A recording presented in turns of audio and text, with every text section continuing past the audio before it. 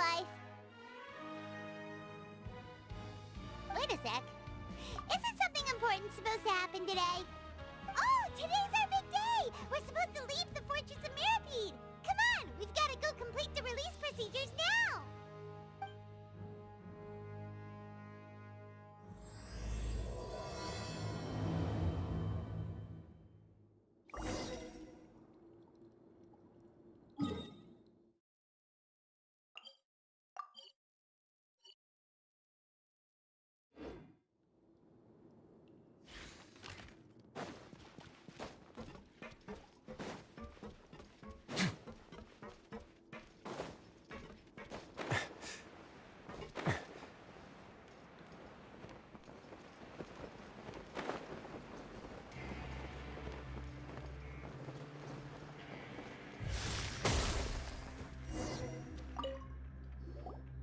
Please, sign here.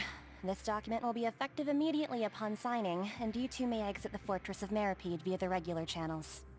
It's been so long since we've been to the surface. Let's hurry up and...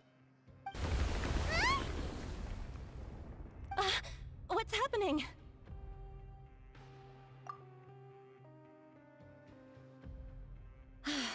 I'm fine, thanks. But I wonder what that tremor was just now. Let's go ask the Duke.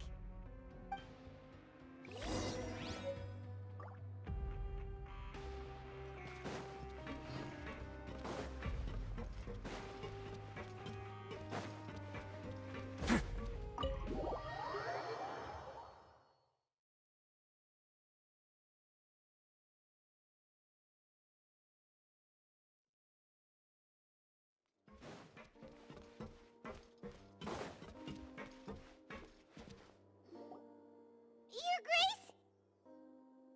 Ah, good to see you two. Is there something you wish to see me about? Yeah, what was with that earthquake just now? Ah, that. The tremor didn't originate from the seafloor. In fact, it seems it came from the surface. Over the years of serving as the warden here, I've developed a sense for distinguishing between what occurs on the surface and what occurs underwater. Besides, the seal that Monsieur Neuvillette set in place won't fail so easily. So the fortress is okay? If you recall our last incident, if there really were a problem, there would be crowds of inmates in a panic right now. Huh, you've got a point. Okay, seems we need to get back up to the surface and ask about what happened. By the way, do you know what day it is today? I believe today is this month's pipe cleaning day. Wait, seriously? Ah, yes. Have you completed your release papers? Yep. It's you two. Are you leaving now? That's right! Today is our last day in prison! But now that Paimon says that, it doesn't feel like we were confined here. It's actually been pretty nice. Oh yeah, Paimon feels fond of this place now. Then be sure to come back and visit. I'll miss you. If you've signed the release papers, then you're free to go. The guards will escort you out.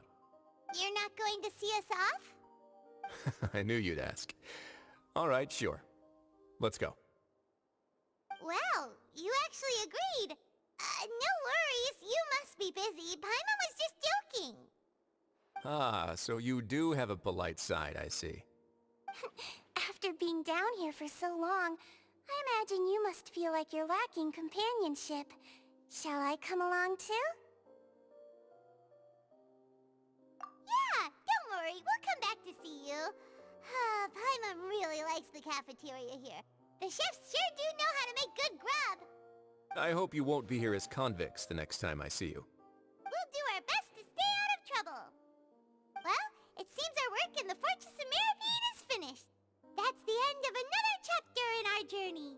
And since Neuvillette was the one who asked us to come here, we should probably go report to him now. Next up, the Palais Mermonia. You're going to see Monsieur Neuvillette? Please pass on our kind regards. I'm sure just your regards will do, no?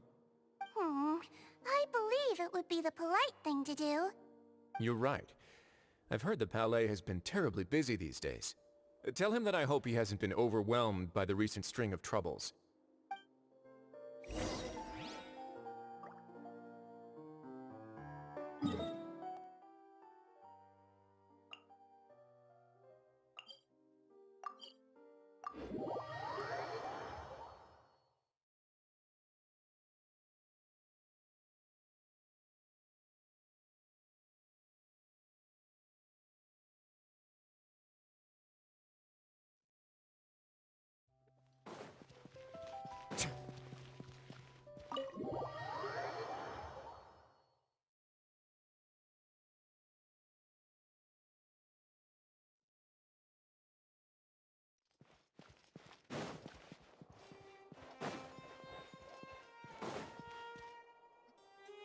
The Palais Mermonia sure is buzzing with activity today.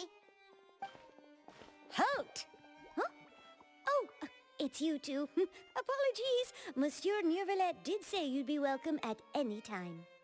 Excuse me, would you mind helping me take a look at this report? I'll be right there. Sorry, I've got my hands full here. You can see yourselves in.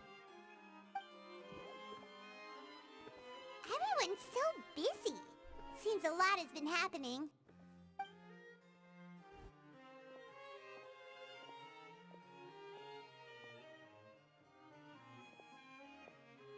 Neuvillette! Hello.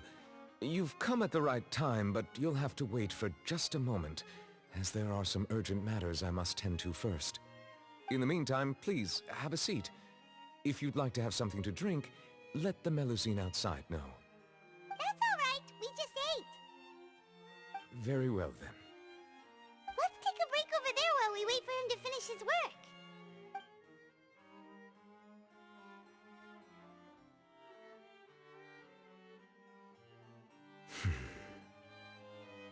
All right. That should wrap things up for now. Are you done with your work? Yes, sorry to keep you waiting. Today should be the day you were released from the Fortress of Meripede, and it appears that you have managed to complete all the release paperwork. That's right, and we came here to see you right away.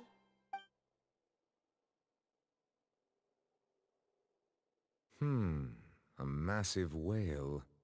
Do you have any idea what that might be? Judging from your description, that cannot have occurred in any ordinary waters, but rather something like the primordial sea.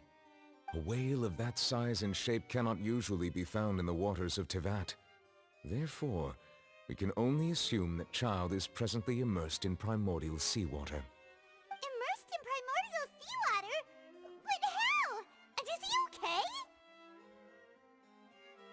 Most people wouldn't be capable of entering in the first place. I'm not completely sure how he could have gotten there myself. Yes? What is it? Oh, right! Paimon felt it too! We asked the Duke and he said it wasn't from underwater, so we figured you might know something about it. It turns out that I have just received a report about this particular matter. In fact, that's exactly what I was busy with a moment ago. The source of the tremor was here on the surface near Poisson. After the shaking stopped, the water levels in the Poisson area rose at an alarming rate. The water levels rose? Oh no! What about all the people there? Fortunately, the water levels only rose for a short period of time and have already returned to normal now. However, I still have a bad feeling about the whole phenomenon. If the change in water levels is connected with the leaking primordial seawater, then the situation in Poisson may be much worse than it appears. Navia should be in Poisson, right? We need to go check on her!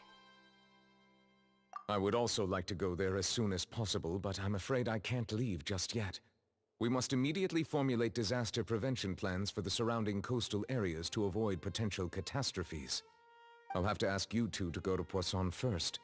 I'll meet you there to check on the situation once I've finished things here. There's no time to lose! Let's get going!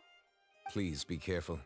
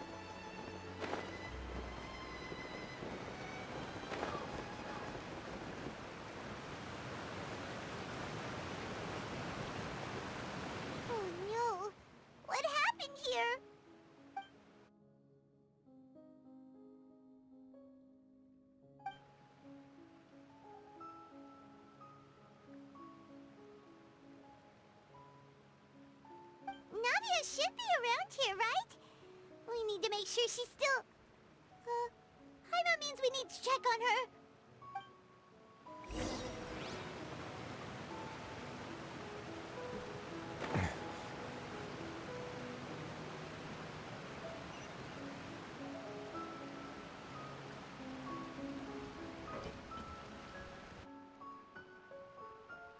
We haven't seen a single soul all the way here. Oh, this is getting scary. What will I ever do now? Look, there's someone on the roof over there. Just stay put! We're coming up! Watch your balance! All right, just hurry!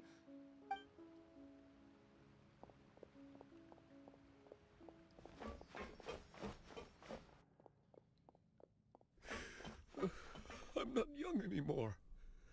How will I survive on my own? My Desiree! Oh, he looks pretty sad. My leg! My leg! How could this have happened?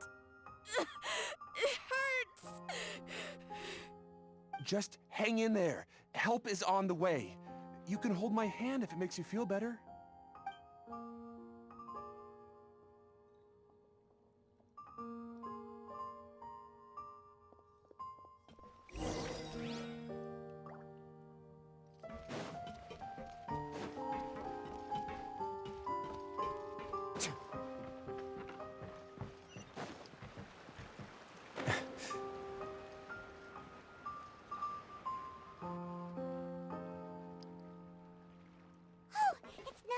She's over there! Hey, Navia! Are you okay?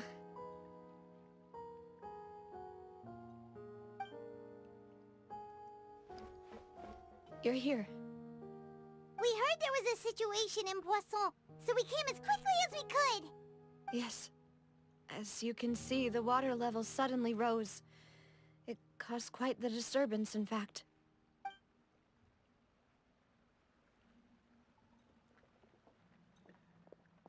Demoiselle!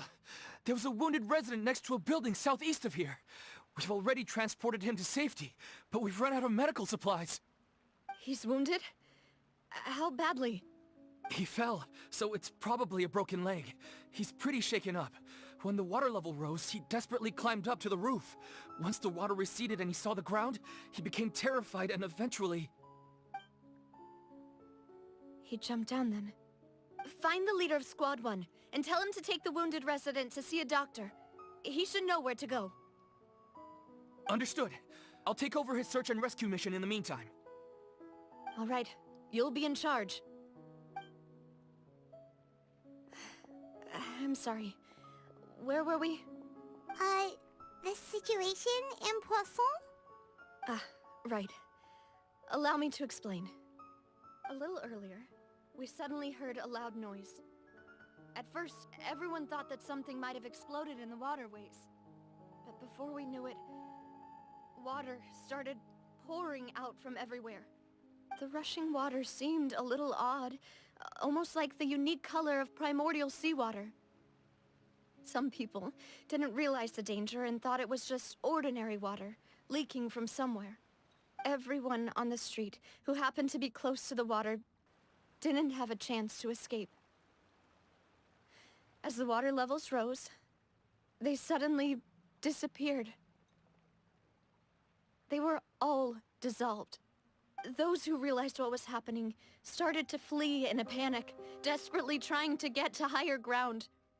Many were injured in the stampede, and some people fell from significant heights. The Spina di Rosula initiated rescue operations as quickly as possible, but there have been a lot of casualties. Fortunately, the water began to recede after some time, and the chaos came to an end. The water that flooded the area contained primordial seawater, so the lower levels of Poisson are still hazardous. To ensure everyone's safety, I've asked the people there to leave as soon as possible. No one knows if this could happen again. All we can do for now is try our best to help evacuate the residents. We still haven't completed the head count, but we'll have some numbers soon. How awful. And all of this just came out of nowhere. It was quite frightening indeed.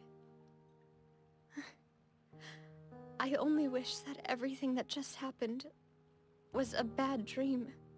Is there any way we can help, Navia? Thank you for being so willing to help in a moment of crisis like this. You don't know how much it means to me. I really can't express how grateful I am. Don't say that, Navia. That's what friends are for.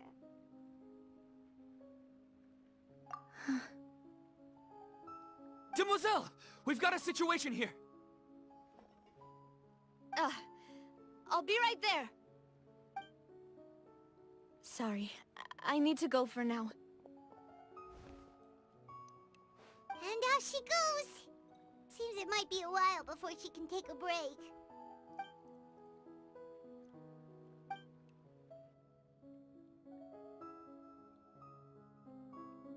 Okay, the wounded are being tended to, and we finished a preliminary head count. More support has just arrived, so I suppose I finally have a moment to focus on my own matters. Of course, we should remain ready for anything, and continue doing our best to rescue others. I'll be sure to have everyone at the Spina di Rosula ready to render assistance. Traveler, Paimon, would you two accompany me to my father's grave for a moment? Huh? Right now? Thank you.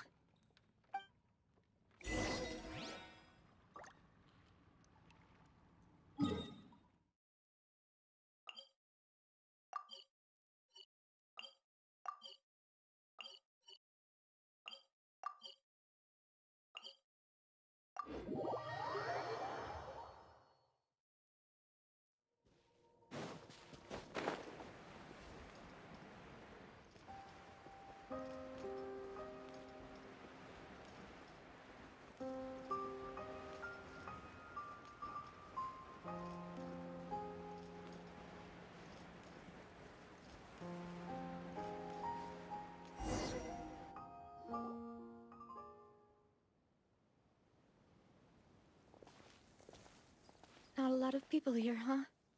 Well, given the time of day and the whole situation in Poisson, Paimon doesn't think there'd be a ton of people here visiting graves. Right. That's how things are now.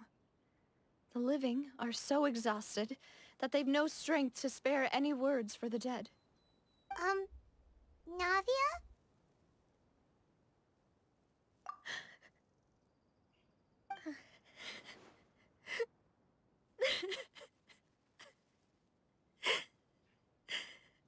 Navia, what's wrong?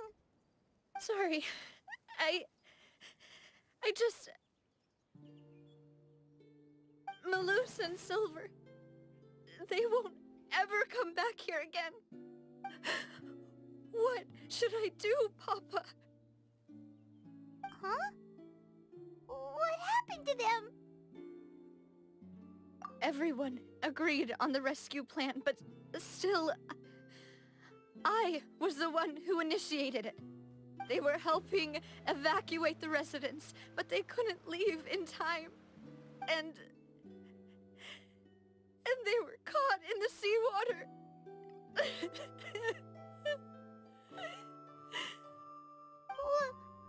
What should we do? I've known them for so long. And I know they weren't afraid. But I could at least hold a funeral for my father. And I know where he rests. But as for Maloose and Silver, they're just... gone. I just can't...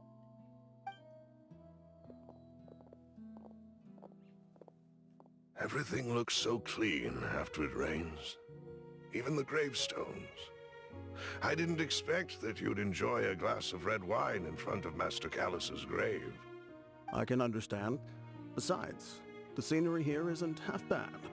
See, it's not just me. I always want to bring something when I visit Papa. Perhaps we might even have a picnic. He wouldn't be angry, would he? How could Master ever be upset with you, Demoiselle? Yet the cemetery is the home of those who have passed, is it not? Everyone ends up here sooner or later, no matter who you are. Buying yourself a plot in advance, are you? No need yet. But when I do, I hope you'll let me be buried beside Master Callus, Demoiselle. Hey, stop joking around. I'm quite serious. That way, it will save us both the trip to see each other whenever you visit your father's grave. That makes sense. In that case, could I be buried on his other side? After all, besides you, Demoiselle, the two of us could certainly be considered Master's closest companions, no? Personally, I believe we fill those shoes just fine. Why are you bringing this up all of a sudden? Seriously. All right. I'll remember your requests. But I'd really prefer not to talk about this stuff. And what do you mean by saving me a trip? I'd make the journey even if I had to visit you two somewhere else.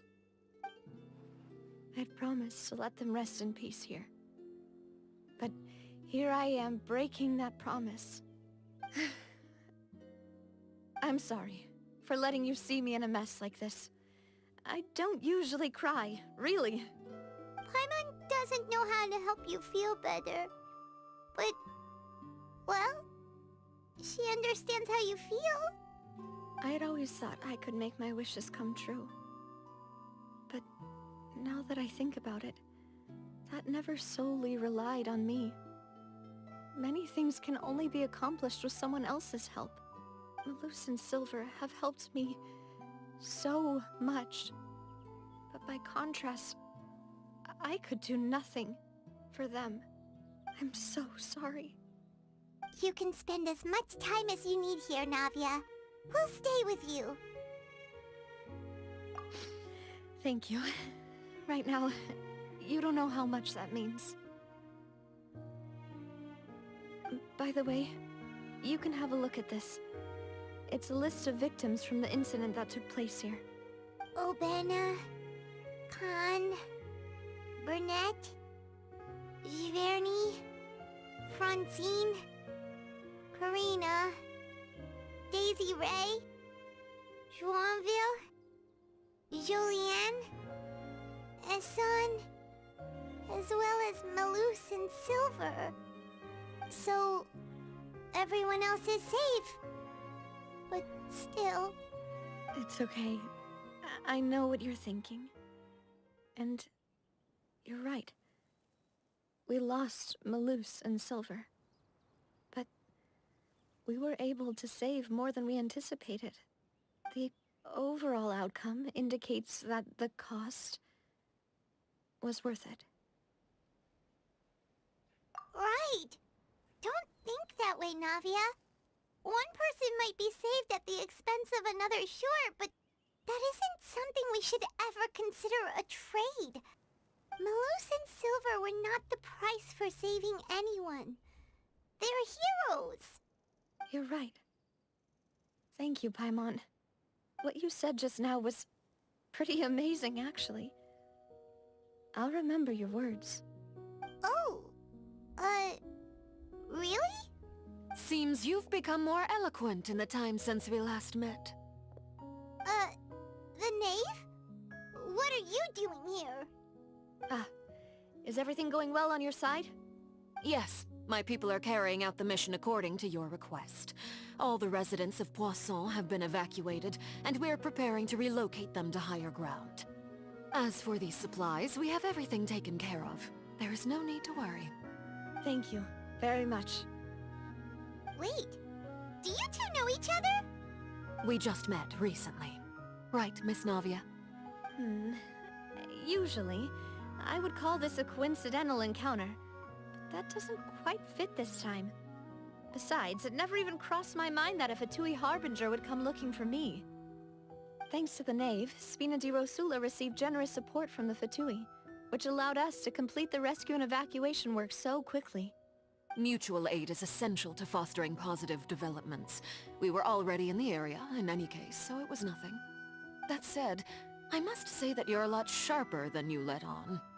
I'm sure you understand what I mean. I apologize for all the ways in which I tested you previously. We've never worked with a Fatui before, and it's extremely important for us to know who we're working with. My subordinates have reported that Fatui soldiers have been observing water levels and taking head counts in various locations. I hear that they've also prepared a large amount of emergency supplies. I'm quite surprised. This is nothing to brag about, nor do I intend to. It is simply the way of powerful organizations to act forcefully, whether they are doing good or ill. You've witnessed that firsthand, in any case. As I've told this traveler before, I know of the prophecy, and I intend to prevent the impending disaster. Lending your organization a hand was a natural first step in accomplishing that. As such, do not be troubled by this token of our sincerity. Perhaps one day, you'll also be able to help me in the same way. Without your help, there would have been many more casualties. I won't forget your kindness. Furthermore, I sincerely regret what happened to Malus and Silver. I only wish that my people could have arrived a little earlier to prevent this from happening. Don't say that. You and your subordinates did everything you could. As Paimon said, Malus and Silver didn't choose to sacrifice themselves for any specific person. And they weren't the price paid for other salvation. They chose to become heroes themselves. I've never liked hearing people put it that way. It's like trying to relieve pain by saying some noble-sounding words. But right now, there's nothing more suitable. They really did become heroes. You're right. I'm sorry for your loss, Miss Navia. Water is life to Fontaine's people, and it also spells disaster. It's no wonder that people always say that prophecies represent fate. Fortunately, I've never been one for such opinions. So, you're one who will try to change fate then? Of course. That is why I'm going to Hotel Bouffe de Thé. I still have some things to take care of, and the children need my attention. By the way, Traveler, Paimon, one more thing. Alright, then we'll just... Huh? This isn't right.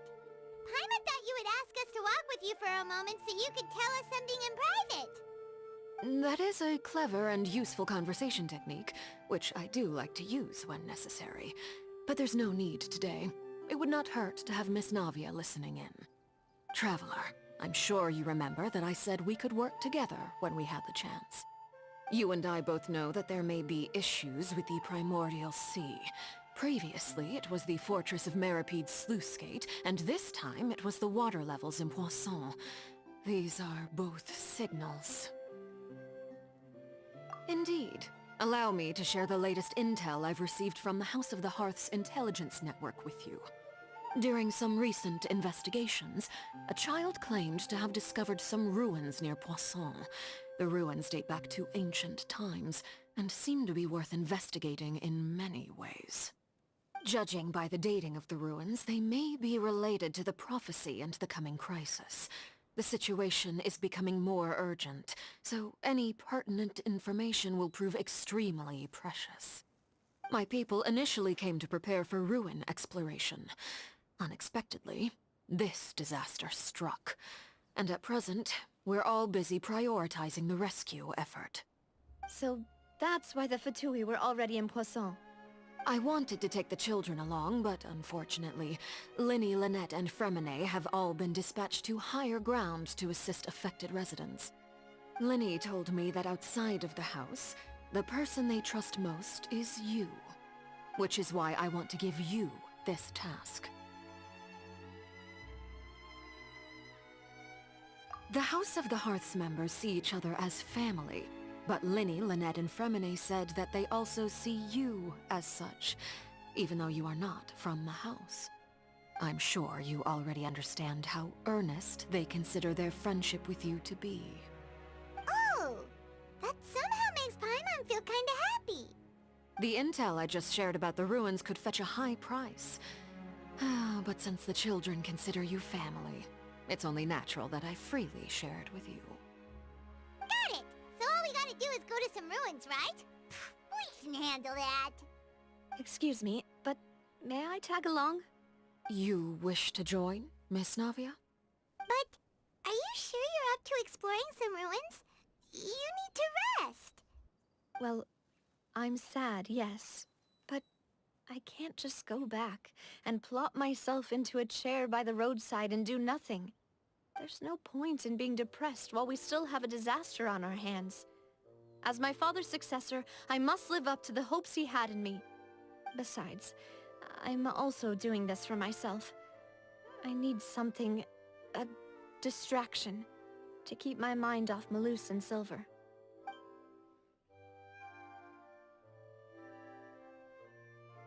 Since you put it that way, I have no objections. What do you say, traveler? All right. The ruins are to the south of Poisson. Here's the map. Okay, the three of us will handle it. Come on, let's pack up and get going.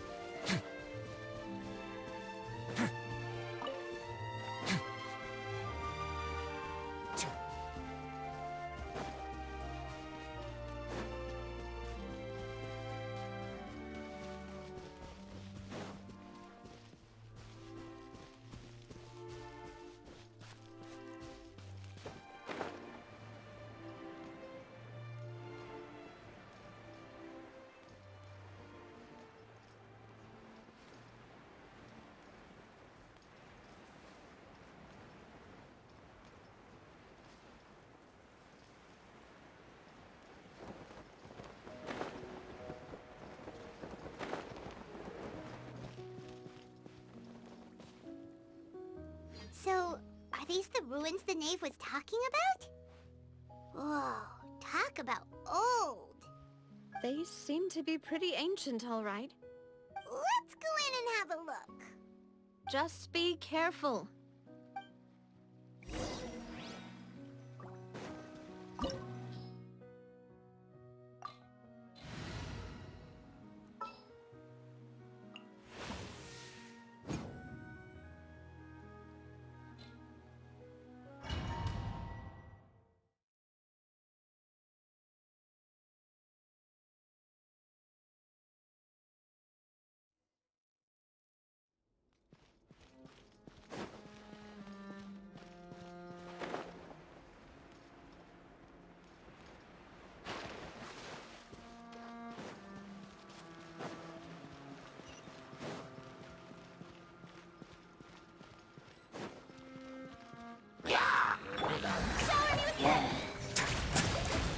Away now.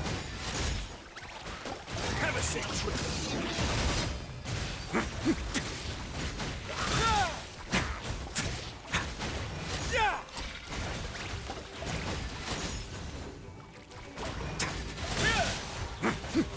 A more, please.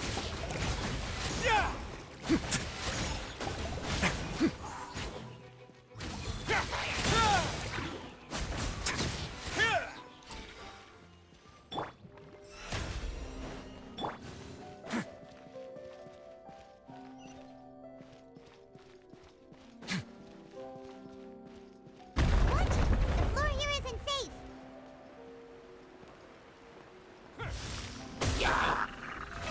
Okay.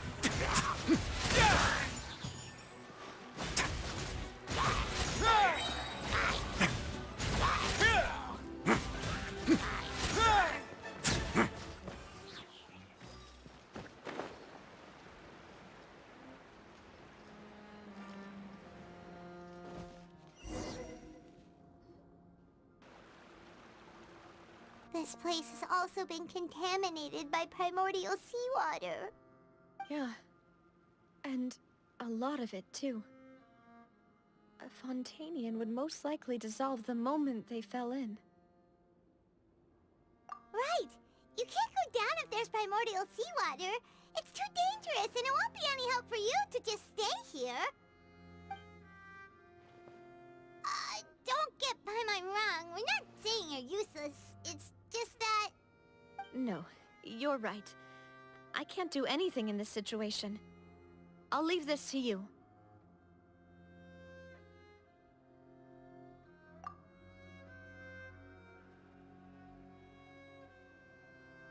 That complicates things. Maybe the only way left is forward. In that case, do you want to wait for us here? The water levels here are unstable, and there's a chance the water will rise. So, staying here wouldn't be safe either. I'll go together with you. Perhaps we'll find the exit just up ahead. All right. Come with us for now then, but please be careful.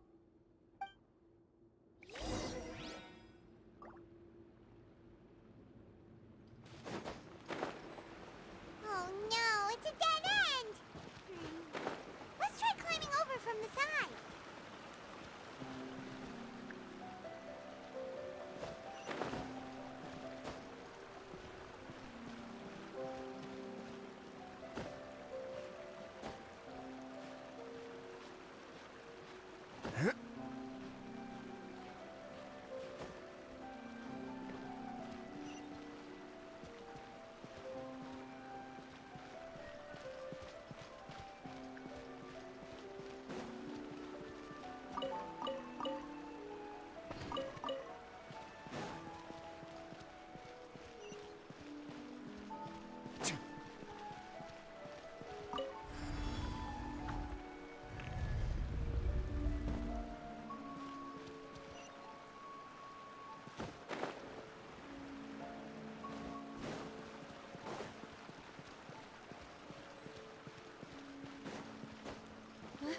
Wait!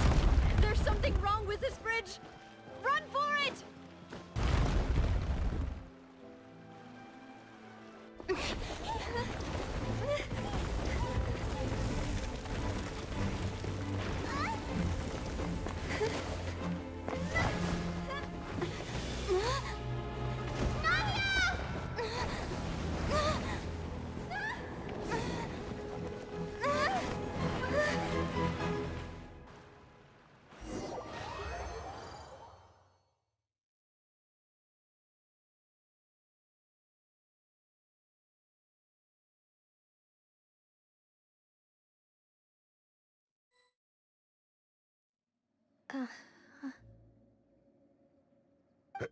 Demoiselle?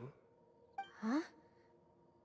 Demoiselle, what are you doing here by yourself? Would you be standing here till dark if I hadn't come to get you? Maybe she just wants some time to herself, Malus. Oh. Was I sleeping? Yes, it would appear so. I must be tired. That's quite possible. However, you were the one that suggested we go out for a walk. Oh, right. I nearly forgot. It must have slipped my mind when I dozed off. I haven't had a nap today yet. Have I? This is a familiar feeling, yet something's a little strange. Is something the matter, Demoiselle? Oh, no. No, I'm fine. I was just trying to recall why we came out for a walk. Do you remember Mr. Giverny? He'd requested our help before with foreign merchants who had a debt dispute with him, and we'd resolved the matter not long ago. We were headed to see how things were going with him at the moment. Ah, right. Yes. I remember now. Oh? Miss Navia. Ah, Mr. Malus. And Mr. Silver, too. It's good to see all of you. How have you been? I've been great.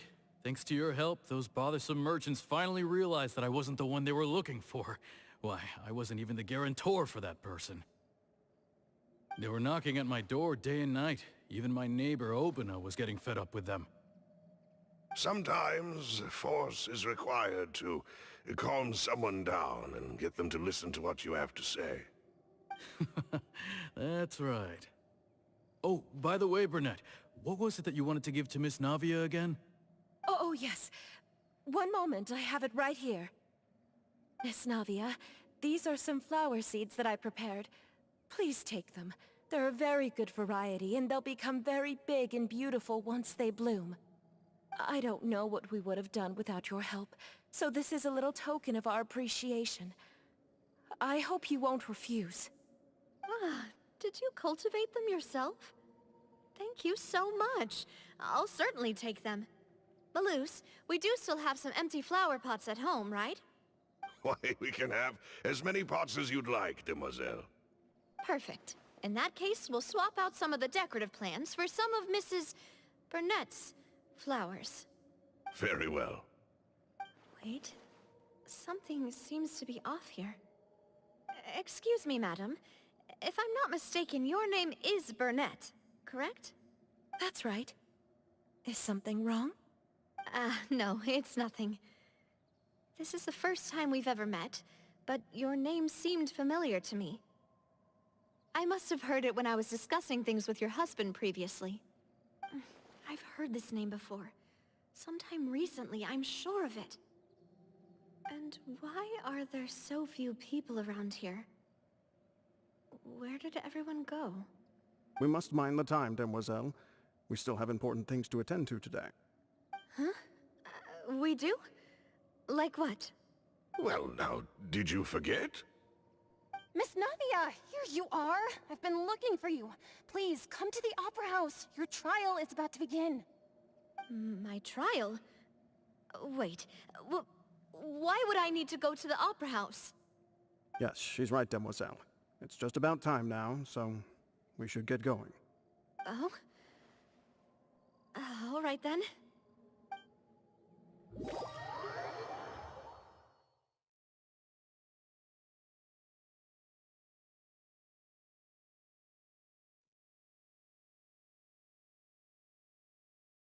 Look, it's Navia! She's here! And her two attendants are with her! Goodness, everyone's finally here. There sure are a lot of people here to see the trial. And they all seem to be oddly excited about something. I even know some of these people. Karina, Desiree, Joyville, Jolien, Essen. Why are so many people here? And why do I have no recollection of this case? And as for the judge... huh? Where's Monsieur Neuvillette? Please sit in the defendant's seat. Don't worry, Silver and I shall accompany you. All right. But are you sure you can stand behind me? Typically, it wouldn't be allowed, but today is an exception. Hey, what kind of place do they think this is? Come on, do they have any idea what they're doing? Seriously. Enough with the whispering! Could someone please tell me where Monsieur Neuvillette is? And why I'm standing trial? My dear Miss Navia, have you not yet realized what you've done? In that case, allow me to explain. As all here know, you are Master Callus's successor, the head of the Spina di Rosula, someone held in high regard by every soul in Poisson. After you took over the Spina, you treated all of us just like the late Master Callus had. If anyone in need reached out to you for help, you responded. Not only you, but your butler, your subordinates, nearly everyone in the Spina di Rosula fought for the well-being of those in Poisson. Wait a moment. Aren't you just proving that I'm a good person? Yes, correct. Absolutely right. And that is why you stand accused. You have helped so many people get through so many difficulties.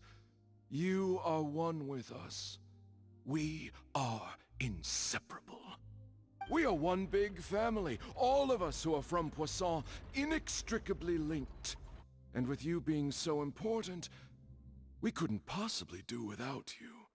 Therefore, this fair and honorable court shall declare you guilty, and you shall stay here. You will be together with us forever.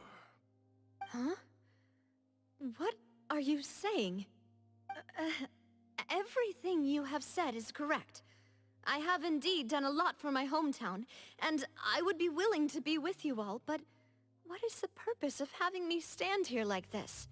What is there to discuss? Ah, well, if that's what you think, then I have no further comments. How wonderful, Miss Navia!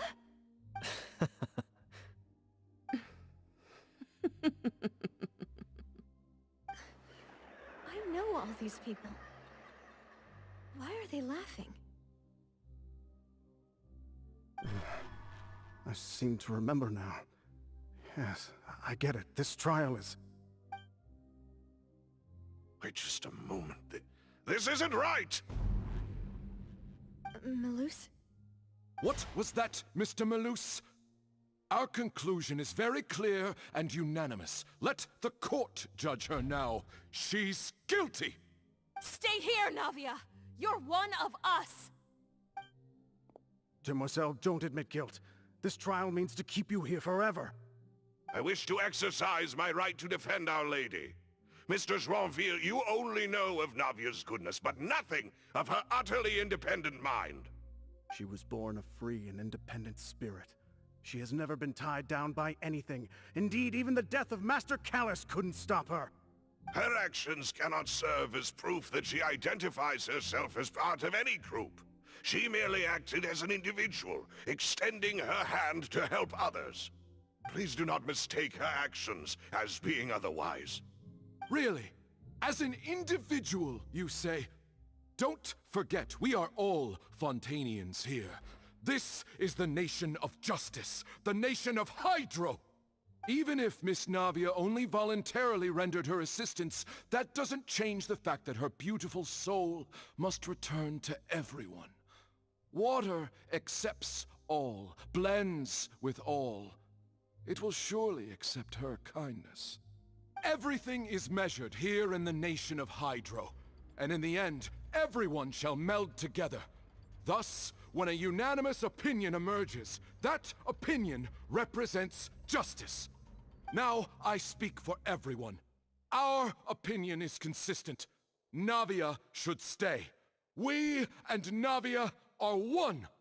And you would call this justice? Preposterous. You are merely jealous that Demoiselle still has a chance to exist as an individual. Have you forgotten how much you all once longed to become individuals, to become independent? Do you mean to defy our justice? If your justice is flawed, then why should we acknowledge it? As you said, we can also have our own justice. Silver and I shall defend Demoiselle. And that is how we will enforce justice. Ugh, my head... it hurts. Demoiselle! Silver, it hurts. My head is spinning. All I can see is stars swirling in front of me. I remember now. Everything that seemed odd from the very beginning.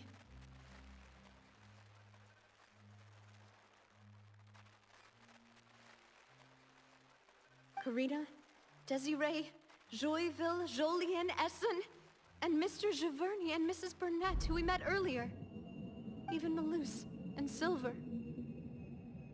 I don't want to admit it, but they're all dead.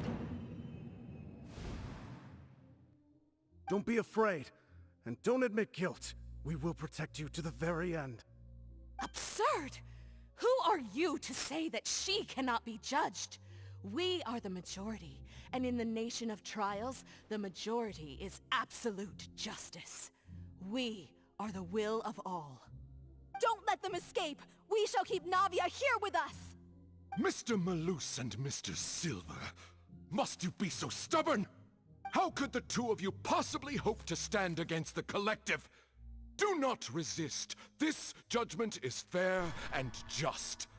Navia belongs to us. After all that happened, she should not be left alone in Poisson.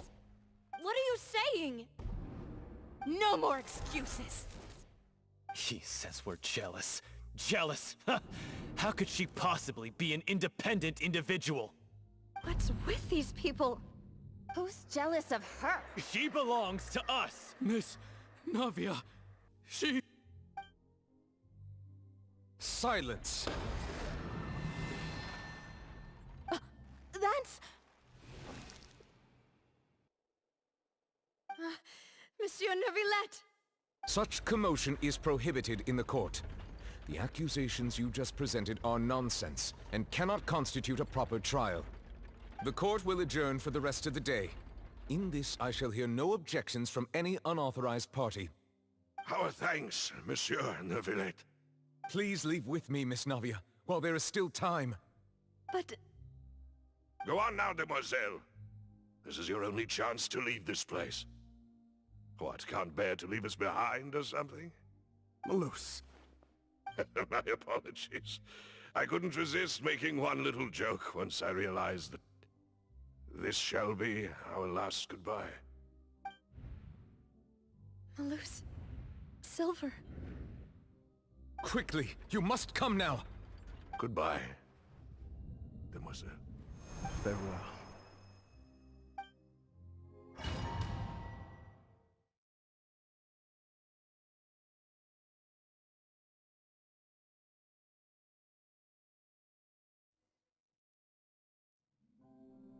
No, wait! Just a second! Navia? You're awake. Good. I must have been dreaming. Malus and Silver were still alive, and they were defending me at some insane trial. It looks like you're all right. Did all the sad feelings cause you to have a nightmare? Paimon could give you a hug. The ruins you were exploring suffered a cave-in. When I arrived, I found you falling toward the water. You were just about to be dissolved within, but I... What is it? I think I saw two Oceanids protecting you. It was only for a moment, perhaps even a fraction of a second, but they gave me the chance to retrieve you. Were it not for their intervention, I would not have been able to rescue you before your consciousness dissipated. Wait, did you say Oceanids? You mean like what happened with Vache? Perhaps those two Oceanids were the people you saw in your dream. I always told them that they didn't have to protect me. To think that they'd keep doing so even after death. Please come with me.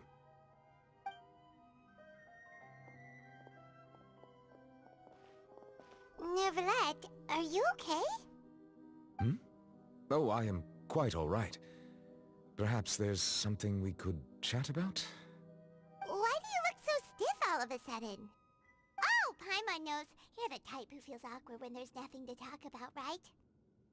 I merely thought that we should give Navia some time to herself. Huh? Why didn't you just say so then? Don't you think it's even more awkward to call us over like this and then have nothing to talk about? I suppose so. Ah, Sigewinne. I hope all is well with her these days. Her work in the Fortress of Meropide has not been too much for her, has it? No way! Don't worry. She's doing fine down there. She's an amazing head nurse. I see. Well, that is good. I have always worried that Sigewinne would need a lot of time to understand the world of humanity, just as I have. Oh, and the Duke also says hi! Even though Sigewinne made him do that. He hopes that you haven't been overwhelmed by all that's happened lately. Thank you. I have indeed been busy lately, and I also hope that everything is going well in the Fortress of Meropide. still doesn't know what to talk about.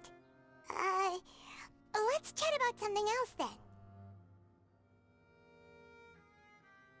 So, Neuvillette, you're probably quite the swimmer, huh? Mm-hmm. Yes, of course. This isn't going anywhere.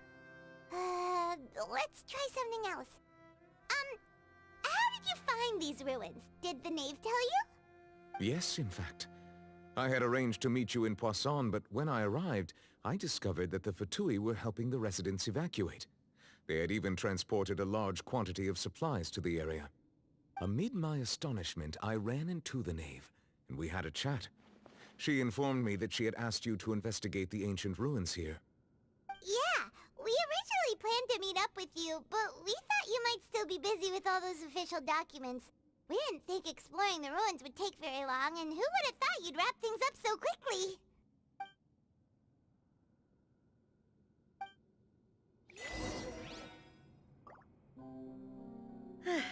I'm sorry to have kept you all waiting like that.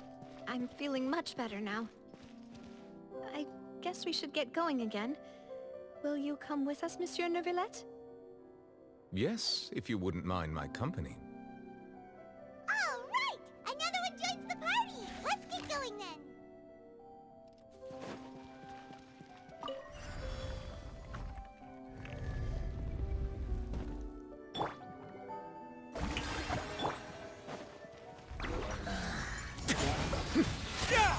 Let's begin. It's going to get a little chilly. You're in for a little shock. Come on.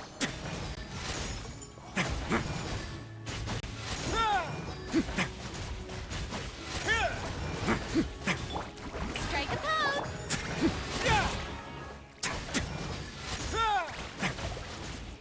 A moment, please.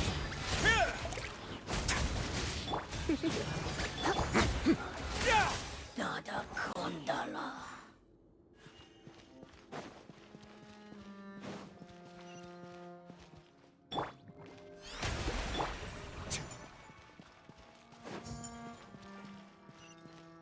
Oh no! Another unstable path! Watch your step!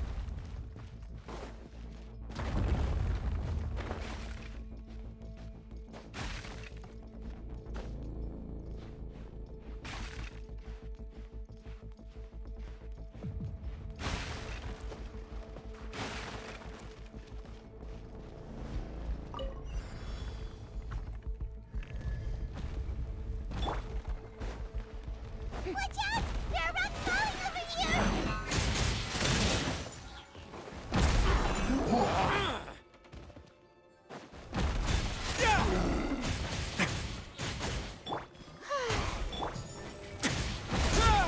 Let's begin.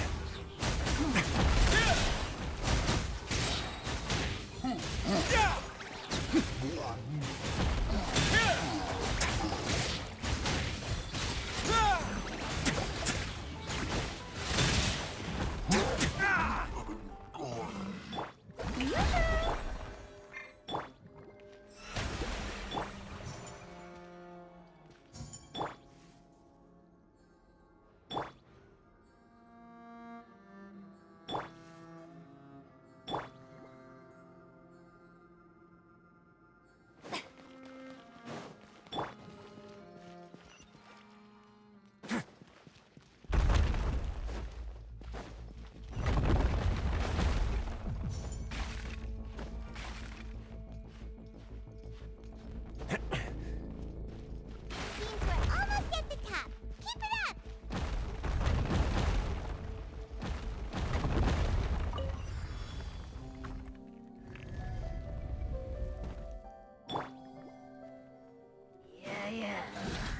May I present? Stay cool. Face your guilt.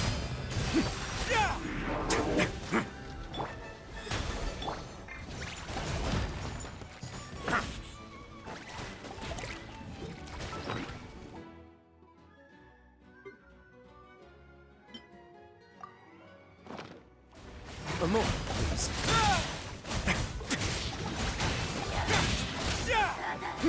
No backup, huh? Fine by me.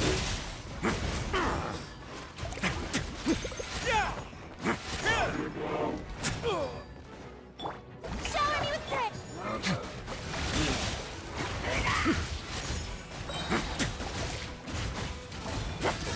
Get a little chilly.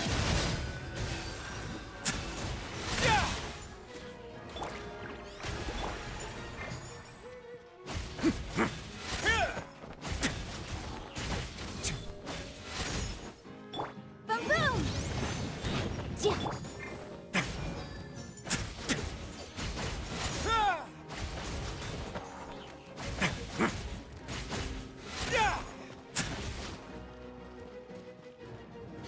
You're in for a little shock. The show begins!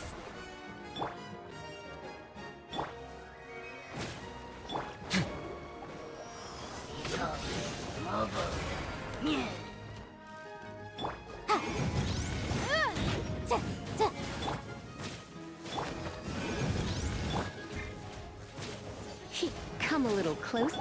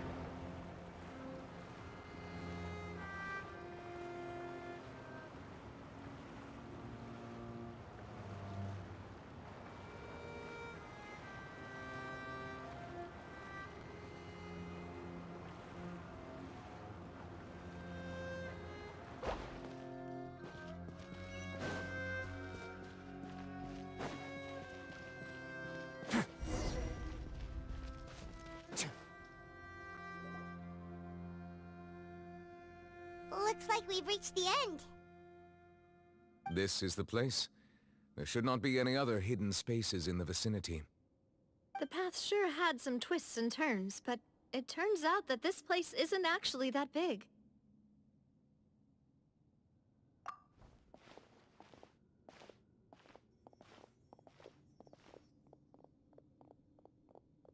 Stone slates?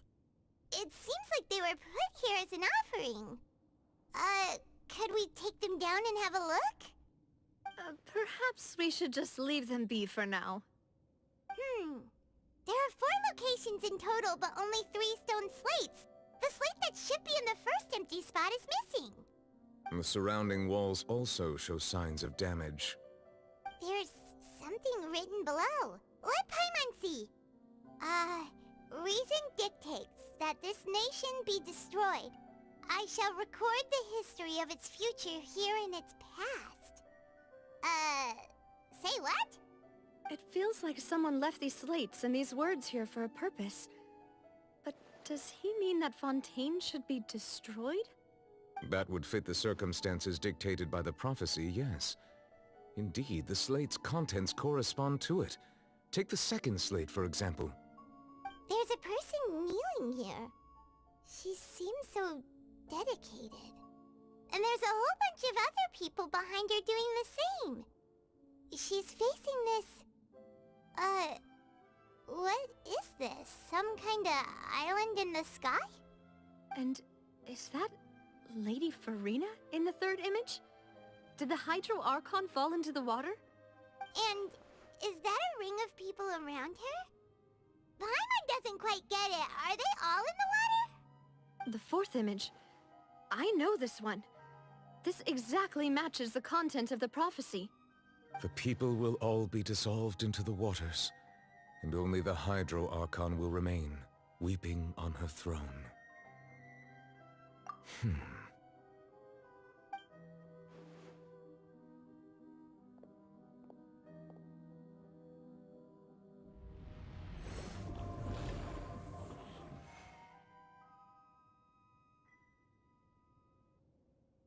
More information should be hidden in these slates, but I fear I cannot easily uncover it, most likely due to us missing the first slate. I am very sorry. Don't blame yourself, Monsieur Neuvillette. Deciphering ancient stone slates isn't one of your duties. Ooh, Paimon's getting the chills just looking at these slates. This says that it's the history of the future, right? That means the prophecy's sure to come true. I really hope it doesn't mean that. Still, Paimon feels like these images are kind of weird when you look at them together.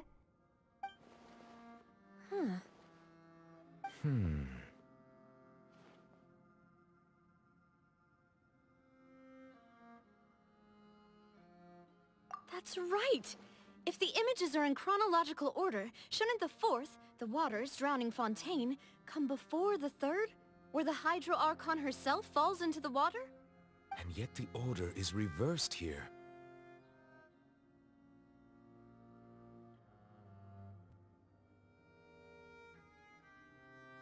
If we go by timing, Lady Farina only emerges in the third image. That means that the person in the second image might be the previous Hydro Archon. Egeria, then. I had never met her, but her appearance here does match the records. The previous Archon kneeling before the floating island in the skies, as if confessing a sin. Did she herself commit that sin? And if not, why would she be in such a posture? Also, I'm still wondering why these ancient stone slates are here at all. Judging from their contents, could this place be the origin of the prophecy? Does that mean that someone, or some people, once saw these slates? But who would have created these slates and left these words here? It seems that any further clues will have to come from Farina. In that case, there's no time to lose. There's nothing else to be gained here, so let's head back first. Yeah, we'd better get somewhere safe for now.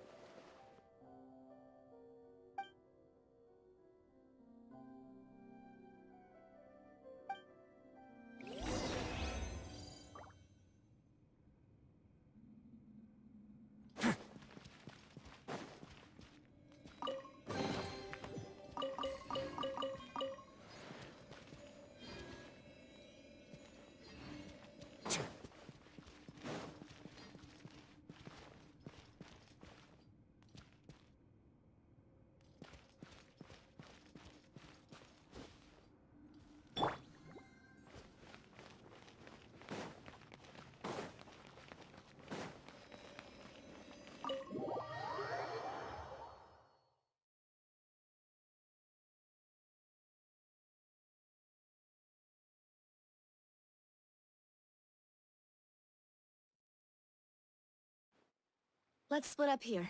I'm going to check on what's happening with the Spina. You know how it is. There's some things you just need to be there for yourself. You still have energy for that, Navia? Paimon's already beat. Just head back to the Fleuve Cendre and have a rest then. Thanks for keeping me company all this time. I'll depart as well. Thanks for your hard work today. Rest well, everyone. Traveler, I will go talk to Farina tomorrow morning to ask about the stone slates. I'm sure that you're concerned about this matter as well. If you have time, drop by my office. I will share the results of our discussion with you. Are you really gonna talk to her about this directly? Will that be a problem? Paimon's getting a little scared now that it's come to this. She has long been harboring secrets, and will not give them up easily. Which makes it all the more my duty to ensure that she understands the present situation. Alright, we'll leave it in your hands then. You're probably the best person to talk to her anyway. I will be carefully considering my words tonight. Traveler, Paimon, our safe house at the Fleuve Cendre is always open to you as ever. So please don't think you're an imposition. Alright. I'll be on my way then.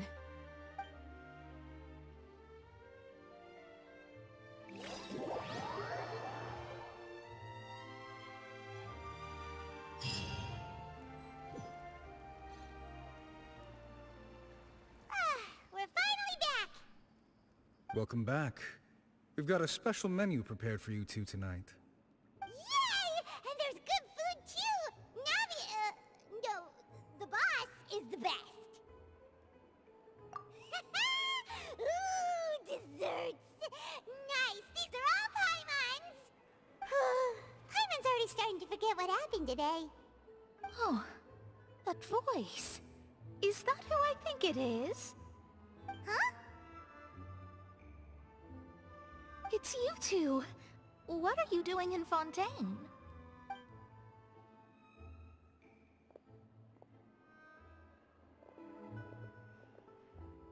Mona?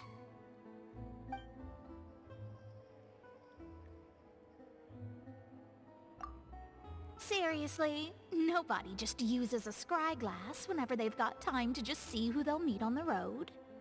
Still, we didn't expect to see you here. Wait, you're not a Fontanian, are you, Mona? Well, I have some business to attend to here, so I booked a hotel in the city. I was just out for a stroll when I bumped into you. Quite unexpectedly, if I might add. Why did you think I was from Fontaine, though? Is that because Magistus doesn't sound much like a Mondstadter surname? Yeah, let's go with that. Well, I used to have my own surname, which was, well, some other thing. Either way, the old hag told me when she took me as her disciple that the first step to being a great astrologist's pupil was to change that name. There was nothing for it, really. She really is amazing at astrology, so I changed my name to what it is now according to her wishes. To my surprise, however, Magistus is not the name of some ancient house or clan. It isn't? Nope. Although it is used by us in place of surnames, it generally just means great. Wow! Imagine including a boast in your name. Wait, are you gonna have to put that into your genealogy as well? I reckon so. In any case, I'd give my disciple a name like this as well, if I were to take one. Astromancer Barbeloth Trismegistus. Whoa, that's a long one. Does it also mean great or something? My name means Mona the Great Astrologist. As for the old hag, hers is, in plain speech, the thrice-as-great Scholar of the Stars. Just take it as a title specific to astrologists. Thrice as great? That's so petty. I know, right? That's just how she is. She used to call herself Magistus, actually, but when she took me in, she changed her name to Trismegistus. Talk about excessive. Magistus is thus the calling card of our school, so to speak, which makes it about the same as a surname. It's all right if you don't get it. You can look into it further should you need to study astrology more deeply. That sounds terrible! But anyway, you're not Fontanian, are you, Mona? You're from Mondstadt, right? Well, I was born in Mondstadt, yes. My parents migrated to Dorman Port, and I traveled with the old hag for a while, after which I settled down in Mondstadt City. Oh, that's a good thing then. At least we know you won't be dissolved by Fontaine's waters.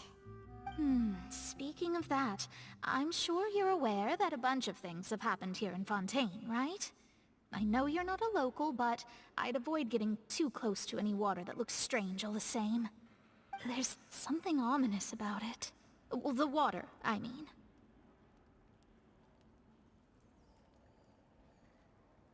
That was the main reason, yes. Just a while back, the Steambird invited me to take part in a panel and speak about the circulation of the prophecy as an astrologist. The invitation was sent quite early on. I don't think anyone expected Fontaine to be in this much trouble. What do you make of that prophecy, Mona?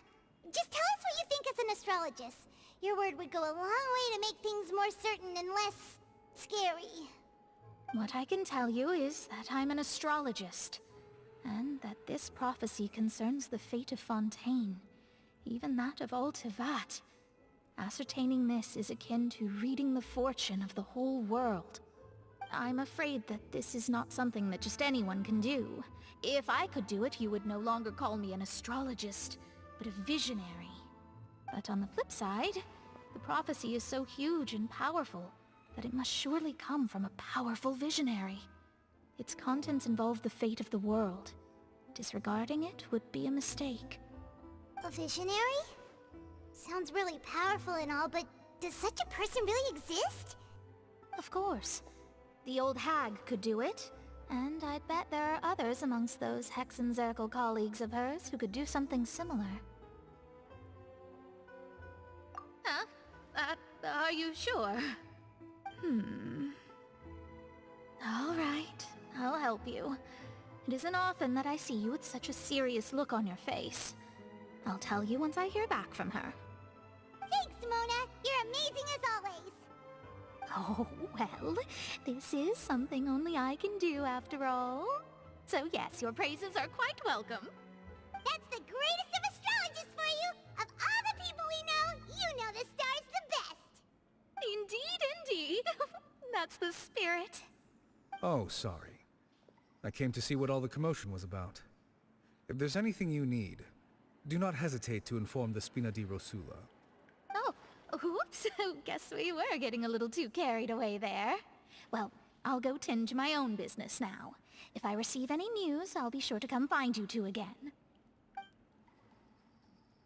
there she goes, quick as rushing water. And here we are with the Spina guy giving us suspicious looks. Right, but we were able to recruit Mona's help, didn't we? Our Fontanian friends will thank us someday.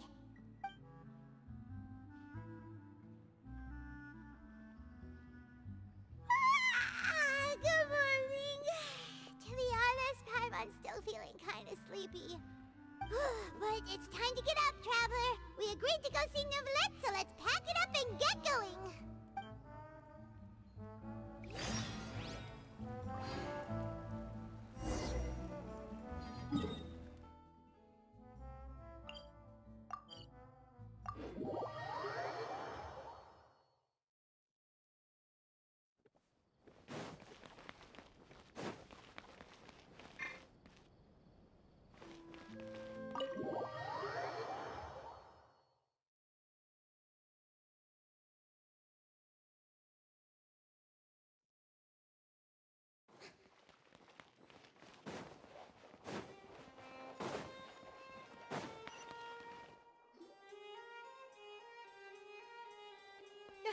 You're here!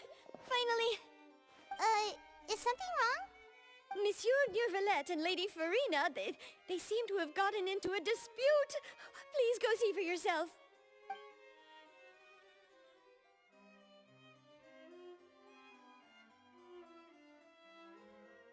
Like I said, I've already explained everything! And yet the problem has not been properly solved. There is little space for excuses between us. It is not my intention to offend you, but please, tell me where you stand. You are the Hydro Archon Focalor, are you not? Look at this. This is a list of the victims from the recent Poisson incident.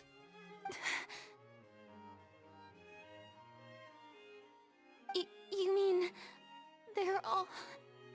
We did not arrive in time to avert this disaster, and I will not have it happen again. I will say this once more. You must tell me everything you know. Yesterday, I found 3 stone slates in some ancient ruins near Poisson. Do you know anything about those? Seriously? You're questioning me like this is a court case now. I don't know anything about that. But you found them in some ancient ruins, you say? That's correct, which is why I came to ask you some questions. There should have been 4 slates, but one of them was missing. The other 3 feature different images that seem to correlate to the prophecy. The prophecy? The second of these slates depicts the previous Hydro Archon Egeria kneeling before a floating island in the sky, as if confessing something. Do you know nothing of this either? I don't. I've never seen such slates. I'll ask you again. Do you really have no information regarding the previous Archon? My deciphering of the slates indicates that the Hydro Archon Egeria once had to confess to, or apologize for, a certain sin. If anyone would know about it, it should be you. All gods don't have the same secrets, you know. She was herself and I'm me. Is it really so strange that I know nothing? I understand your concerns, but I'm sorry. I just don't have anything to tell you. Forgive me for saying this now, Lady Farina, but I have long known of your various secret investigations into certain matters. There are several indications that you have been investigating the prophecy on the sly. This is not strange in itself, considering that you are the Hydro Archon. But it is strange that you should also claim to not know any of Egeria's secrets, as well as do nothing following your inquiries. You have never been as superficial as you have presented yourself to be, nor are you a fool. And yet, your behavior is very inconsistent.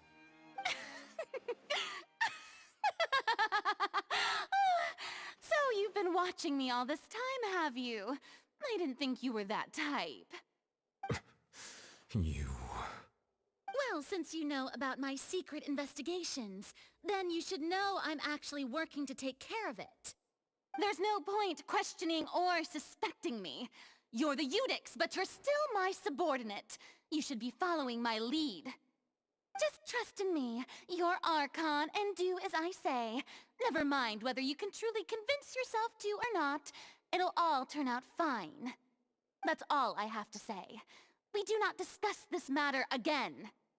Oh, the opera's about to start. Toodles!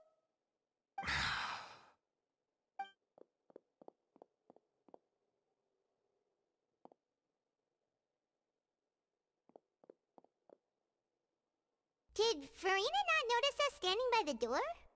Wonder what's up with her. She was smiling. Huh. She didn't seem in the mood to care if we were listening in or not. I assume you've been outside for a while now? Oh! You noticed! Seems Farina didn't even realize we were here.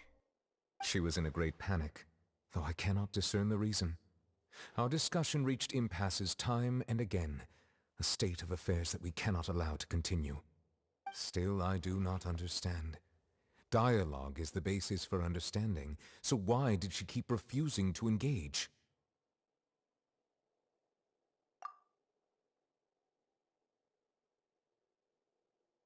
Everyone in her inner circle has noticed that she is hiding some secret. The issue is her attitude. I fear that she will not reveal anything unless absolutely forced to. We may have to create a situation in which she will have no choice but to speak. Oh? Like what? Normally, people will only reveal the truth when standing trial. Perhaps we must have the Hydro Archon experience just such a scenario. But Farina's seen so many trials, and she's really good at dodging questions. How do we make sure that she won't just slip away at the first chance she gets? We will need to consider this thoroughly, join forces with various parties, and then do what we can. If at all possible, I would prefer to recuse myself from this affair, but we must prevent the prophecy from coming to pass. This may be cruel to her, but all Fontaine is in crisis. The information a god possesses is too precious, and so we must take a chance on this. But who will lend us their aid to do such a thing?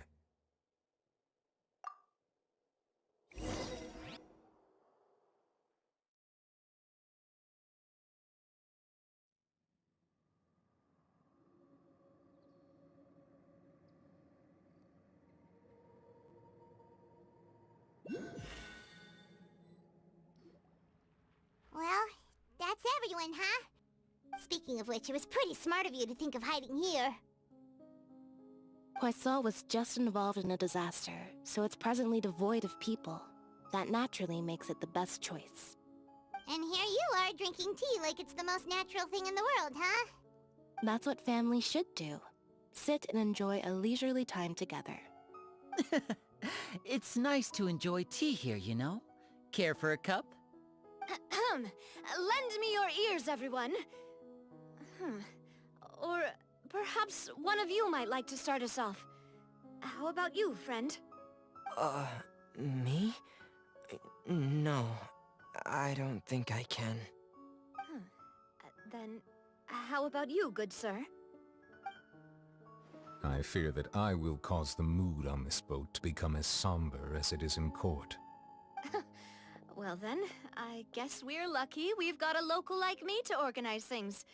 Wonderful, the spotlight at last. I guess I'll be facilitating things from here. That was a little long-winded, don't you think? Oh, you might be right. Anyway, to cut to the chase, our friend here, the Traveler, has brought us together to discuss something. As for what that is, well, let's start by saying that we'll be pooling our efforts together to create a series of traps. Oh? How intriguing. Well, it's just an expression, really. One that I just learned from Chlorand, and used on the spot. So, let's invite her to explain in detail. A round of applause, please. Huh? Didn't you say that you would be facilitating this? Oh, come now. Your work doesn't involve much public speaking, right? This is a good chance to practice.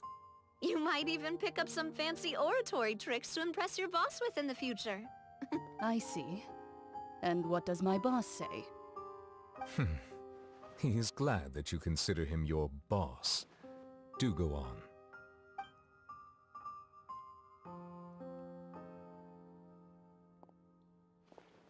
In that case, do any of you have experience hunting? Not that I recall. Fremine and I once used a wooden stick in a basket to catch wild rabbits when we were younger. As for Lynette, oh, right. You were sick that day, weren't you? I've also gone diving to catch some fish before. Does that count? I'm afraid not. You may or may not have heard, but Fontaine once played host to a group known as the Marechaussee Hunters. Though that was their name, they did not hunt animals, but rather various monsters left behind by the ancient dynasty of King Remus. Today, Fontaine's monster population has already thinned greatly, so the hunters have blended back into society, taking up arms in other lines of work. They even left a unique methodology of hunting in their wake. A trap comprises of the following components: bait, a trigger, and a containment device. Sometimes a lethal implement will also be necessary to deal with the prey. So, if we were to build a trap together, right now, what would you choose to build it with? For me, I would prefer something basket-shaped. Pigeons and rabbits will see the bait and naturally enter the snare. Our line of work requires a deft hand, and we're some of the best in the industry, so you can count on our techniques. You used some of those techniques while moving the people of Poisson, didn't you? My subordinates mentioned that you even performed some magic for the bawling children. Yes, and I even managed to gather some intelligence in the meantime. I'm quite the multitasker if I do say so myself. I'm afraid I can't claim that as my strong suit. I prefer more stable methods, like placing bait in the water and waiting for the fish to come within reach. That's the kind of method I would count on. Calm and steady. Exactly the kind of person who would catch loads of fish. And I can be their assistant. With discretion, I'm sure. I'd probably use some sort of mechanical animal. Papa once bought me some small clockwork squirrels, mice, and such. When placed in the forest, they can attract others of their kind. I remember that you liked those too, didn't you? I did. And that would be a good way to go about it. If they're realistic enough, animals of the same kind will follow them all the way to the trap. What about you, Monsieur Neuvillette? I fear I do not have any related experience. That makes sense. You usually solve problems directly, without the use of any such tricks. But I do have one more question for you, Monsieur. If we were to create a trap now, how would you design it? I would like for it to be effective, but bring no harm to the prey. A more gentle trap would be ideal. Kind as always. However, our intention doesn't necessarily change the containment device and the type of implement we need. If we wanted to kill the prey in one strike, we would need a powerful implement. However, that also goes for prey that must be captured and safely contained. Wait, why's that? Only a hunter who's a true expert at subduing their prey can snare it without harming it. The line that divides life and death is often exceedingly thin. So are we going hunting together? Huh. We hadn't thought of seeing ourselves as hunters. It kinda works, but maybe it's still not the best metaphor. If our means of capturing and dealing with our prey is to put them on trial, then the hunting metaphor is actually quite accurate. But we shall require much more courage than any hunter to judge a god, a being whose seat is an exalted throne. Oh, so that's what's going on. Sounds very interesting.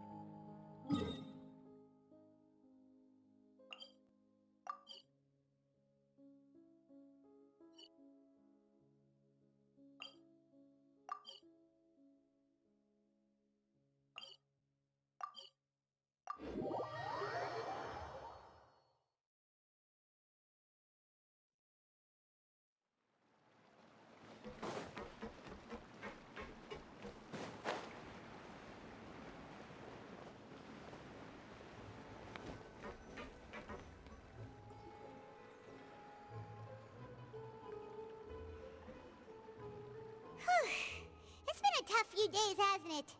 So much has been happening. Paimon didn't think the meetings would go on for so long, but everyone seemed pretty fired up, huh? Paimon thought they'd be at least a little frightened. Well, Fremine was, now that Paimon thinks about it, but everyone else just looked a little surprised. Well, it's hard to say. Paimon doesn't have any experience with this sort of thing. But with you around, Paimon sure will do great. After all, you're the most reliable person in the world, aren't you? Did you just pour some tea? Paimon didn't notice you doing that at all. Then what's that? Paimon's never seen that cup before. Don't be frightened. I'm just joining you two for tea. I merely refrained from saying anything till now. Who's that voice? But there's no one here. What a strange conclusion, but also such an interesting one. You two make such a fascinating combo, and yet even you feel confused.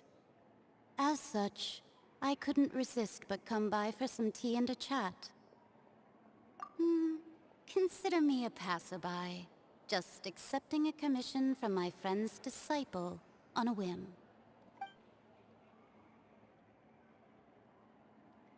Precisely. Call me N, a mage who wanders the world. At least, that's how my friends have suggested that I introduce myself. The prophecy. Yes, what has been prophesied will be fulfilled. You may view such things as the history of the future. What? Then is there any way we can stop it? People call such things fate, and it is written in the stars. It cannot so easily be altered. So you've caught on. Just as prophecies are usually only the future as seen from the perspectives of the gods, could things be happening in hidden corners where the gods' gaze does not fall? Are the things that you shall see different from the fate that the gods perceive?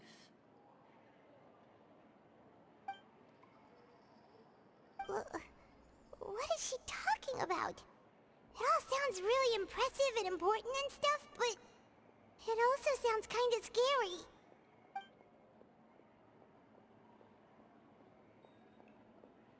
I believe that you understand, right? Some things are insignificant, but others you must reach out to change. Ultimately, fate shall serve as your only guide, no matter what will happen in Tevat's future. All you need to do is to play your part. This was good tea, by the way. Thank you for your hospitality. Well, that'll be all for today.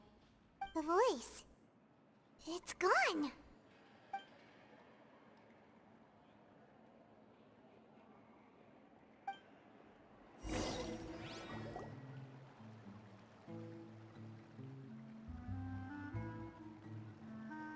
What? Paimon here's... Alright, coming! Hey, it's you who's getting lazy, okay? Well, I see I've walked in on some lively banter. Luna! Fine, just fine. I went to take part in that Steambird panel. It turned out to be more interesting than I expected.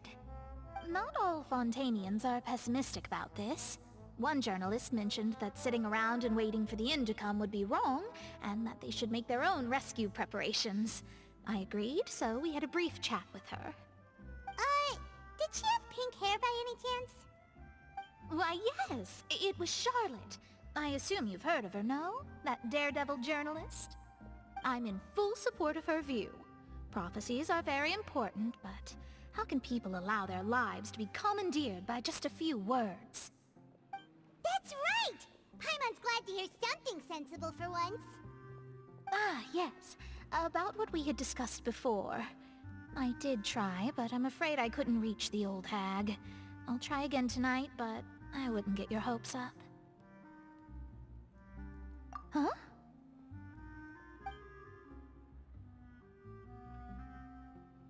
Goodness gracious. Are you serious? She said that even the god's gaze has blind spots. Pretty bold if you ask Paimon. Most people would believe the gods to be all-knowing, right? The Hexen Circle members are certainly anything but ordinary. As for the mage named N, the old hag has mentioned her a few times. She said that N's sense of direction is incredible, and that she loves guiding those who are lost. But I've never met her, and if she were still alive, she'd be... well, suffice it to say that the hag's at least a few hundred now, and N's been around for longer than that. Whoa. The Hexen Circle sounds like a scary group. But they must really stay in shape to live so long. Their abilities alone are pretty terrifying. If she came to see you personally, then the problem you're facing must truly be of great importance. Well, it's not like Paimon could understand anything she said. Yes, she was quite cryptic, but I suspect she means that there is still a way to turn things around. She didn't say when or what that would be, though, so... perhaps it is something that you cannot know right now.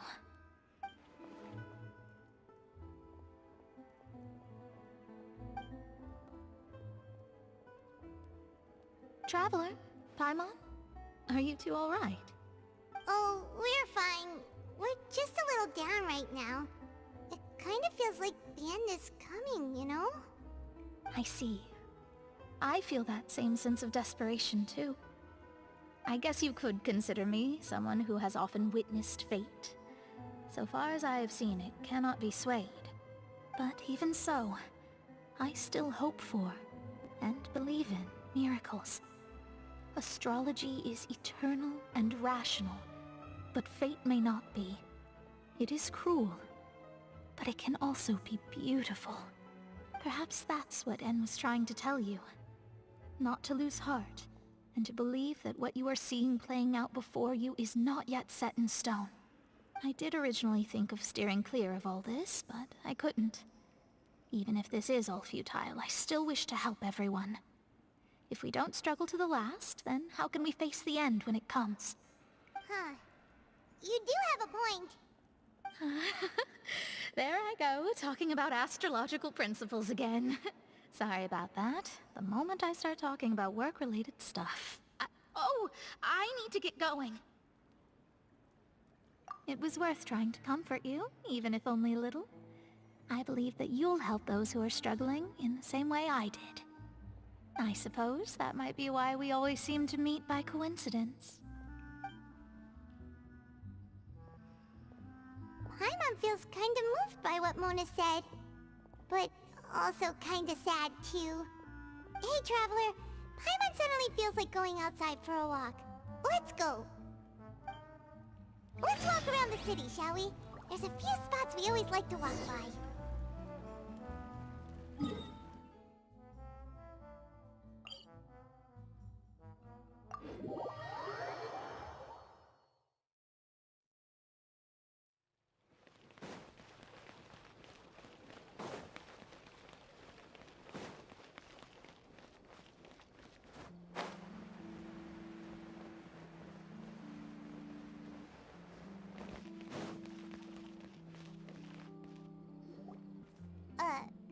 Huh? Our names are written in this newspaper. What's going on? Let Paimon see! The underwater stronghold, the Fortress of Meripede, has continued in its noble autonomy, but that does not mean that others cannot interact with it.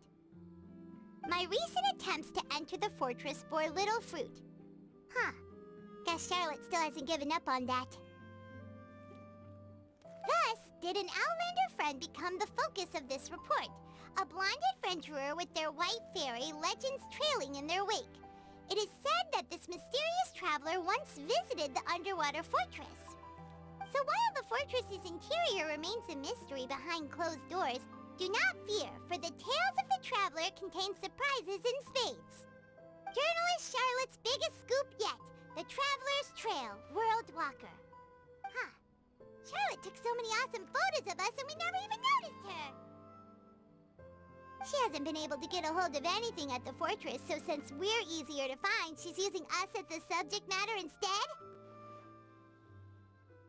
Ugh, seriously? Well, fine. Those headlines and photos do look cool, so Paimon will forgive her this time.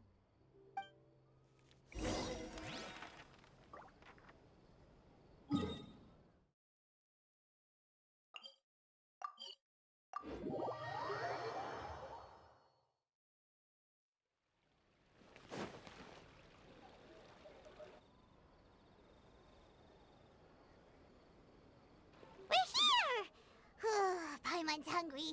Should we go in and get something to eat?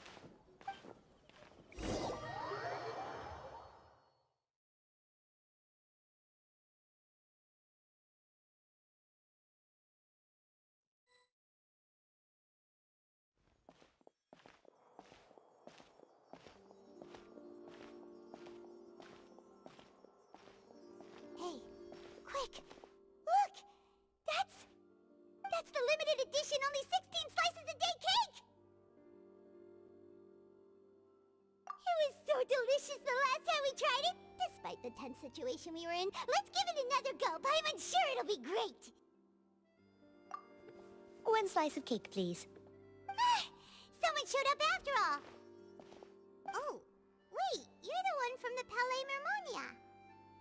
Oh, are you here to buy cake too? It seems Monsieur Nervalette was right. You really can eat. Wait, did he really say something like that? That's right. Even he has his own preferences when it comes to food. As for me, I love the cake and coffee here. Do you come here often? Usually every day. Every day? It's part of my daily schedule, apart from work. I shall have my cake and coffee. Then what if someone told you one day that this place would be closing soon, and you wouldn't get to eat cake here anymore? What would you think? But why would it close? Well, Paimon doesn't know either, but maybe the waters will rise tomorrow. You know, like in the prophecy. Oh, the prophecy.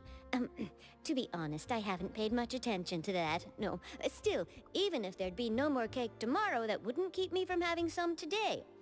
No, it's the same for eating in general. You might not be able to eat tomorrow, but if you can do so today, then you should carry on. That's what people call living, you know. Huh. Don't be sad. Excuse me, could I have 2 more slices of cake to go? These 2 slices are for you. Sijuin said that this kind of expression you're making is what humans call being sad. Oh, you know Sijuin? I sure do. She was born before me, and she sometimes comes to the surface to teach us things about humans. She said that humans are creatures that are saddened easily, yes, and you can only lift their spirits by feeding them delicious food. So please try the cakes here. I've got something else to do, so I'll be going now. You two try to stay in a good mood after eating, all right? Bye.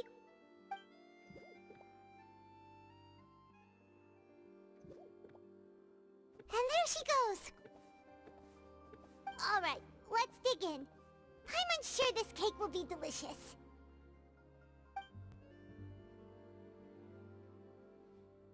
It's more delicious than last time, and the flavor gets even better with a sip of tea. It sure would be nice if we could come again tomorrow. Sure would be nice if we could always eat delicious food here.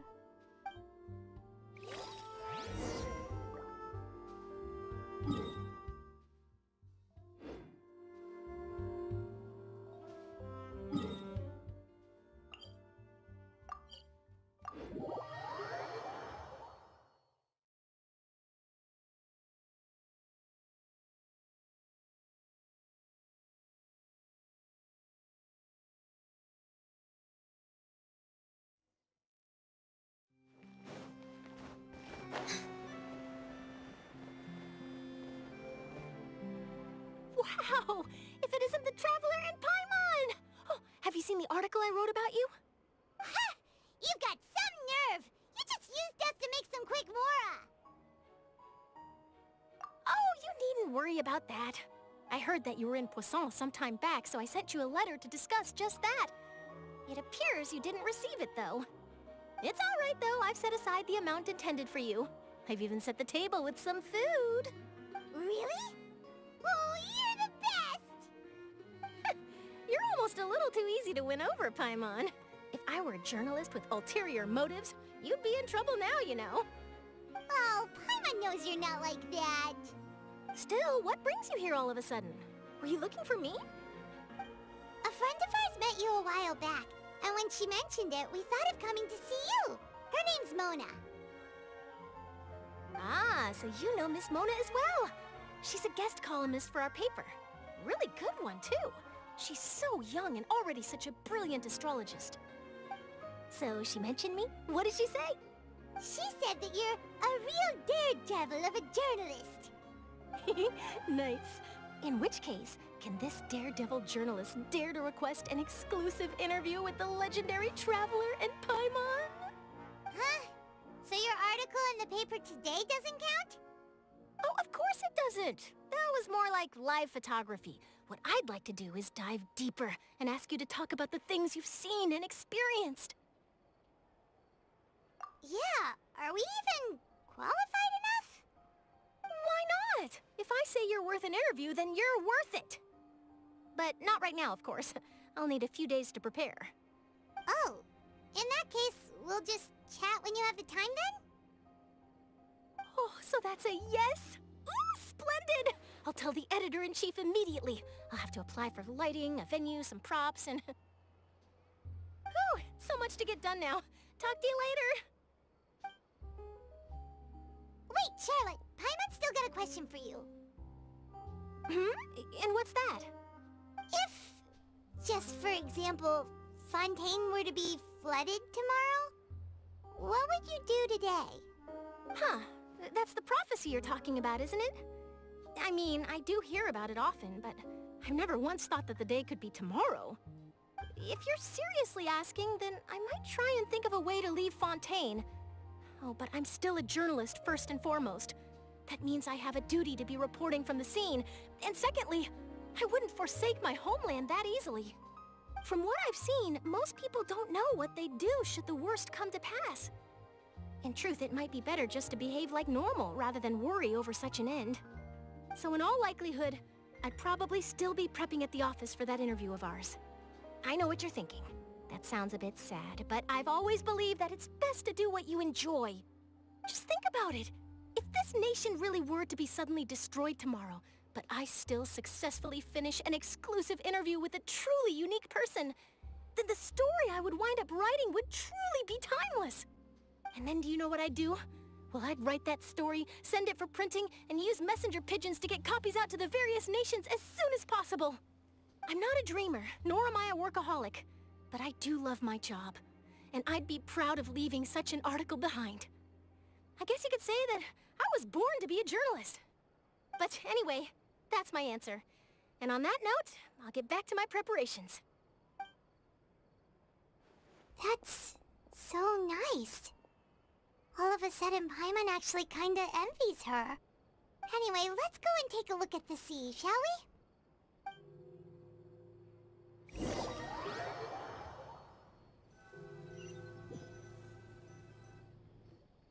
The sea breeze and scenery can be a pretty soothing combo, huh? Paimon's been thinking. If it wasn't Fontaine, but all of Tevat that would be destroyed tomorrow, where would we go and what would we do? No, Paimon should ask, if you could choose, what would you like to do?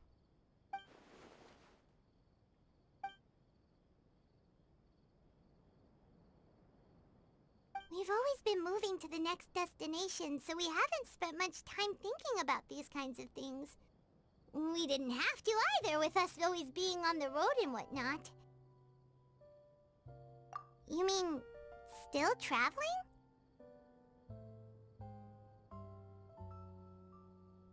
Huh. Wait, isn't that what we've always been doing?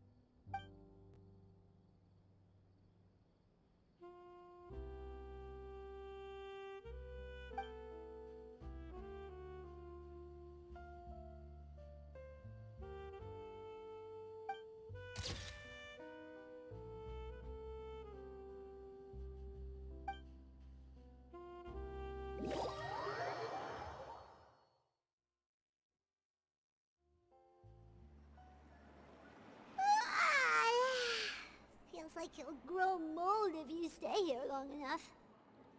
But it's still better than the Fortress of Mirapede, that's for sure. It's not only damp there, but salty too. Ah, so the two of you are still here. Wonderful. Oh, you're from the Palais Mermonia, aren't you? Yes, I'm Isadora. Monsieur Nervillet sent me to look for you two before. I heard that afterward you went to the Fortress of Meropide.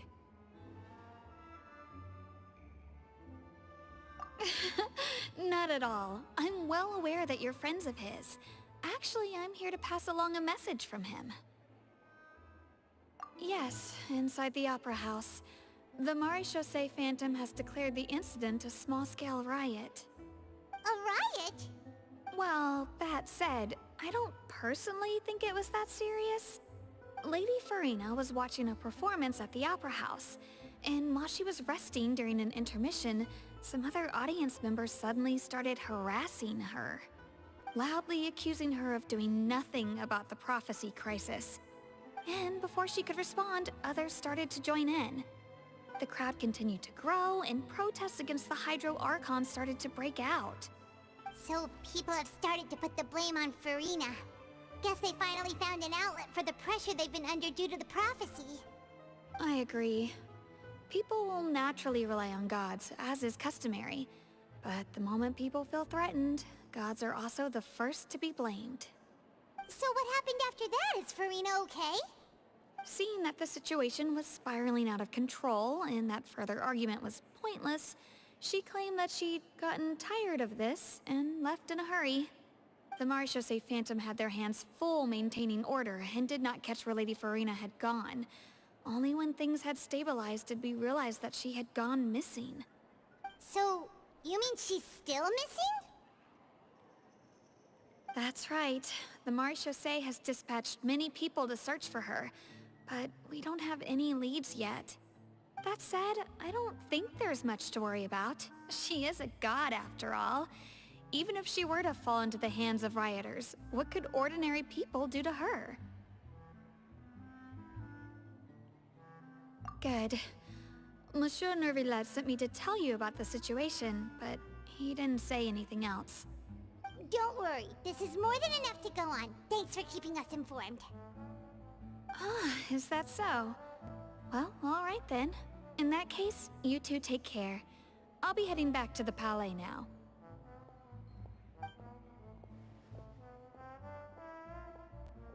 Well, sounds like we should hurry over to Poisson then. If we know Farina, she won't try to fix things in this situation. Instead, she'll look for a place to wait out the heat. And, as we also know, she may be loud and dramatic, but she doesn't have a heart of stone.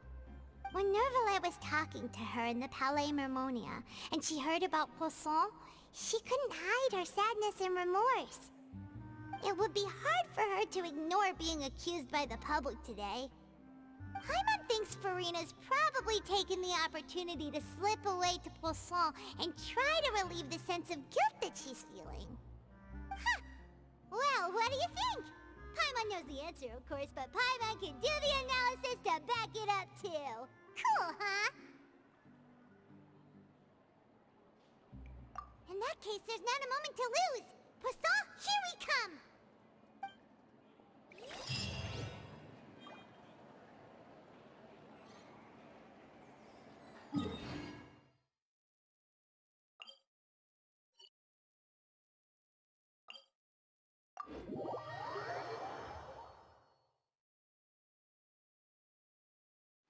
This place looks deserted. Guess all the survivors must have evacuated already. All that's left here are signs of death at station. Could Farina really be here? Let's try to find her as soon as possible.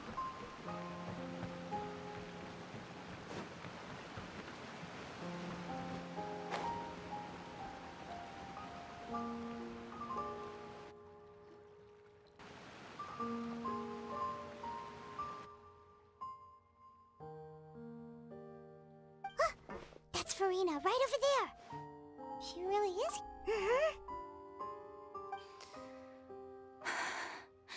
Should I just give up? This is all meaningless. What was meant to happen did happen after all. Everyone's dead. I'm sorry. I'm so sorry.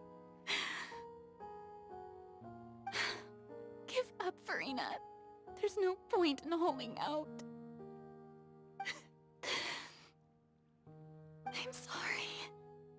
But what can I even do other than to repeat meaningless apologies over and over? Who's that? Don't worry, Farina. It's just us. So it is you, blonde traveler from another land. Why, I almost thought you were someone from that mob of my ignorant subjects, come to kneel and beg for my forgiveness. Farina, you were crying just now, weren't you? The tear stains on your face are obvious. What do you mean, tear stains? Oh, I remember. The show at the Opera House earlier this morning was so moving. I'm still trying to process it. Who did that uncivilized rabble think they were, disturbing my enjoyment of the arts? They even dare to tout their Archon! I must teach them a lesson. I can just imagine their twisted and frustrated faces once they realize that I'm nowhere to be found. Oh, and I'm sure Nouvellette and those people from the Maréchaussée Phantom are freaking out right next to them, too.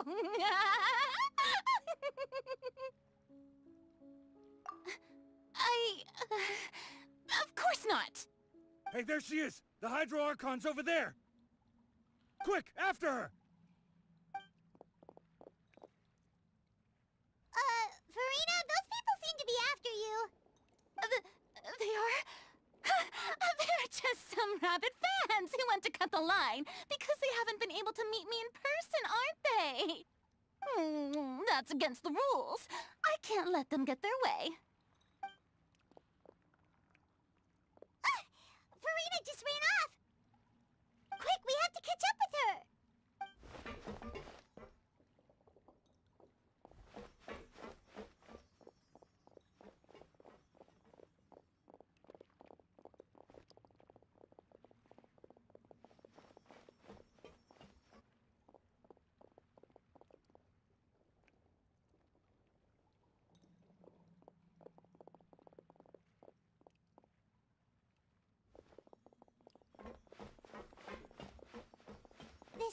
be the place, right? Hey, Farina! There's a good hiding spot over here. Quick, come to Paimon before the rest of them catch up to you. What is this place? Hurry, they're almost here. Fine. I suppose haste is warranted. Lead the way.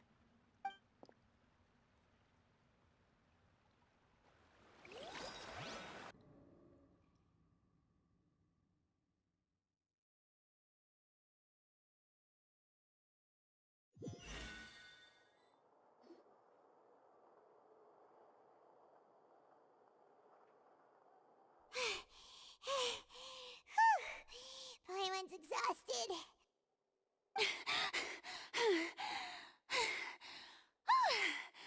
I'm so tired. I totally thought they had caught me. No, I mean, I merely gave in to the sheer enthusiasm they displayed.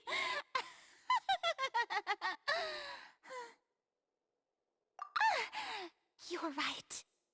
Yep, that's a good girl.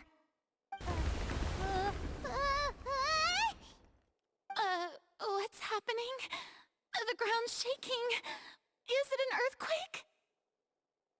Yeah, a quake of this kind preceded the flooding in Poisson, didn't it? It can't be. It's happening again. Well, there's no need to worry too much about that. Neverlette's made some emergency plans, so the evacuation should go a lot smoother this time. Yeah, I hope you're right. But the people of Poisson, they've already...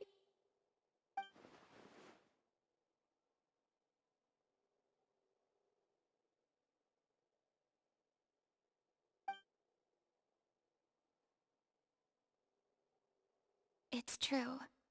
I've been investigating the prophecy for hundreds of years. I once had informants all over Tevat, searching for clues and feeding information back to me. I've tried all kinds of ways too to hold back the sea. Anything to keep the coastline from advancing. But all my efforts proved to be futile in the end. Really, the truth has been clear to me for a very long time. We cannot make an enemy of the divine. No matter what we do, the will of the heavenly principles will have its way, and the prophecy shall be fulfilled.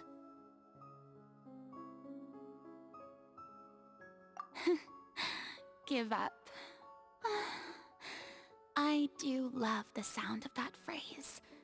It would mean finally coming to terms with fate, but also for me to finally be free. Indeed, I've thought about giving up so many times, especially after we almost lost Poisson. Fate is really unreasonable, isn't it? It has no heart and obeys no rules. The prophecy has only just started to come true, and so many people have already lost their lives. But just now, it all became clear to me. I still don't have the right to come to terms with fate on behalf of everyone else. As long as the final moment hasn't come, it's still not too late. Don't worry. I will keep hope alive for everyone until the very end.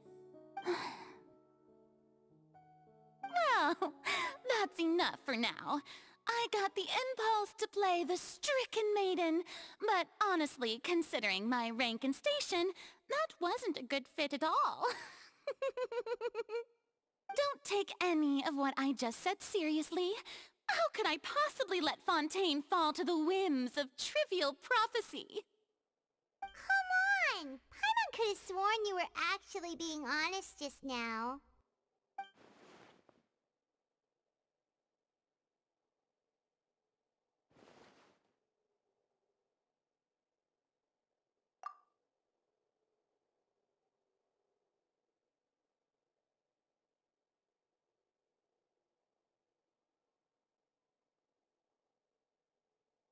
Share my burden. That's impossible. It was fated right from the start that this would be my duty alone.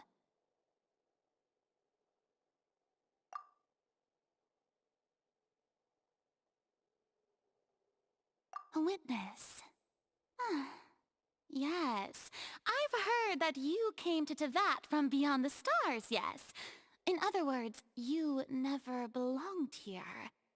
And if Tevat is, in its entirety, a show on a stage, then you're just a spectator, aren't you? If that's the case...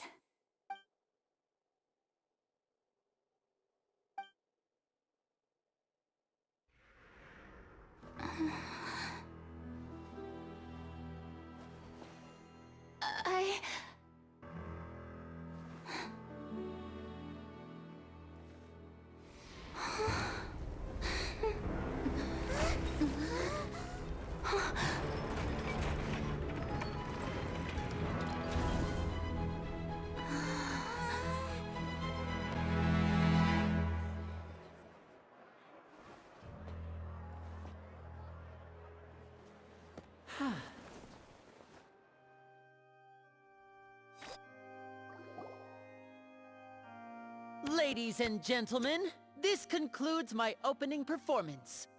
Now, without further ado, we may proceed to the trial of our god. So this is what it is. Yes, you deserve praise for the effort you took to raise the dramatic stakes. Do not forget, however, that I am Fosalor, the god of justice, the embodiment of justice itself. Does it not strike you as even the least bit absurd to bring the very concept of justice to trial? May I interpret these words as your refusal to stand trial? In that case, you will have the opportunity to defend your honor through a duel. You would draw your blade against a god?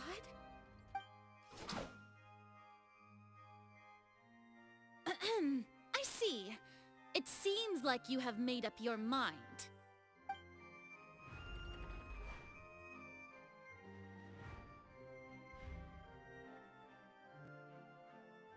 Paimon can't believe it. She just surrendered. What the heck is going on? Did I just see an Archon surrender to a human? Wow, how utterly humiliating. Lady Farina, what is the meaning of this? It would seem that there has been a misunderstanding. To be clear, the raising of both hands is not always an indication of surrender. Looking for excuses again, huh? I raised my hands just now to indicate my acceptance of the trial. No duel shall be necessary. I will admit that I've been running away for a long time. I'm sorry, everyone. I was unable to protect the people of Poisson. It is my duty to stand trial for my crimes. You are not the only ones to be disappointed in me. I, too, am exceedingly disappointed in myself. But now, it is time for the Hydro Archon to show you her courage and resolve. I, Farina, will use this trial to show the world the true meaning of justice! This time, I will protect you. Applaud and rejoice! One of the most outrageous and fantastical arcs known to the opera epiclese is now unfolding before your eyes. Mark my words, this shall be one of the most exhilarating and brilliant shows ever to grace the stage of Fontaine! The trial of the Hydro Archon, Fosalor, will now begin! Woohoo!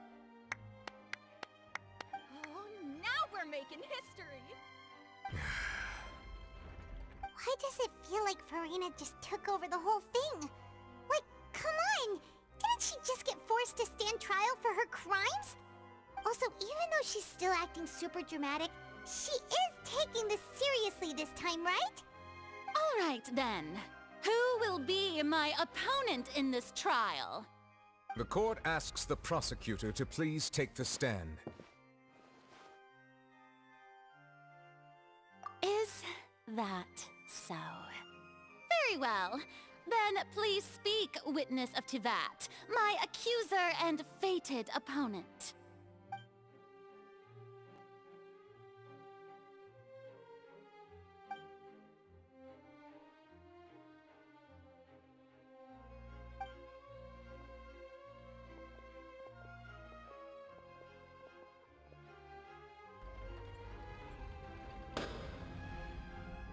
Also, please allow me to ask, as a final question before the trial begins. Just how much work did you do to force me onto this stage? Well, we did do a lot of prep after the meeting that day. I can go over the tasks assigned to the Spina di Rosula, since they were rather straightforward and easy. Navia, the president of the Spina di Rosula. Most of the people who participated in the disturbance this morning were my subordinates. They changed into plain clothes and came to the Opera House as regular audience members, waiting for the perfect opportunity to incite insurrection against you. The people's resentment against their Archon has been building as more and more of the prophecy is fulfilled. A spark was all we needed to turn smoldering anger into a flame.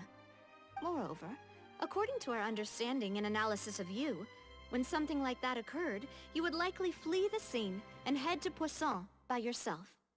So, we arranged for a second group to lie in wait there. So, you mean... the ones who scoured the settlement for me were also from the Spina?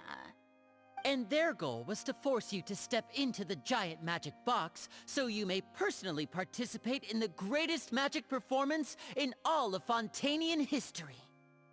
That's right. That house was a magic box, rather than someone's residence. As the super ultimate version of the setup that I used when I first performed at the Opera Epiclese, the volume of the box was increased by a whole order of magnitude, and the distance it traversed was the entire gap between Poisson and Areneas. Its cargo, of course, was an Archon instead of a human. My thanks, Farina. Without your help, we could never have pulled off such an extraordinary performance. You're welcome? Of course, this performance was only made possible with Father's support. The House of the Hearth spent a massive amount of labor in Mora to pull this off. We had to select a location, construct the giant magic box, dig a tunnel, and open up a path through the water. It was a lot of work for all of us. So, in other words, the earthquake that we felt within the giant magic box was just a normal tremor from the transportation of the whole house? That's right. It wasn't a sign of another disaster to come. Then, I can guess Nervilette and Cloran's parts. You gathered a crowd, prepared a stage, and made sure that the champion duelist would be immediately ready for a fight. Also that as soon as I appeared on the stage, the trial may commence without a hitch. Am I right? Yes, that is correct. Well, Clorand, I must commend you for your courage. Only the most outstanding champion duelist in all of Fontaine would accept a duel with an Archon without flinching. Thank you. As for you, Traveler, I suppose your role was to keep me distracted with conversation once you found me in Poisson. You'd make sure that I didn't notice anything amiss before revealing yourself as my prosecutor once we'd arrived onto the stage. Oh?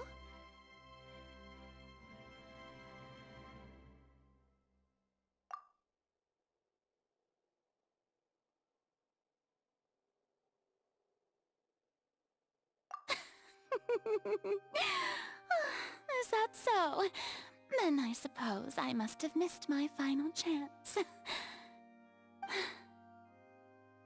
It's fine. It matters not. What's done is done. The stage is already set, so there's no reason to disappoint the audience. Let's see this trial through to the very end.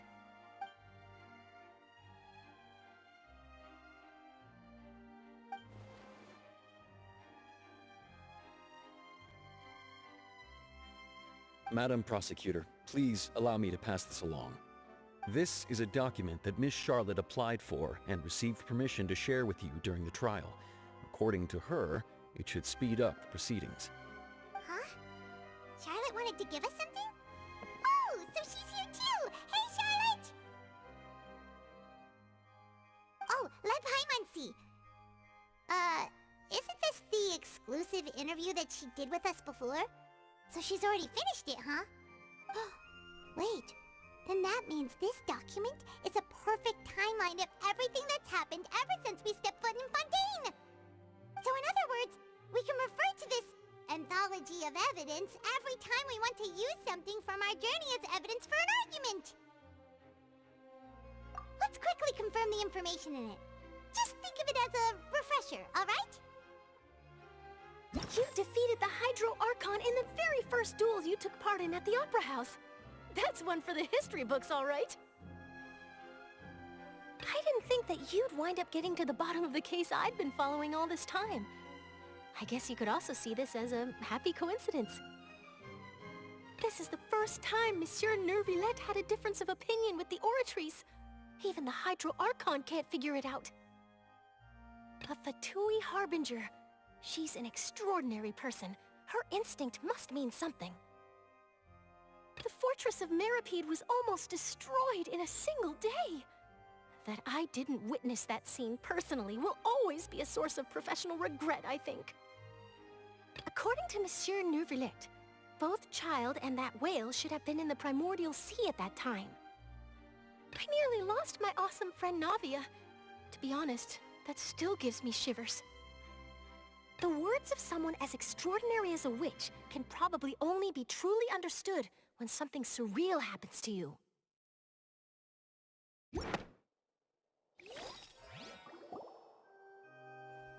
The prosecution and the defense are both in position.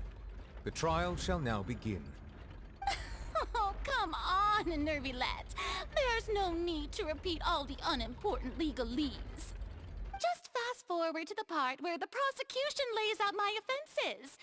As the defendant and the lead actress of this performance, I still haven't even been informed of my supposed guilt in all of this. Of course, it is only natural for humans to struggle to understand the actions of a god. However, you will need more than that to convict me of a crime. That's true, but my charge here is unrelated to your conduct as an Archon. Instead, I would like to charge you as a fraud, who's never been the Archon in the first place. Wait, what was that? Lady Farina's a fraud? Hey, I came here thinking that we were going to try the Hydro Archon for forsaking our duty, but did I hear that right? She's not our Archon at all? Charge accepted. Lady Farina, do you plead guilty to the charge? Lady Farina. I plead not guilty. How can I be guilty? There is no way that I, Focalor, otherwise known as Farina de Fontaine, a member of the Seven and the Regina of all waters, kindreds, peoples, and laws of Fontaine, could be anything other than your true Archon. Yeah, even though Lady Farina can be rather eccentric, isn't it going too far to doubt her very identity? Yeah, I've never questioned her identity either. Sure, Lady Farina can be super irresponsible, but what grounds does that prosecutor have to make such a huge claim? I have cause to believe that common sense will prevail in this case. Many of the members of the audience have known me as the Hydro Archon ever since they were born. There would be no fooling their memory. See? Even the Oratrice has decided to show me its favor. Are you sure you want to commit to a charge that will never be upheld? If you wish to drop the case, I can promise you as the God of Justice that you will not have to face trial for making a false accusation. We will treat everything that's happened as a dramatic spectacle and move on with our lives. What do you say to that? An argument with near impossible odds, huh? We have to not only refute Farina's claims, but also overturn the long-held beliefs of the people. Well, I tried to give you the chance to surrender. If you must persist, then let me ask. If you believe I'm not the Archon, then what manner of being do you think I am? And if I was not the Archon, then how did I manage to live for over 500 years?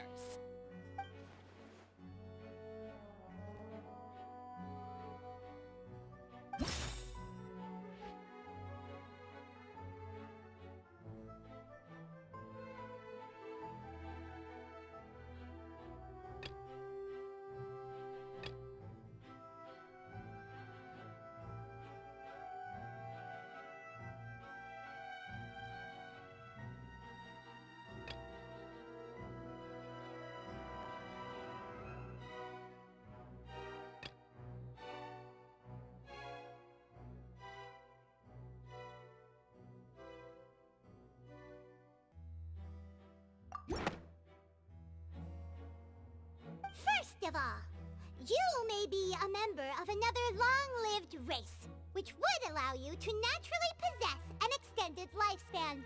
And second of all, even if that wasn't the case, there could be other ways to extend your life. Who gave you that idea? Was it the knave? You'd sink so low as to use a harbinger's words against me. A curse?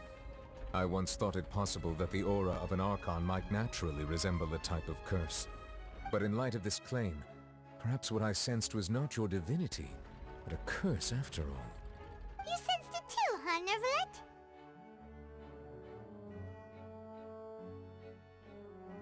Lady Farina is actually a human? Well, it is true that it's extremely difficult to tell humans and gods apart just by looking at them.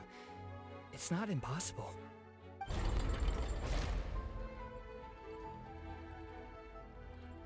Well, don't start celebrating too early now.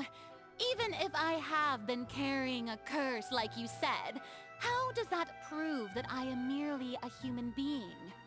Besides, everyone knows that the main difference between a human and a god is the possession of authority.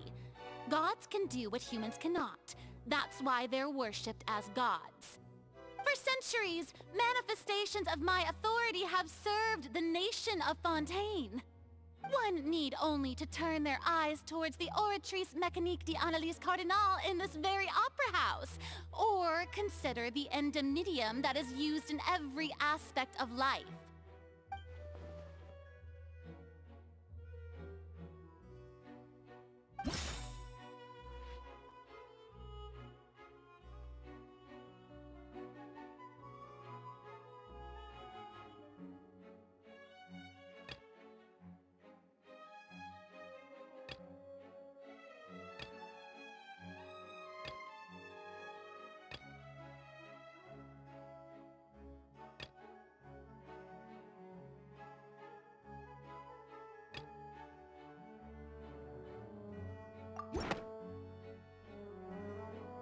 You tried to reference the Oratrice. But weren't you as confused as all the rest of us when the Oratrice declared Child to be guilty without any proof? Otherwise, you should have come up with a good explanation for that by now. Didn't I make myself clear at the time? The decisions of the gods are naturally difficult for humans to comprehend. There is no need to provide an explanation. Lady Farina, I believe a reminder of your current circumstances is in order. While the court is in session, the principles of justice and the law must come before all else. While you are an Archon, you are also first and foremost the defendant in this trial. You will prove yourself unable to defend against the prosecution's charges if you continue to withhold vital information against the rules of the court. I never thought you'd use that kind of rhetoric against me. That was no trick of rhetoric, Lady Farina. I've merely reiterated the rules of the court. Rules that all should respect and follow. You neither knew why Child was declared guilty, nor did you understand the structure and operations of the Oratrice. Instead of having been created by you, the manifestations of authority you mentioned have been made by the real Hydro Archon, haven't they? The real Hydro Archon? Well, now you're really losing me. It is true that I did not know why the Oratrice gave out a guilty verdict that day. But the Oratrice handed out that verdict unilaterally, and it has been operating independently ever since it was first created. You can't argue that just because a divine creation is flawed, that the god behind it must also be no god at all. She's still throwing out all kinds of excuses. Seems like she's confident that we won't be able to produce proof that she has no power over the Oratrice.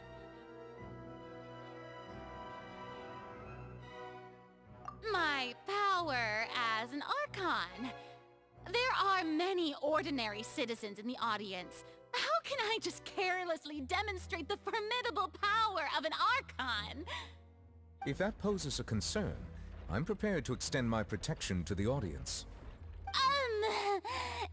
You don't need to go that far.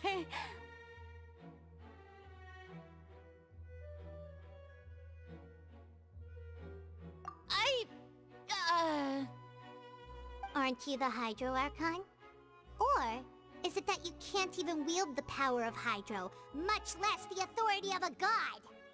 Indemnitium! Yes! It's all because of Indemnitium! All Archons derive their power from the faith of the people, and I've converted the people's faith in justice into Indemnitium! Thus did I give up all of my divine power to provide everyone with energy for their daily lives. Have you ever seen a more magnanimous god? Isn't that a huge stretch? Yeah, no matter how generous an Archon can be, how could they give up all their power? Can a god with no power even still be called a god? It seems like nobody's buying Furina's excuse. Hey, come now, everyone! Please don't stare at me as if I was a liar! I'm still the same Furina you knew, right? The one that you loved! Shouldn't you want to believe in me? Please? You've got to believe me! If what the prosecutor said is true, she really has committed a grave offense. Did she deceive all of us? And all of our parents and grandparents too? And then all of our ancestors? Ever since they were born? Enough! That's enough. Tell me then, if I'm not the real Hydro Archon, then who is?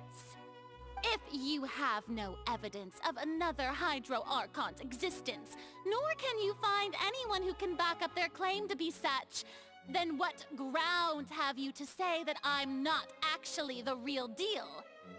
Wow, she came up with yet another argument. How can we refute her now? Seems like she really doesn't want to give up.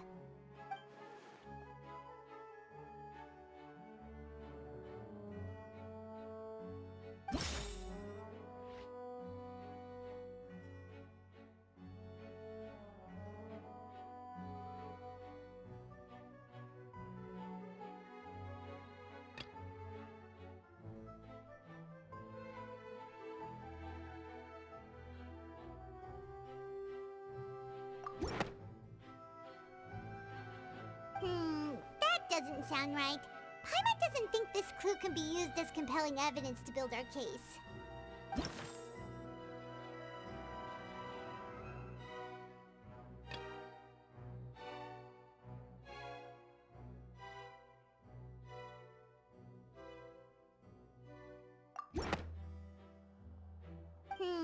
That doesn't sound right. Paimon doesn't think this clue can be used as compelling evidence to build our case.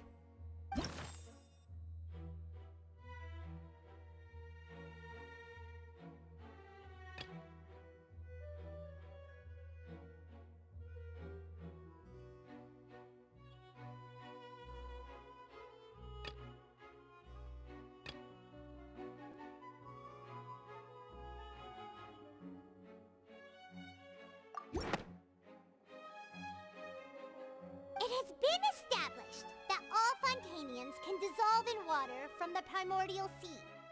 And that means... Since you insist on claiming to be a god and not a human, then there's a method that you can use right here and now to eliminate all suspicions of you being the latter. Miss Navia, please apply to serve as a temporary attorney for the prosecution before addressing the court. Though you act in partnership with the prosecutor, you must still adhere to proper procedure. Super sorry, Monsieur Chief Justice. I swear this really will be the last time that I'll speak out of turn. Now, I've brought some seawater from Poisson. As everyone knows, a massive flood struck the area not long ago, taking many lives, including those of some of my closest friends. So, Miss Farina, would you dare to touch some of this seawater? If we are to believe that you are indeed the real Hydro Archon, touching this seawater would have no effect on you. All it should do is strengthen your case. But, if you don't dare to touch it, then we would have basically proved the reverse. Oh, and I must remind you that after the disaster at Poisson, nobody wants to see any more people dissolve. I do hope you'll act prudently, and choose the simpler path of admitting guilt. Navia from the Spina di Rosula. The Spina has governed Poisson for many years. I guess her suggestion is valid. If Lady Farina is indeed just a human, she's probably Fontanian like all the rest of us. Would she really dare to try?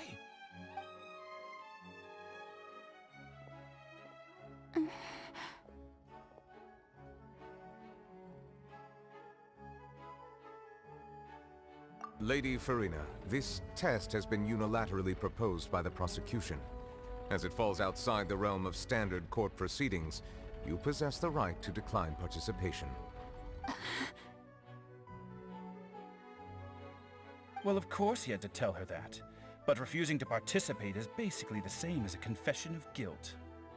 She's just staring at the water without saying a single word.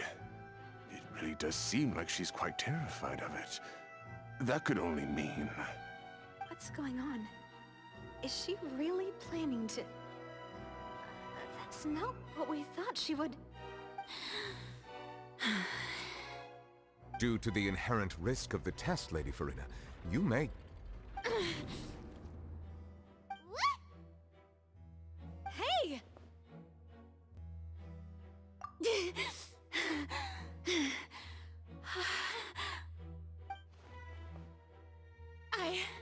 I'm fine!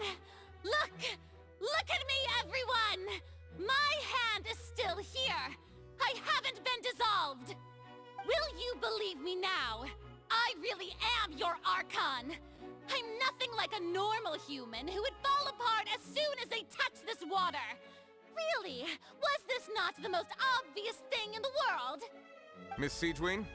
If you're present, Miss Siegewin, please come forward and attend to the defendant. Siegewin? Don't be nervous. It'll just take a few seconds. Let me see. That should be enough. Please announce the results of your evaluation to the court, Miss Siegewin. As everyone doubtlessly saw, Miss Farina was displaying symptoms of hyperventilation and flushed skin. These indicate that she was experiencing the adverse effects of exposure to primordial seawater. The extent to which she was affected is the same as other humans when exposed to primordial seawater of a similar concentration. Thank you, Miss Siegewin. Lady Farina, you may return to the defendant's stand. Oh wait, what did she just say? I didn't get dissolved! Shouldn't that be enough to prove my innocence? Well, considering your tendency to run from your problems, we did originally prepare a direct sample of the seawater around Poisson. However, after extensive discussion, we exchanged it for a sample that is not concentrated enough to dissolve an actual human. After all, on the off chance that something entirely unexpected might occur, we don't want anyone else to lose their life to the sea. Yeah, so out of regard for Farina's life, you secured a low-concentration sample and asked the head nurse to serve as an expert witness. It's a great thing that the direct sample wasn't actually used. Farina could have... I can't believe...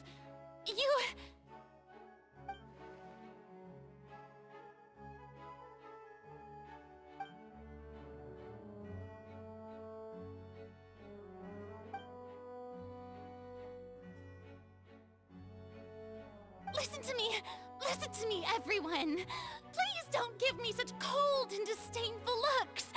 What happened just now didn't prove a single thing! Think about it!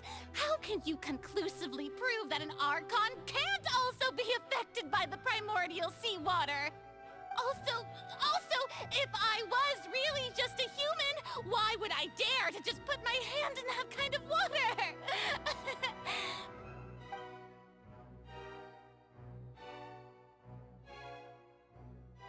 Please, anyone, just listen to me! I swear, I really am your Archon!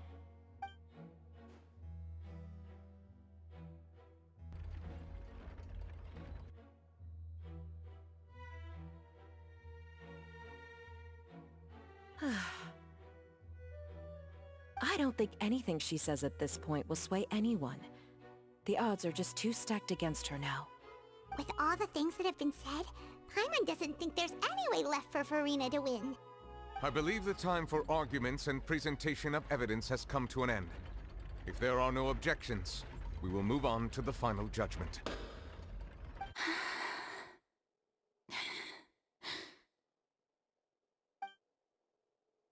I don't think anything she says at this point will sway anyone. She's too stacked against her now.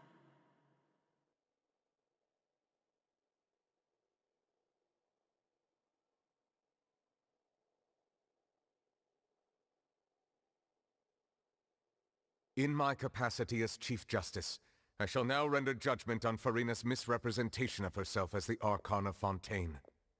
As a human who knowingly deceived her fellow citizens, Furina is guilty.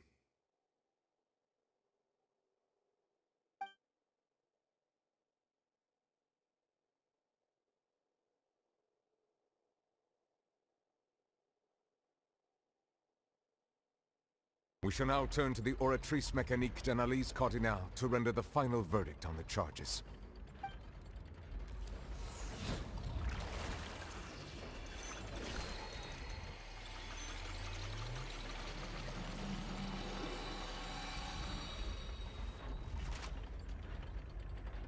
According to the judgment of the Oratrice Mécanique d'Analyse Cardinale, Furina is... Well, what's wrong? What's the Oratrice's verdict? No, the Oratrice also displays a guilty verdict. Isn't that correct then?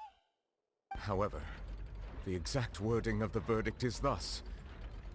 The Hydro Archon, guilty, to be punished via the death sentence. The death sentence? That's actually one of the available sentences? I've always thought that it was just a myth. The one and only time the death sentence has been handed out at the court, and it's been given to the very person we've worshipped as the god of justice? What an unexpected twist. Furina's been sentenced to death by the Oratrice? We just wanted to use the trial to show her the seriousness of things so she'd tell us the truth. How did things escalate this quickly? This outcome is indeed quite strange. According to Fontaine's current definitions of justice, as well as its recommendations for criminal sentences, is this sentence really appropriate for the crimes that have been committed? Yeah! Even Fauché wasn't sentenced to death by the Oratrice. You know, the real evil mastermind behind the serial disappearances case. Indeed. Not only is Furina's sentence overly excessive, the very point of our trial today was also to prove that Furina has never been the Hydro Archon in the first place. But now, the Oratrice seems to have deliberately invoked the title of the Hydro Archon. What does this mean?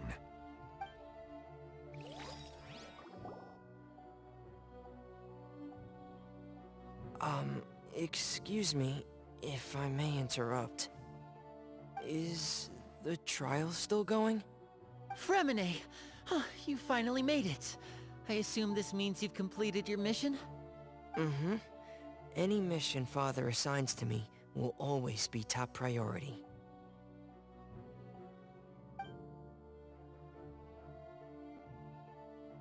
Is that the first prophecy slate? Huh. So the knave privately arranged for Fremine to try and find the missing slate. I looked everywhere and finally found it at the bottom of the sea. It took me a long time to get around some dangerous stretches of water. But has the trial already concluded? Then doesn't that mean I've come too late? Oh no. Father will be disappointed in me. Thank you for your hard work, Mr. Fremine. Please allow me to review the record left on the slate.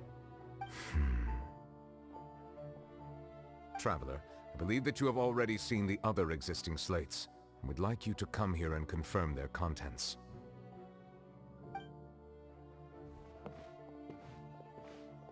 Huh? So what do you see? What is it?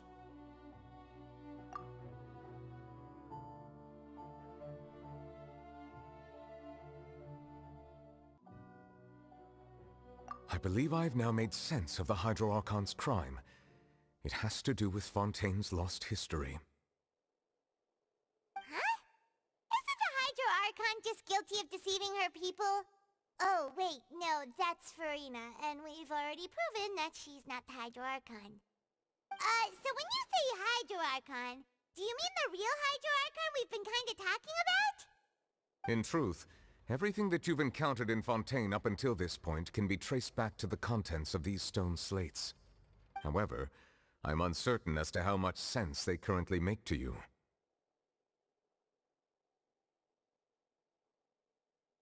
Okay, let's try to recall the contents of the other 3 stone slates.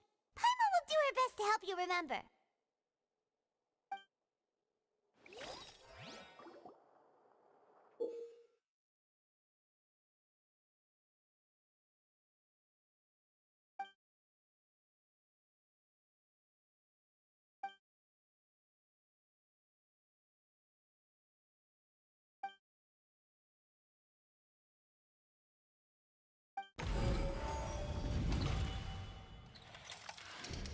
The first stone slate describes what you just said.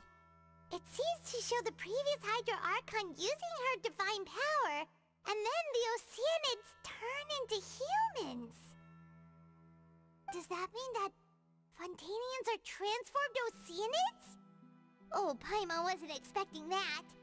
But if Oceanids can turn into humans, then perhaps this process can be reversed as well. The second stone slate shows Celestia floating in the sky, and the Hydro Archon and her people worshipping it together.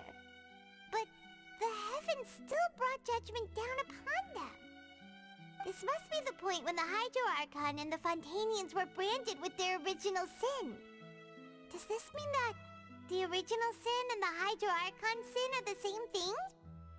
The third slate shows the Hydro Archon sinking into the sea surrounded by many people. That reminds Paimon, didn't we also watch that happen to someone else? Well, the fourth slate is the prophecy the Fontainians have been talking about.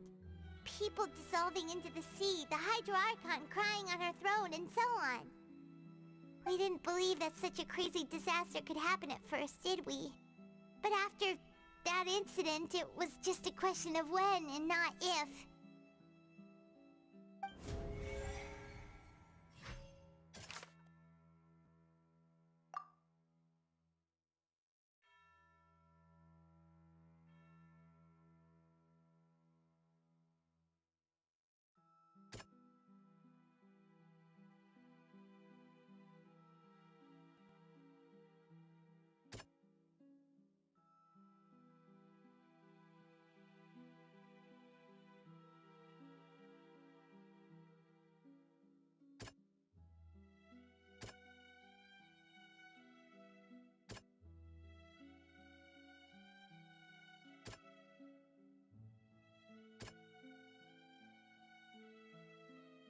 That doesn't sound quite right. Let's think about this some more. That doesn't sound quite right. That doesn't sound quite... We know from the case of the serial disappearances of young women that Fontanians can be dissolved in primordial seawater. And the first stone slate tells us that long ago, the Hydro Archon used her power to turn Oceanids into humans. This might be the reason that Fontanians can dissolve.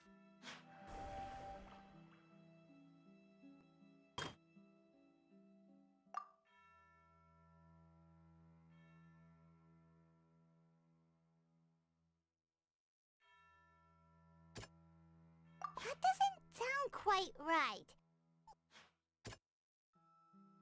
That doesn't sound... That doesn't sound quite...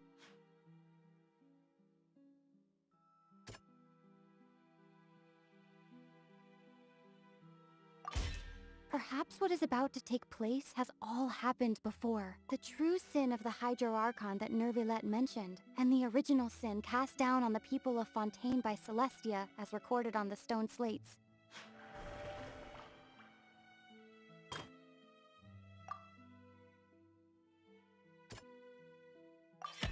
It's not as simple as falling into the sea. When Navia fell into the sea, her consciousness was subjected to judgment. The stone slates show the people gathered around the Hydro Archon in the sea.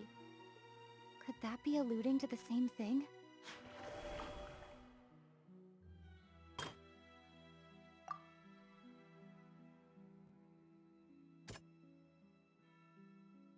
That doesn't sound quite right. That doesn't sound quite right.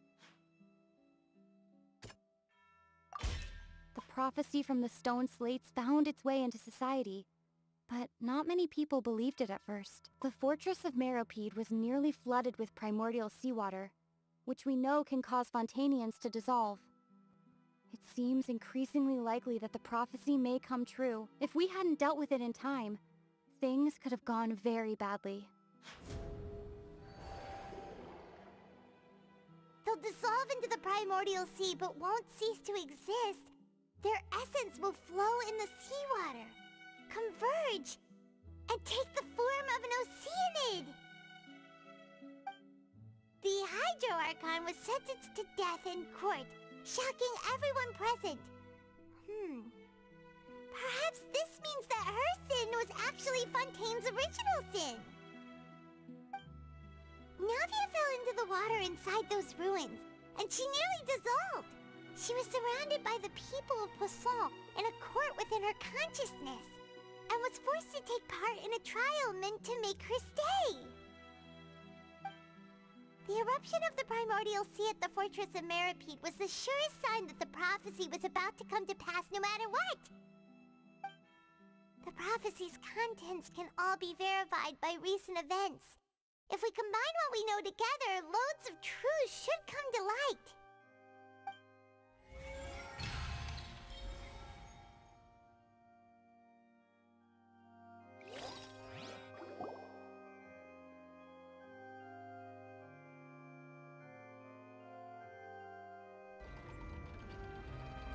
Huh? Oh, Paimon gets it now! So that's how you can make sense of it. But then it feels like we're going to have to share some truly shocking revelations. Let's hear them.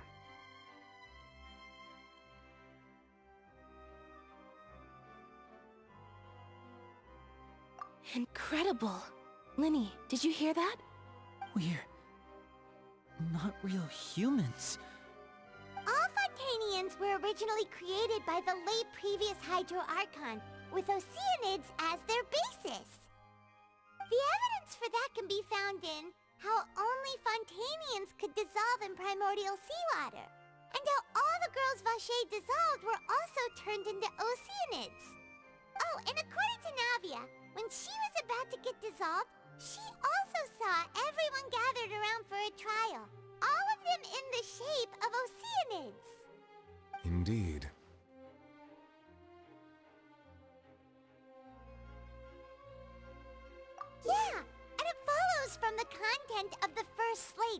She probably angered Celestia by creating humans without prior permission. That could also explain why the Oratrice judged the Hydro Archon to be guilty. It's to account for that ancient sin. The Hydro Archon's true sin was creating us?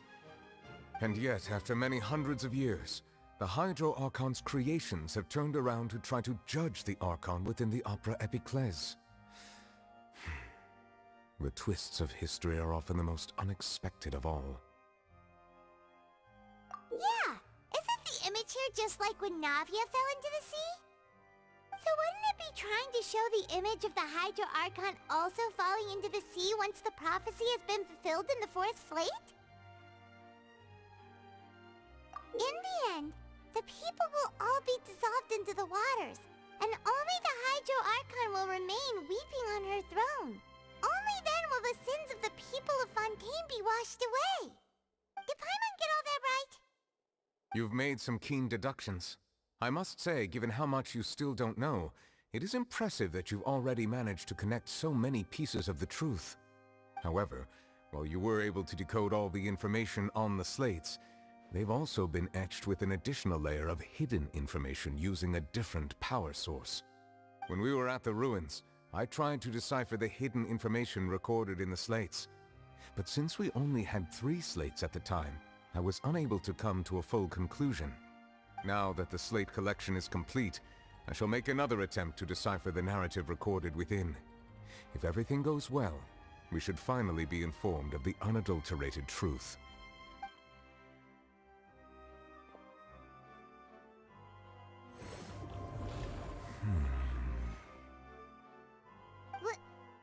Well? Did you get it? I believe I should share this truth not only with you, but with all the people of Fontaine as well. I will try to briefly summarize it for you. Your hypotheses regarding the origin of Fontainians and the sin of the Hydro Archon were both correct. In the Fontaine of old, the previous Hydro Archon sensed the yearning of her Oceanid familiars for life on land.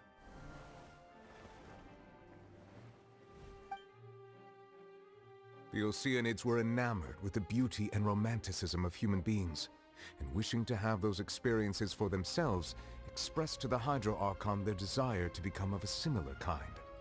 However, even though water as an element is intricately linked with the power of life, the Hydro Archon, as one of the 7, did not possess the authority to create a new form of human life. Not one to give in, she eventually found a way to create permanent humanoid bodies for her familiars by appropriating the power of this planet's primordial sea. She poured primordial seawater into the Oceanids' blood vessels, creating humanoid mimics in the process. But if Fontainians were to ever come into direct contact with water from the primordial sea, the power within their bodies would escape these artificial restraints and return to the sea. As a result, their forms would collapse, and they would be reverted to their original forms as Oceanids. Of course, the Hydro Archon never received permission from the heavenly principles to create a new human race. And thus, the Hydro Archon and all of her creations came to shoulder the original sin of appropriating the power of the primordial sea. That is the true history of how the people of Fontaine first came into being. So we were all Oceanids before we turned into human beings? That's way too much information for me. I think I'm just going to pretend that I never heard a single thing. Wait, but if that's the truth, we can't let the Hydro Archon be sentenced to death. After all, her only sin was creating us. This really might be too much information for your regular Fontainian, but it does answer a lot of our questions. Alas, your hypothesis regarding the 3rd and 4th stone slates was inaccurate. The slates' respective positions are, in fact, correct. A key point of the visual on the 3rd slate is how all the individuals depicted in the water are humans rather than Oceanids. They have not been dissolved, which implies that the water depicted in this slate is not water from the primordial sea. The nation of Fontaine is the nation of Hydro, as well as the nation of trials and justice. Instead of being the literal element, the water in the scene symbolizes judgment and justice. You may also recall Navia's experience. When she fell into the sea, her consciousness was surrounded by that of many others who intended to hold a trial to determine her fate. Therefore, the meaning of the third slate is that the people of Fontaine shall try the Hydro Archon at the Court of Justice. Yes, it refers to our present situation. I think I'm following now. So, what you're saying is, even though we decided to put on this trial to avoid fulfilling the prophecy, in truth, everything we've done has happened exactly as the prophecy foretold. So now, it seems, we're the ones making sure it comes true. What should we do? Huh. No matter what, the prophecy will be fulfilled. Is this what it feels like to be a prisoner of fate? If that's the case, does that mean the scene in the fourth slate will also be fulfilled soon? Traveler, I would like to point out another small fallacy in your deductions. About the fourth slate, you probably thought that the eruption of primordial seawater beneath the fortress of Meropide served as the surest sign that the prophecy was about to come to pass, yes? However, I believe that rather than being a sure sign, that eruption could in fact only be a small warning of something far worse to come. As for the root cause of the catastrophe, I believe you've already encountered it once before.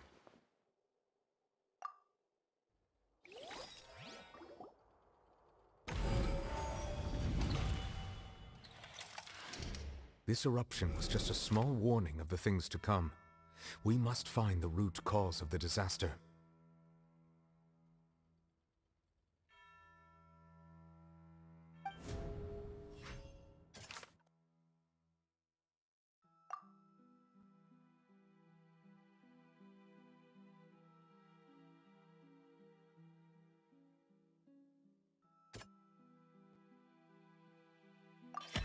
It was both dream and reality.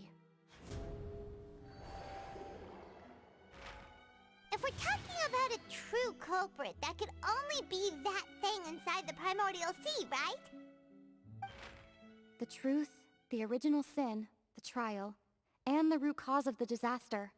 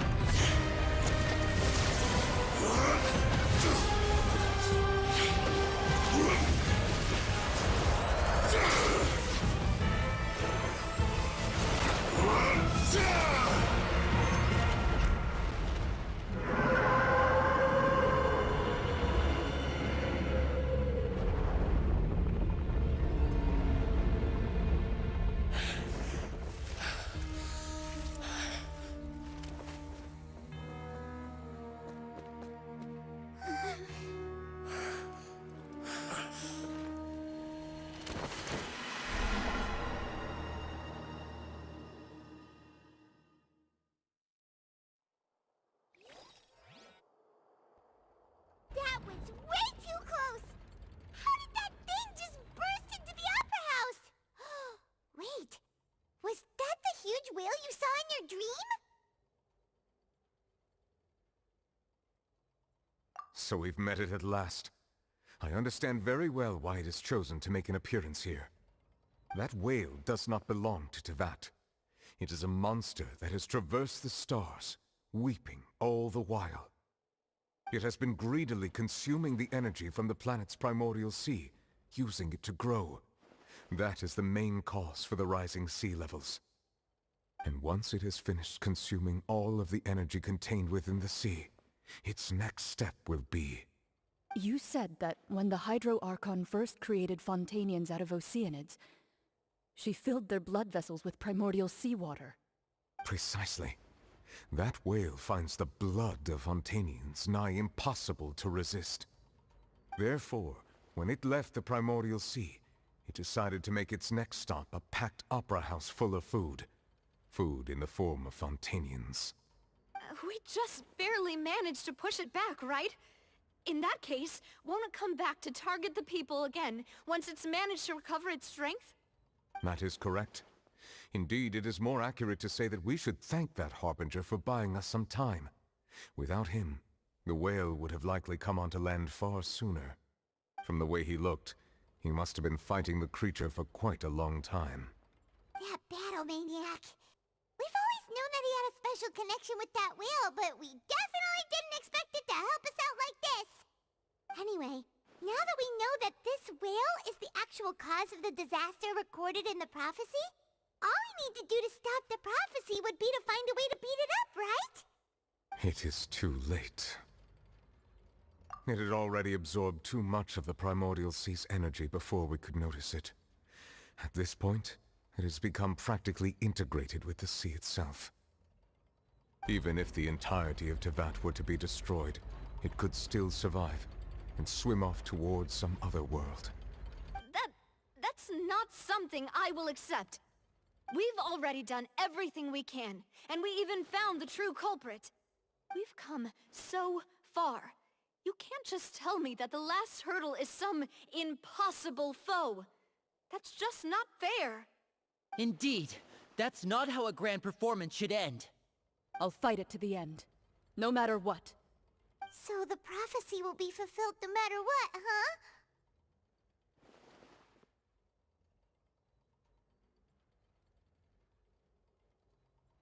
The prophecy. Yes, what has been prophesied will be fulfilled. You may view such things as the history of the future.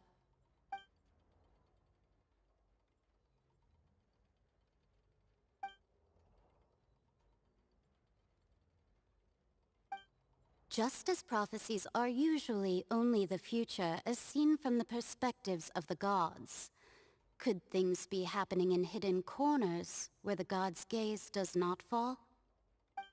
Ultimately, fate shall serve as your only guide, no matter what will happen in Tevat's future. All you need to do is to play your part.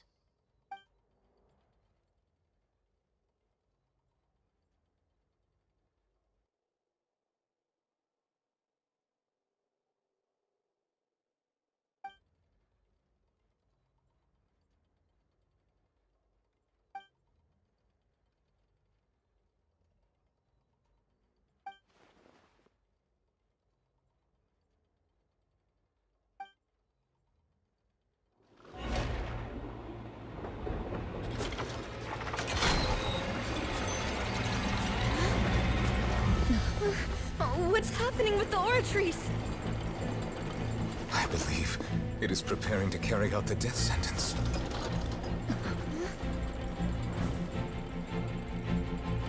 Marina!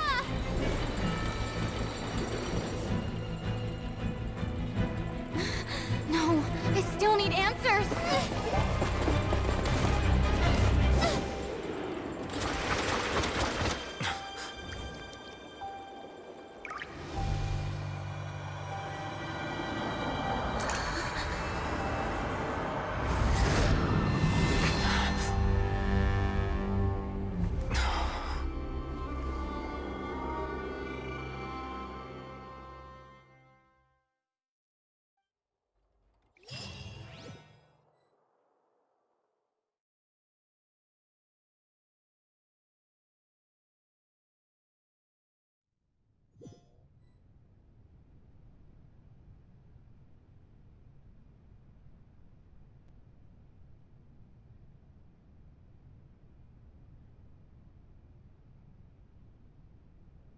You...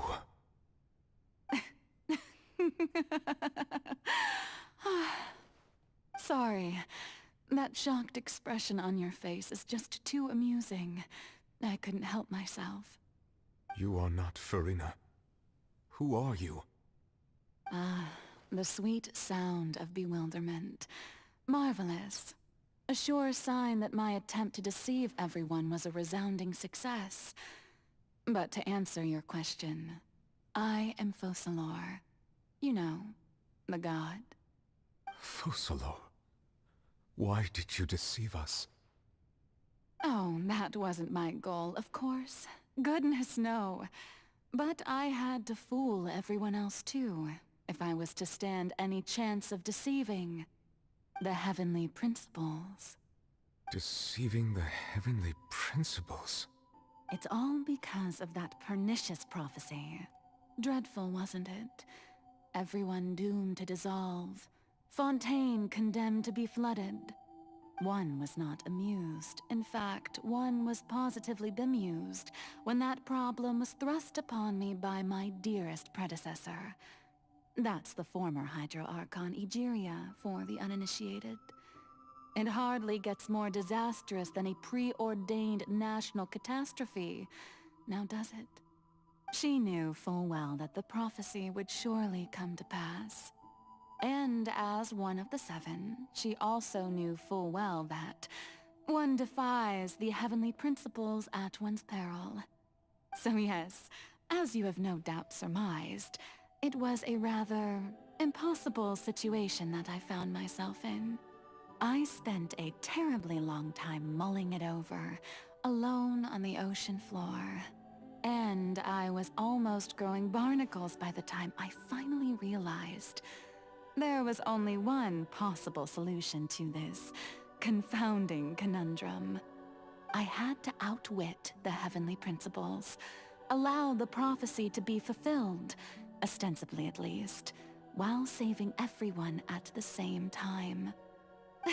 I'm a genius, I know. I can only assume that's why Egeria chose me as her successor. Although, looking back now, it was hardly the inheritance one dreams of. Between the task of saving the nation, the quotidian duties of the Hydro Archon, and not to mention the original sin of creating a new race of humans, I dare say she left me quite a colossal mess to clean up. But one can only play the hand one is dealt. I did not choose this, any more than I chose to be one of her Oceanid familiars. So you were also once one of the Oceanids, transformed into a human by Egeria's hand. Yes, I was. I always dreamed of becoming human. And I still do, even now. In my eyes, to be human is to be part of the greatest opera ever known. After becoming a god, I separated my divinity from my body and spirit, leaving behind only a self that was as naive and bewildered as my past self on her first day as a human being. The me you see before you now is that divinity. And the human counterpart I left behind, I named Farina. She could feel joy, sorrow, and everything in between. She could be as vain and conceited, or as meek and vulnerable as she wished. Her strengths were of a kind only a human could possess, as were her shortcomings. But in my eyes, Farina's humanity was what made her perfect. She was perfectly human in every way. The person I always wanted to be. Anyway, so then I cursed her. All part of the plan, of course. The plan to deceive the heavenly principles. Do you still remember the final scene of the prophecy? The Hydra Archon alone, weeping on her throne. In order that the prophecy might appear fulfilled, I invited Farina to be an actress, to play the part of the Hydro Archon in the prophecy.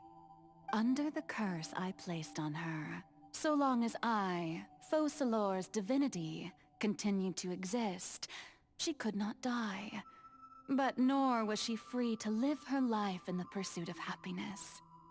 Instead, she was forced to take the stage in the opera house, to embrace the role of leading lady, to forever play the part of the god from the prophecy, all to create a deceitful appearance of that prophecy coming to pass. I suppose now you probably understand why your court is called the Opera Epiclese. But Farina is only human, isn't she? Even though she has had a long life, her mind is no stronger than that of any other ordinary human being. I cannot begin to fathom what she has had to endure. It must have been torture for her. It has indeed. And although she is, in a sense, me in human form, I most definitely owe her an apology for it. It's been 500 years, and all along, she's been playing her part in the most unimaginably long, unbearably lonely, and agonizingly painful opera of all time.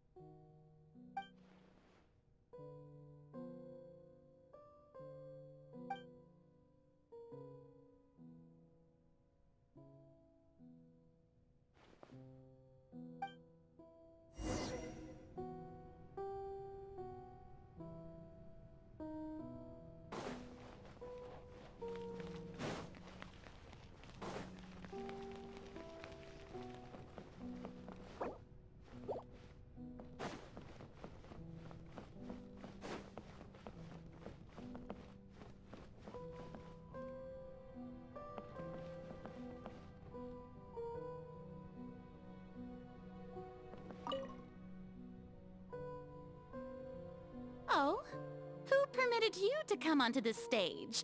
Now, I understand your admiration for my august self, but I must ask you to keep to the rules. All right. It is not my intent to reprimand you. There is no need to state your name. Just be off with you. Do not distract me from my performance. Oh, do not jest. Can you not feel it? I am Focalor. The eyes of countless Fontanians are upon me. I must, at all times, display the utmost elegance and nobility.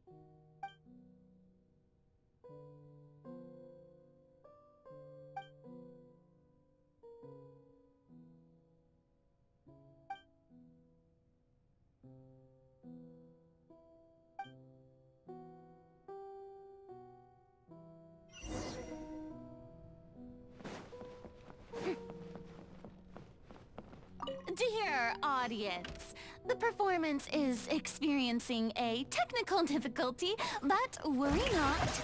The guards shall resolve it soon enough.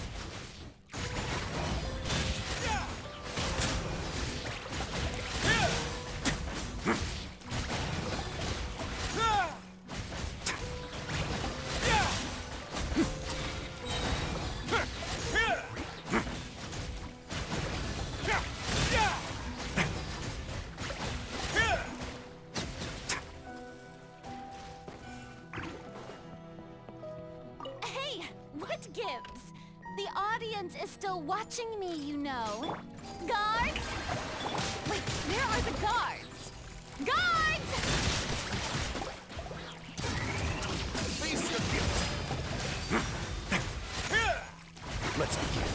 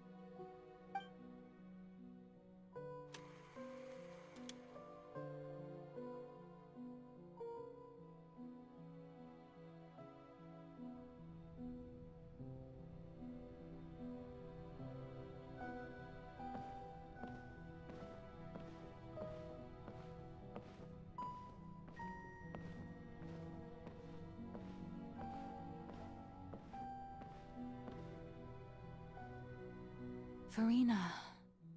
Farina. Huh? Who's that? Who's calling me?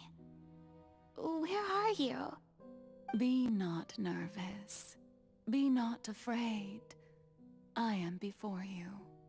Wait a moment. You're... mirror me? How can this be? Mirror you, huh? You know what? That's not bad. Let's go with that. Mirror me. What do you wish to say? The prophecy. Have you heard of it? What prophecy? Wait. I know. I think. I don't know why, but it's in my head somehow.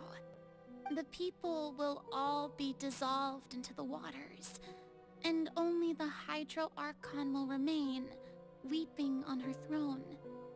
Only then will the sins of the people of Fontaine be washed away. Oh, very good. You know it well. What's going on? I can't seem to remember anything clearly. The only thing I know for sure is this prophecy. Will it really come to pass? Yes, it will. And that is why I've come to you. Disaster will come to Fontaine sooner or later. Things will develop just as the prophecy declared. There is no escaping it.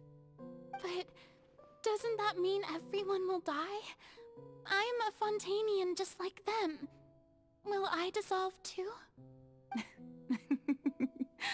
Oh, don't worry. Magical meetings exist in this world precisely to give people a chance to turn things around. It is the reason why you met me today. I will tell you how to save everyone, but you may have to suffer somewhat. Oh, so there's still hope after all. Goodness, you frightened me. You spoke so much and with so much certainty. As for the suffering, well, I will admit that the first thing that came to mind was, why do I have to be the one to suffer? But if the prophecy will come true, I'll also die anyway, right? So if I've already met you as my magical meeting in this world, if there were scales, with all the people of Fontaine on one side, and my pain on the other, is it not obvious where the scales should tilt? You truly are the perfect human. My ideal. I suppose this would also be the justice that belongs to you. Huh? Don't worry, it's nothing. Listen well. Fontaine has just lost its Hydro Archon. I need you to play a role. That of the new Archon. Play as a god? That's right. You must begin a never-ending masquerade. You must never let anyone suspect your identity. If you can keep it up, then I shall have my way of defying this prophecy. But should your identity be revealed, then all hope will be lost. But how will I do this? A human assuming the role of a god without being exposed. Don't worry. What you must do is not to turn yourself into a real god. You simply need to play the role of a god as humans imagine them to be. Being a human yourself, I'm sure you already know what such an entity would be like. Remember, your true challenge will not be pursuing divinity, but contending against humanity. I'm still not sure I understand, but I'll try. I'll try to do this. So, How long am I going to have to play this role? To accomplish this mission, you will have to stay on the stage for many, many years. You will endure and not grow old until your task ends. But I promise you, all will eventually end in a magnificent and dramatic trial, and everyone will be saved. A trial? Huh. How exciting. I'll be looking forward to it.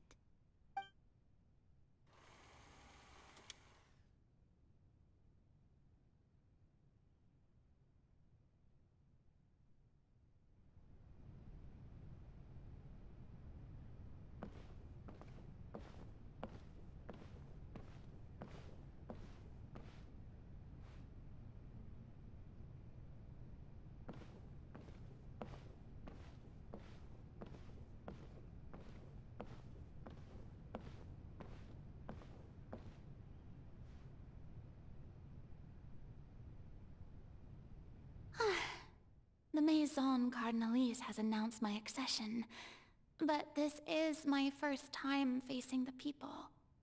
What should I say to most appear like a god? To be honest, I still don't know. Perhaps I should first try to act natural. Ladies and gentlemen, good evening, and welcome to the Opera Epiclese. I'm sure you've all heard about how I have taken on the role of Hydro Archon. Indeed, I am Farina de Fontaine, your new Archon. In truth, I know little about becoming a nation's new god, but it will be my honor to guide you all. As the god Focalor, the god of justice, I shall do all within my power to lead you into an age of fairness and justice. Once again, thank you all for coming. If you should have any questions or suggestions, please send them to the Maison Cardinalise. The future of Fontaine will require us to work together, after all. This should do it. I thought I might stammer, but thankfully, I was able to convey my thoughts just fine. Okay, and next. That's the new Hydro Archon. Is this some kind of joke by the Maison? I would have thought that a being that surpasses humanity would be a bit more assertive. Hey, did you hear that? She even told us to send her suggestions there at the end. Shouldn't gods be all-powerful? She's being so modest. What's the difference between her and an ordinary person, then? If you ask me, perhaps the succession didn't actually happen. She might just be a Maison-back puppet. Wait, what's going on? Why is everyone suspecting me of being a fake? This is bad. If I get exposed here, there'll be no saving the people from the prophecy. Right. Mirmi said that I just need to play the role of a god as humans imagine them to be. Calm down, Farina. Think. What do the people want? How would they imagine a god to speak and act? Assertive, with a strong sense of presence. One who can dispel all doubt. That is the character I'm fated to play.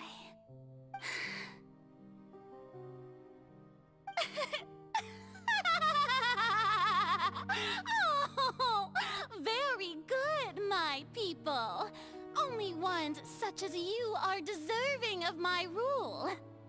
Now, I was wondering, if some weak puppet were to one day come onto the stage and claim ownership of this opera house, would the children of Fontaine follow them?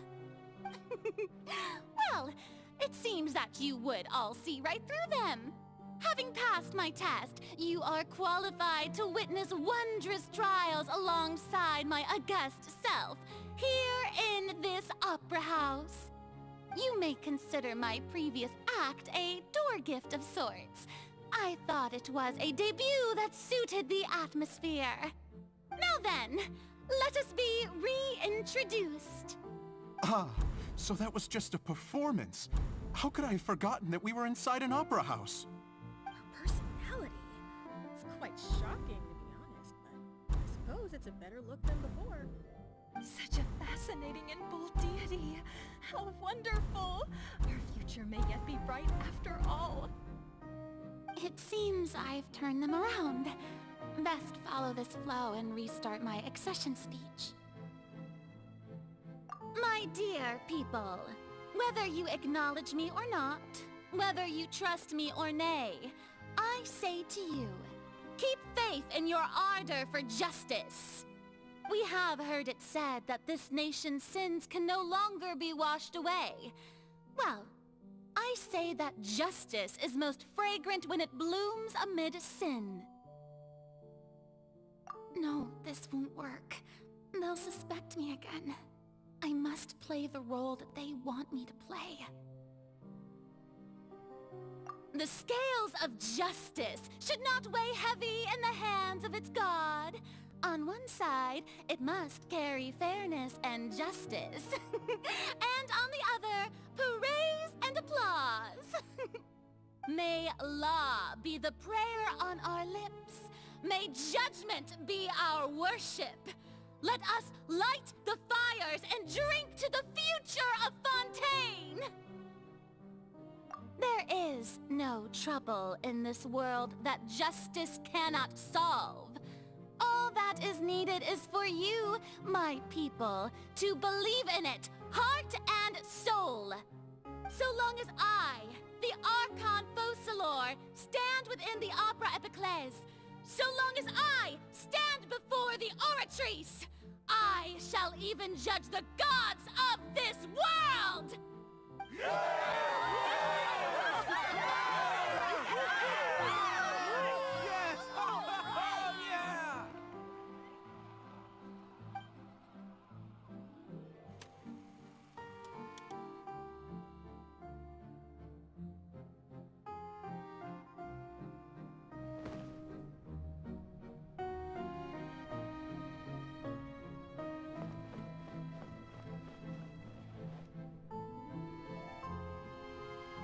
Lady Farina, here are today's case reports, as well as a summary of the follow-up for your perusal. Come now, was I not just at the Opera House in person? Leave these kinds of things to Neuvillette. Besides, none of these trials were the one that I'm looking forward to the most. If I may be so impertinent, what kind of trial are you truly looking forward to? A magnificent, dramatic, and wondrous trial. A trial to end all things. How could you hope to understand? That's true, I fear I lack the ability to grasp your divine thought, Lady Archon. No need for fright, and do not take what I said before too seriously. Go now, do your duties. The trial I await. It will come one day.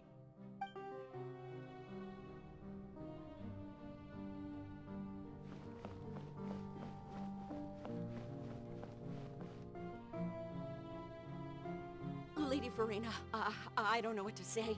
Thank you for agreeing to see me. No need to thank me.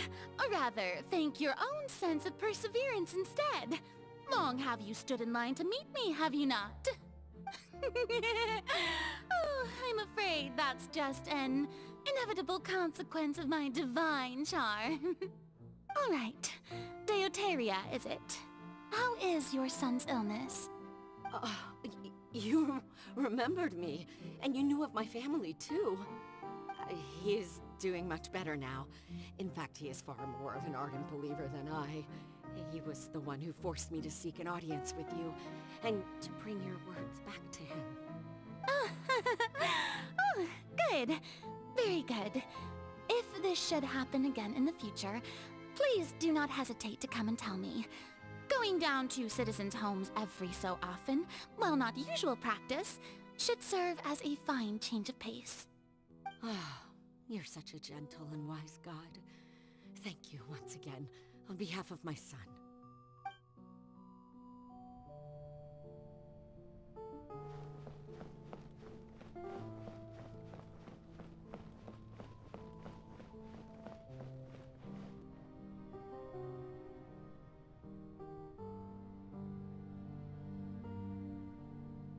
Lady Farina, here are the latest hydrological reports. As for the specific parameters you asked to take note of, I'm afraid things still don't look good. I see. It's as I thought then. As your god, I did already expect this, but I wanted to see how far your human wisdom would allow you to analyze it.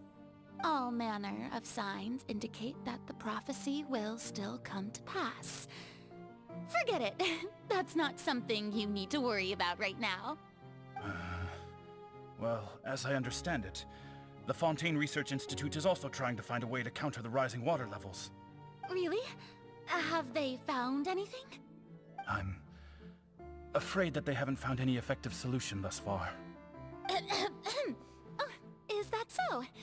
Well, no wonder. This issue has reached the realm of the gods after all. Still, their spirit is praiseworthy.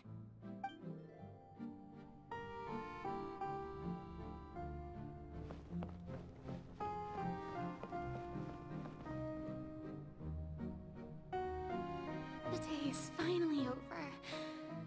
I haven't had a moment to breathe this whole time. But it's good to see that everything's getting on track. There are no longer any voices of suspicion. Maybe this is fine. I just need to keep going, and everyone will be saved. Alright, Farina, don't think too hard about this. You need rest. Tomorrow's a new day.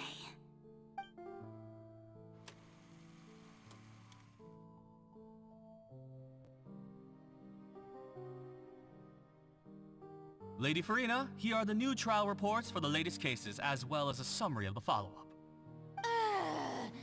There'll be no need for that. I've seen them already. There's no need to go back over scenes I've witnessed in person before. Lady Farina, I've waited so long for this chance to see you in this manner. Indeed, my dear, loyal citizen. This joyous moment is an honor for us both. Lady Farina, we're detecting significant hydrological anomalies near Poisson. Understood. Keep monitoring. Keep me informed should anything come up at the Institute.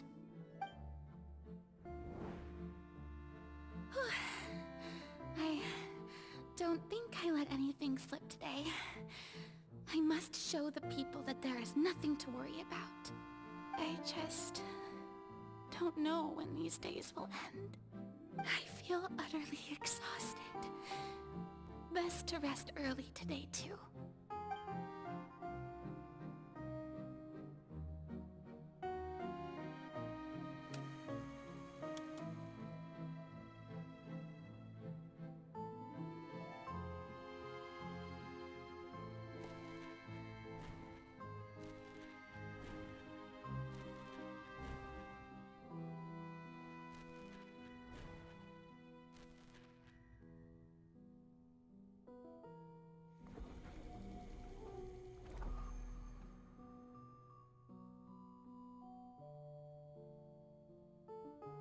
Lady Farina, it's like a dream being able to speak with you up close like this. I've heard that the first member of our family who was honored to receive an audience with you was Madame Dioteria, almost 20 generations ago. And what a fine family yours is indeed. It brings me great joy to meet such a faithful believer. A descendant of a line most ardent. Surely you exaggerate, Lady Farina. My lady? What is it, good citizen? Are you crying? Uh-huh. Oh, really now? I didn't even notice. This must be the overflow of hydro from my person. Well, can't quite help being the god whose dominion is the waters, can I? No wonder. No wonder. A manifestation of your power, then. Oh, Archon, I am honored to have witnessed it. Honored indeed.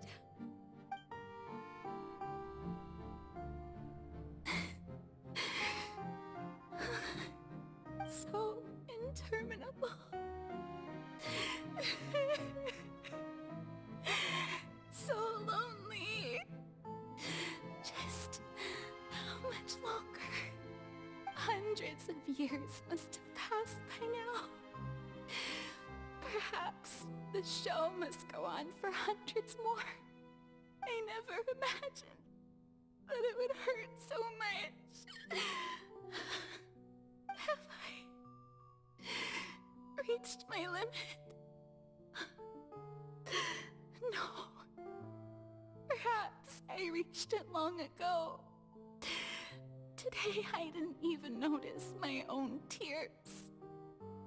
I want to tell someone, anyone, about this. But would that not destroy all I've done so far? I've conducted so many investigations across the centuries. But there's not even a sliver of hope that we might break the prophecy. All I can do is keep heart. I must maintain this act. It is the only way to save Fontaine. Please, mirror me. You have to succeed.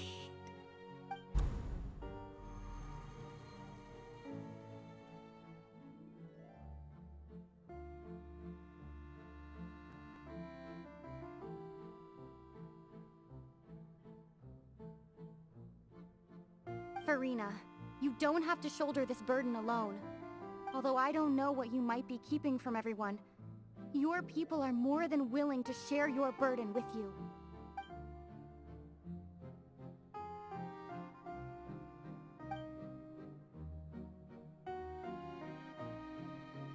Share my burden.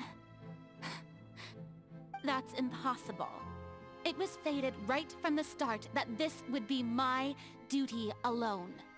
But even if your burden doesn't need to be shared, you can still choose to confide in someone.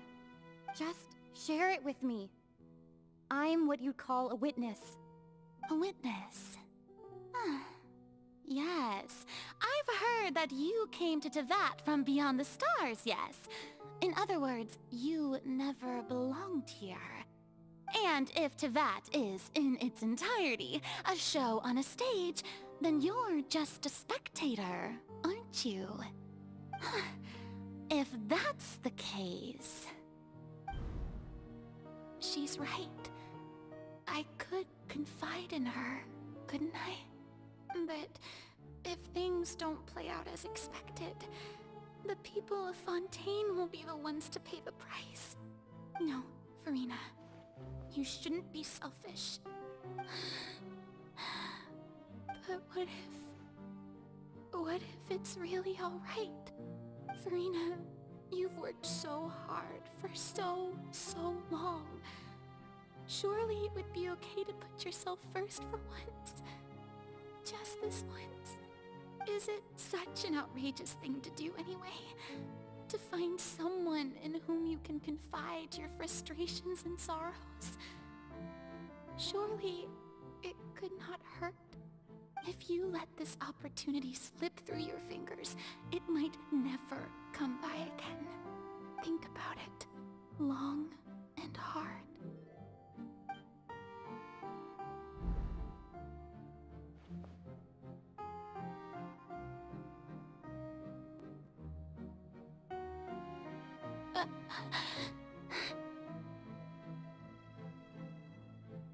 No, I have nothing to say.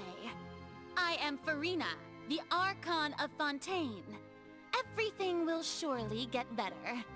All you need to do, dear spectator, is to witness my performance until the curtains fall.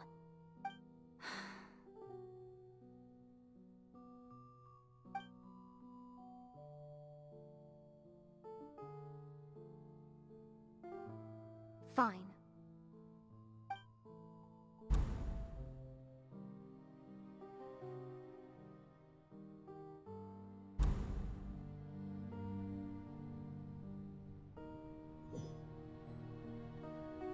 So even Farina doesn't know the truth?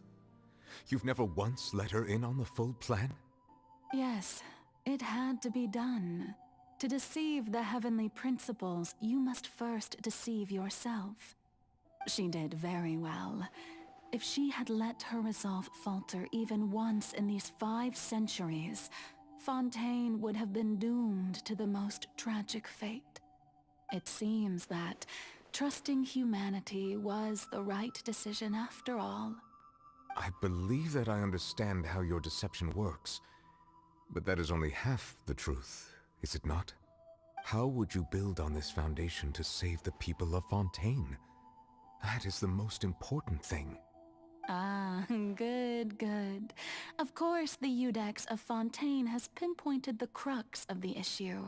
I'm sure you've long sensed that the Oratrice is no simple machine, yes? I've always suspected that it had its own consciousness. And Lenny did mention that he heard a human voice within the core chamber. It now seems that that person was you, hidden within the machine all along. Am I right? And then I became one with the Oratrice, taking Fontaine's gnosis with me. Yes, it would seem so, wouldn't it? Alas, your understanding of this device still lacks sufficient depth. In truth, it is no enactor of justice. It is, in fact, a device created to kill the god of justice. I beg your pardon? Oh, you have it. And to be more precise, not only will the Oratrice take down the god of justice, it will also take down the divine throne upon which she has been placed. I mean, did you think I would be the sort to enjoy peaceful repose while Farina suffered? My work over these last 500 years has been to constantly accumulate indemnitium within the Oratrice. But really, some have already discovered that only a small fraction of the energy generated by the device was ever used to provide power to Fontaine. The vast majority has been, had to be, accumulated to enact this death sentence. It was all a part of your plan then? Both the trial and the sentence? Indeed.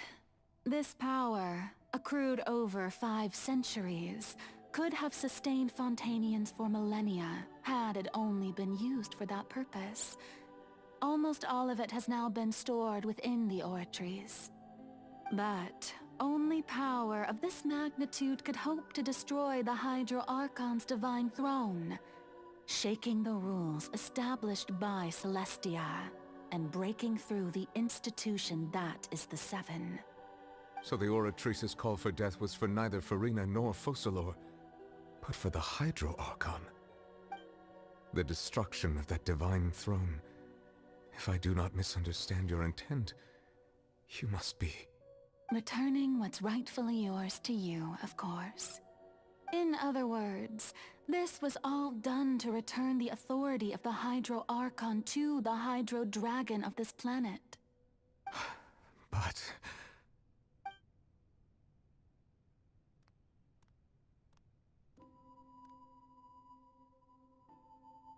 Oh, what? Getting sad again, are we? The authority of the ancient dragons shall soon be yours once more, O Hydro Dragon Sovereign. And this is the face you make. All you've done throughout the years is just so you can sacrifice yourself at the very end. I've never quite seen it that way, you know. Even now, I'm quite pleased at how well my deception worked.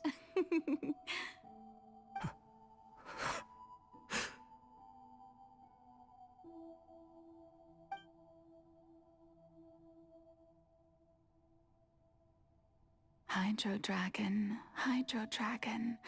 don't cry. I must say, had it been within my rights, I would have loved to judge the heavenly principles themselves. were they not guilty of essentially the same crime? Egeria stole the power of the primordial sea, and the heavenly principle stole the power you ancient dragons possessed. I, for my part, am the god of justice. And is it not just that your original powers should be returned to you? Speaking of justice, I have always believed that justice lies in the process of pursuing human existence itself. So, if the theft of the primordial sea's might was Fontaine's original sin, then, leaving matters of procedural right and wrong aside, the descent of the Fontainians as humans and their right to exist in this world would be Fontaine's original justice. In other words, existence was Egeria's justice, and to me, justice is the continuation of that existence. Defying the prophecy and ensuring that Fontaine's people shall live on, that should be the justice enthroned over all others. At this point, we, whether it be myself or all other Fontainians, have shouldered the burden of this sin for far too long. Iudex Nervilette, the highest judge in our land, when you regain your full power as an elemental sovereign, what verdict shall you pass upon us? So when I was invited to the court of Fontaine to serve as Iudex, I see now that that was your idea too. At last, I now understand the true purpose behind this position. In the beginning, I was uninterested in human existence. But these 5 centuries of living alongside them have gradually brought about mutual understanding between us. And I have even attempted to feel as they feel. You are a devious one, Fussalor. Things being as they are, surely you know that I could never declare them to be guilty.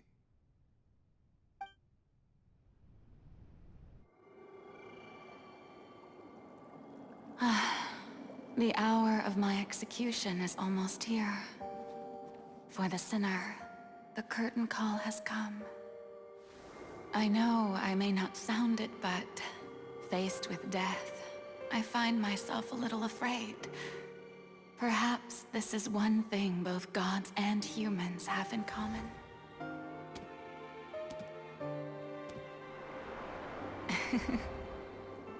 Farewell, Nervilette. I hope you've enjoyed the part you played these 500 years.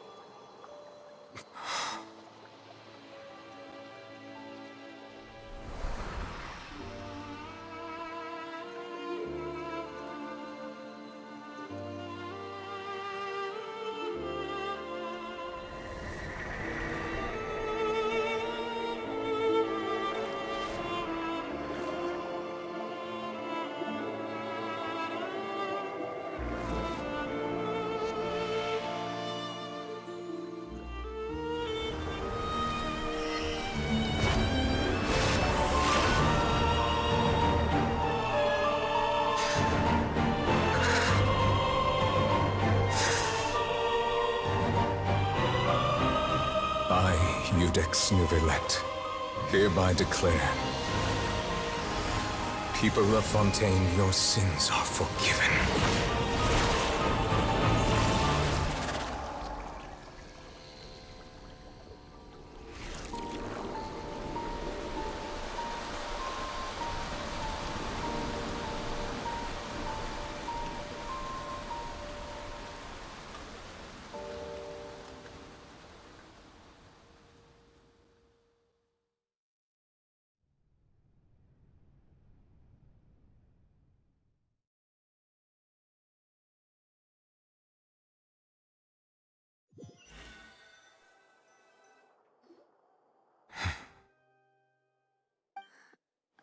What just happened?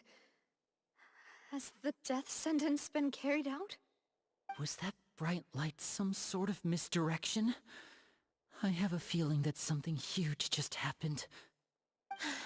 But since we're all still alive and haven't been dissolved, I assume whatever happened was good for us. It's time to end this. We must mete out punishment to that beast. Didn't you say just a moment ago that it can't be defeated? I have gained the strength sufficient to deal with it. Through certain means, I now have the ability to separate the power of the Primordial Sea from that creature. We should seize the opportunity to pursue our quarry. Traveler, now that the oratories can no longer function, I require an executor to help me mete out justice. The root of the calamities befalling Fontaine, the beast that enacts the prophecy. Its name is the all-devouring narwhal. Come with me, traveler. The hour of execution has come.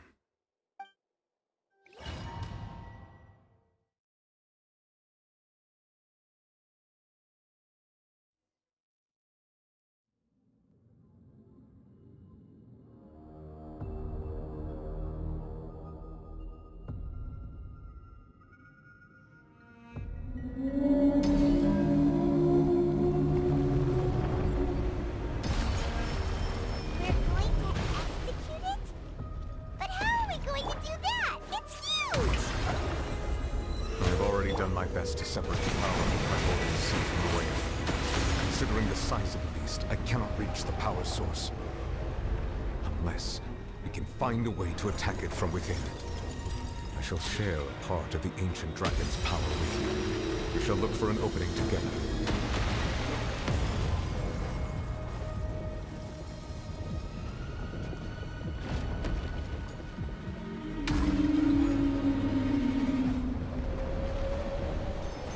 Feel its sorrow turning into hostility.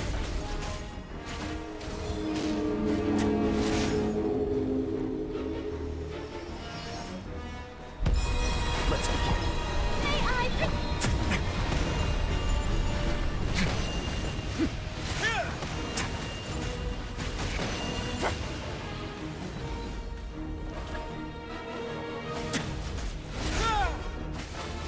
The all-devouring narwhal cannot resist its instinct to devour. Continue to trigger its hostility. A chance will present itself.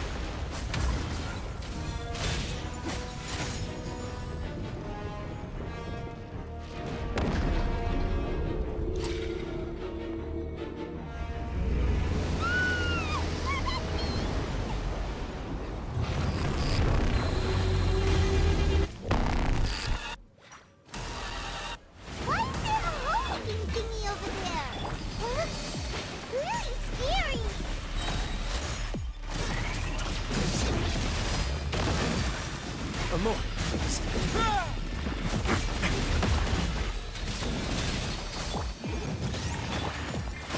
I have granted you my protection. Do not fear. Seize the moment, and you use my power to suppress its root from within.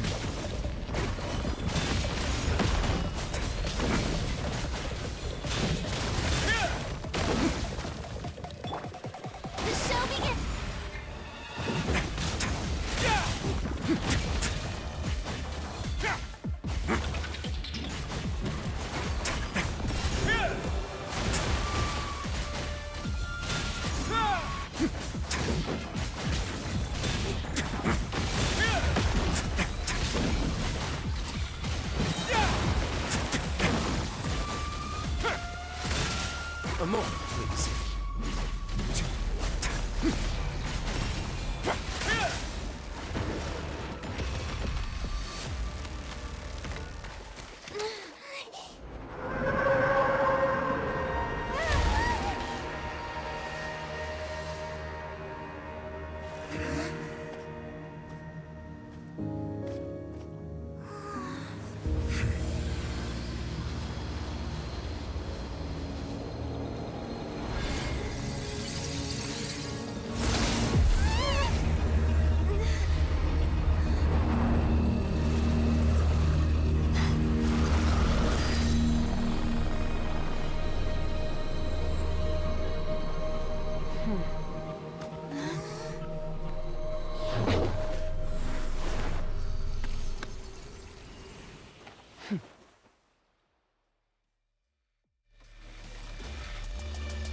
Thanks for helping with the cleanup.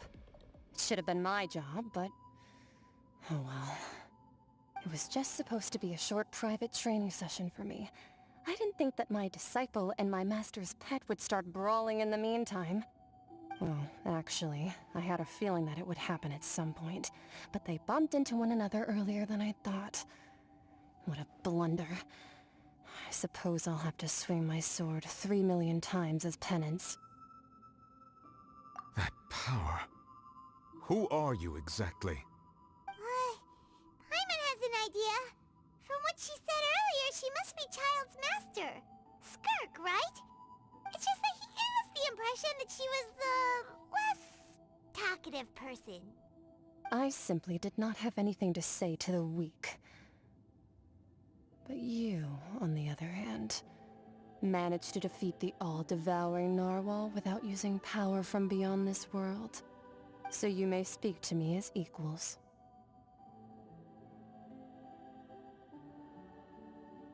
I have to agree. It's a strange use of a planet's primordial waters just to raise an all-devouring narwhal. That kind of power is wasted on it. It's not cooperative. It eats too much. And I have more important things to do with my time than pet sitting. The only thing that creature has going for it is its looks. All in all, it fails as a pet. Miss Skirk? I think you might have missed the point. The point being? Well, being that this pet almost destroyed an entire nation. So what sort of person is your master? Well, Child's master's master. Wait, is that right? Oh, right. So you don't know him. Sorry, I assumed you did. His name is Sertologi. Huh? I am unfamiliar with that name. Huh. So Master isn't sufficiently famous. How should I describe him then? Have you heard of the name the Fowl? The Fowl? Still nothing? Well, how about the Visionary? Vetterfulnir then? Or Gold Rhine-daughter? Ooh, that one we've heard! Rhine-daughter's part of the Hexen Circle. She's Albedo's mom, right? Oh, so you do know that name. To be honest, I also heard all of those names and titles from my master. I don't actually know them either. But I suppose you understand now, yes? My master is likely a similar sort to Rhine-daughter. They are both pursuing some form of perfection. Wait! Didn't you also mention a visionary person? Paimon didn't quite catch their name. Actually, never mind that. I believe it expedient to inform you that the all-devouring narwhal used up nearly all its strength fighting you. Such roiling hydro energies will prove difficult for the planet's deep seas to digest. As such, the fontaine back on the surface has most likely been thrown into chaos. In other words, the prophecy that you've been fretting over should now be in full swing. What?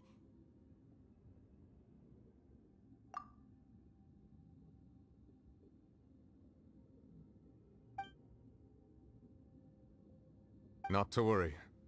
Focalor has already managed to deceive the heavenly principles. In the end, the people will all be dissolved into the waters, and only Farina will remain, weeping on her throne.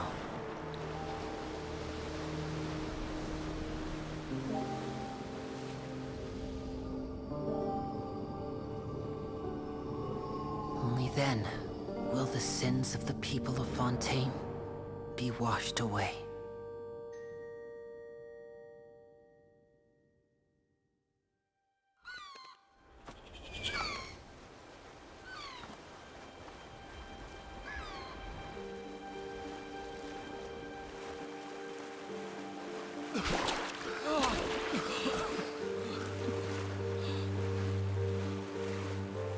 Hey! Help! Over here!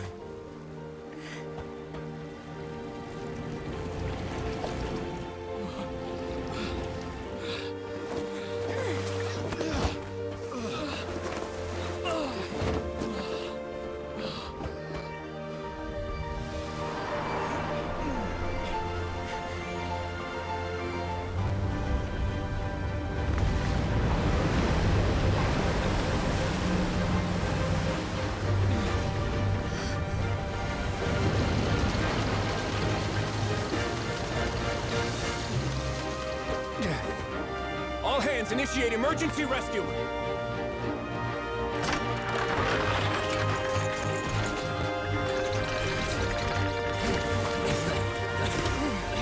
Hurry!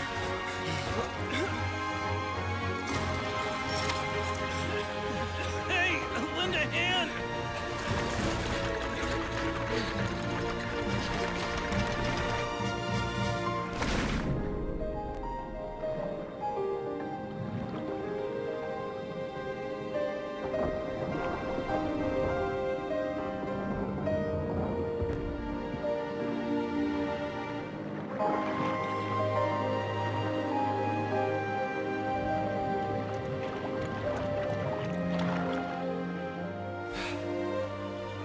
Look! The water's receding!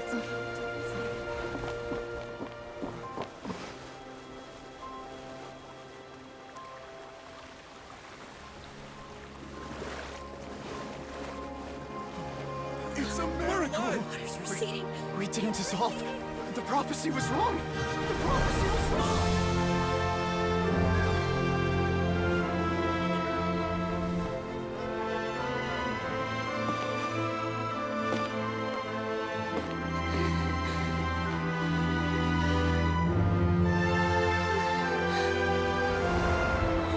Are you alright?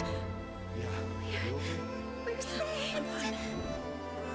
The prophecy was wrong.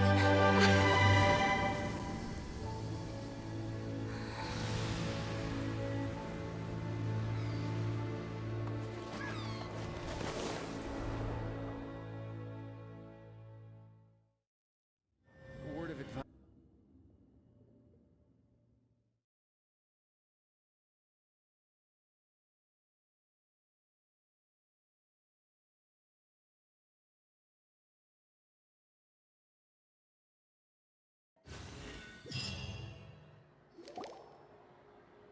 The soil renewed.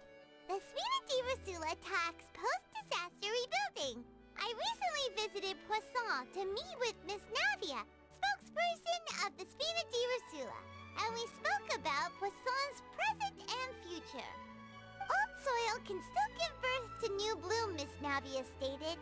Hope is like seeing a small cookie when you're starving late at night. You just need a little of it. Skyship Winglet, boon or bane of the Fontaine Research Institute. The various disputes that have arisen on account of Mr. Edwin have suddenly become a shield over the Institute, with Jurier turning out to be a once overlooked hidden gem. People always call the first researcher mad, but few know what to call the second. And should that latter person achieve a miracle, they would find it all the harder to find a word with which to classify him and his team. Wow! Paimon barely recognizes the people in the reports. Are those really Jurier and Navia? They sound like real big shots.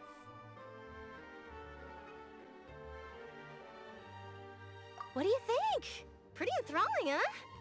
The Steambird's idea was pretty simple. With the disaster just having passed, we would print a free edition packed to the margins with good news to calm people down. The value for these big scoops lies in their inevitable follow-ups. We'll publish further reports and go into the stories behind those people. Edwin's assistant, Jurier, created a true flying ship, while Navia is leading people in the reconstruction of their home. I'm sure that these stories could draw even your well-traveled eye. Paimon's curious too! Wait a minute. Didn't we watch everything happen from start to finish? What's there to be curious about? And that's exactly why I'd like you to come conduct interviews with me. You're the best incubators of news, if you haven't noticed. And also, with you around, I'm sure I'll get to see that Duke. Are you sure? Hasn't he turned you down several times already? Oh, this time will be different. Come on! Let's head to Poisson first, and then make a trip to the fortress. There are some things you'll only know when you get there.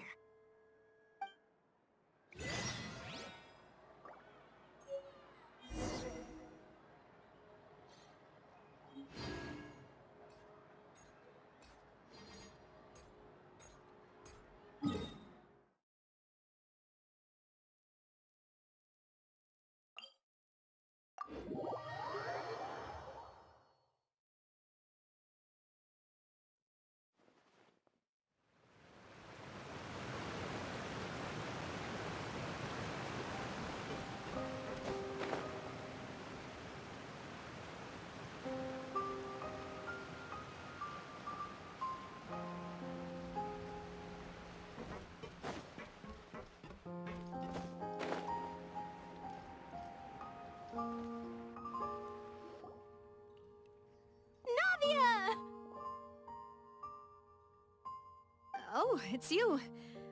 What brings you all here? Hey, we're just having a look around. I'm here to update myself on how things are going here. Oh, the Fatui are here too! Let me introduce you. This is Mr. Garunt Snezhevich. He represented the Knave in sending us a large amount of supplies, and is helping with our work. Our residents are hard at work as well. Thanks to everyone, work is progressing nicely. We've lost a lot of people, but we're moving forward. That will have to be enough. Hello, Miss Charlotte. I'm a big fan of yours. I especially like that article you wrote last year about Fontaine's stray cats. But if you don't mind, could you not emphasize our role too much in your report? It's not charity we're doing here.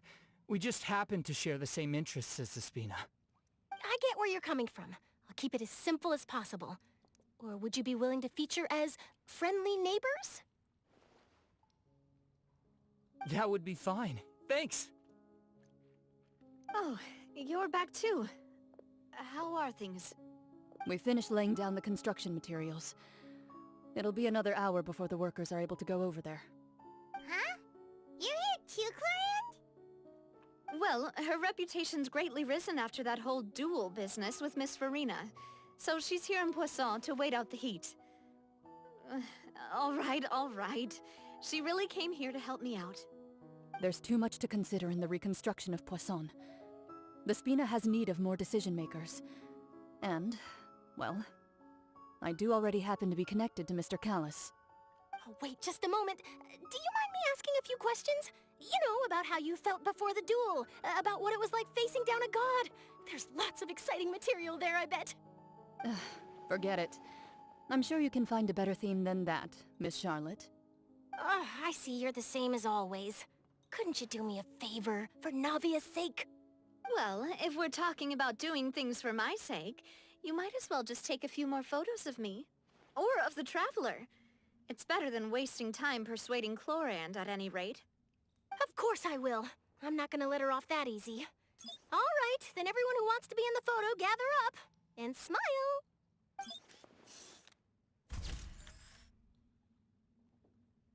How did it go? Was it a good shot? Did Paimon look cute in it? Not bad. Your addition really helped the composition of the picture. All right, hang on a moment. Let me snap a few more shots. All right, that should do it. I'll be back here later anyway, so let's call it a day.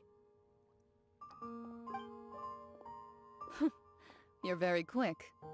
Speed is of the essence when it comes to the news, and freshness is the key.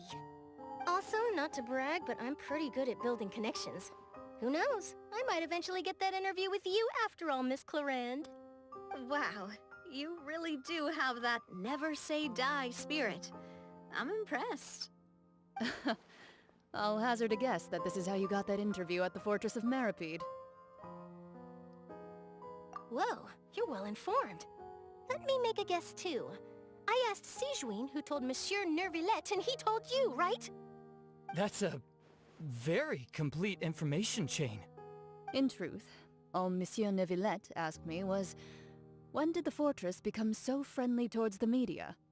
I told him that it was best not to speak too soon. There's no guarantee that Ridsley will make a personal appearance. You're right. I've got to treasure every moment I have with them. In which case, I'll be making a move first. Stay safe now. And tell me if you hear anything interesting. I'll treat you to afternoon tea in exchange.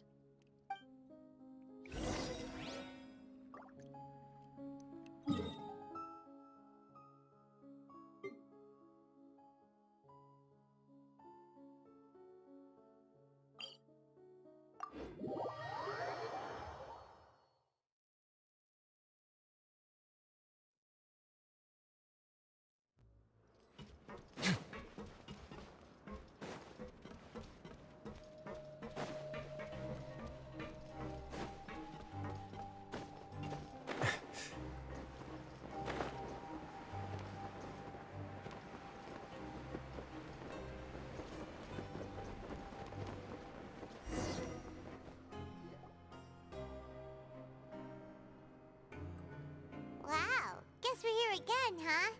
There's a real nostalgic feeling to this place. Looks like you've been missing us. Duke! Did you come all the way to the entrance to greet us? Of course. I'm here to welcome you and our dear Miss Charlotte, whom our good head nurse recommended to me. It's an honor to finally meet the much-rumored Duke. Thank you for consenting to my visit to the fortress, sir. No need to thank me. But that said, I shouldn't be the focus of your interview. I trust you recall our agreement? Of course, of course. All right then, this way.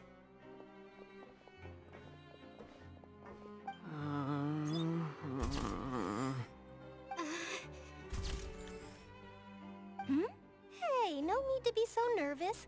I've already taken all the photos we need. Miss Charlotte, do these pictures really need to be published on the cover of the Steambird? It would seem that Miss Lorvine doesn't want her face to appear beside that of Mr. Jurier, Sir, please don't say things like that. But it looks like dear Mr. Jurier denies it. Might this interview be very important to you then? No, I just... This is my first time being interviewed, and I'm very thankful to the Steambird for... Now, I might not look it, but I actually did meet Mr. Edwin once. And I'll be honest, I enjoyed chatting with you more. You've definitely got more of that genius vibe going on. The boat that brought about a miracle, the ark that saved the people. Why, you recreated a myth back there, like an emissary of legend. Still, if I might ask, where's that flying ship now? Huh! Looks like Charlotte's trying to get herself another exclusive scoop. I have to apologize, but that ship is presently in the bowels of our factory. I'm afraid it won't be easy for you to get a shot of it. Really? Well then in that case, could I have an interview with you to make up for that loss? You already know my answer, I'm afraid. Best you interview our head nurse instead. Or perhaps you'd like to take another photo of this couple of researchers? Did you really have to use the word couple? Well then, 2 solo photos will do. Is my hair messed up? Please, someone help me have a look. Things sure are getting pretty lively here. We've seen this kind of thing before. Oh, seems like everyone's here. Would any of you like to try this new drink I came up with? Ah, Siegeween. Hey, Miss Charlotte. Why don't you, take some pretty photos of our head nurse? Sure. Come on, Miss Siegeween. Over this way. Let's find a brighter spot. Huh? Sure. Do I have to smile? So, how have things been at the fortress? Same old, as you can see. Fontaine's undergone some changes, but this place is still more or less the same. Other than that flying ship, it got a tad too much attention, I think. That's why I decided to let the interview go through. We should direct more public opinions toward the behind-the-scenes heroes. Am I right, Mr. Jurier? Miss Lorvine? You're too kind, sir. I believe that you too should have your day in the sun. Not that you would want that, just pity. I'll just leave the spotlight to you two.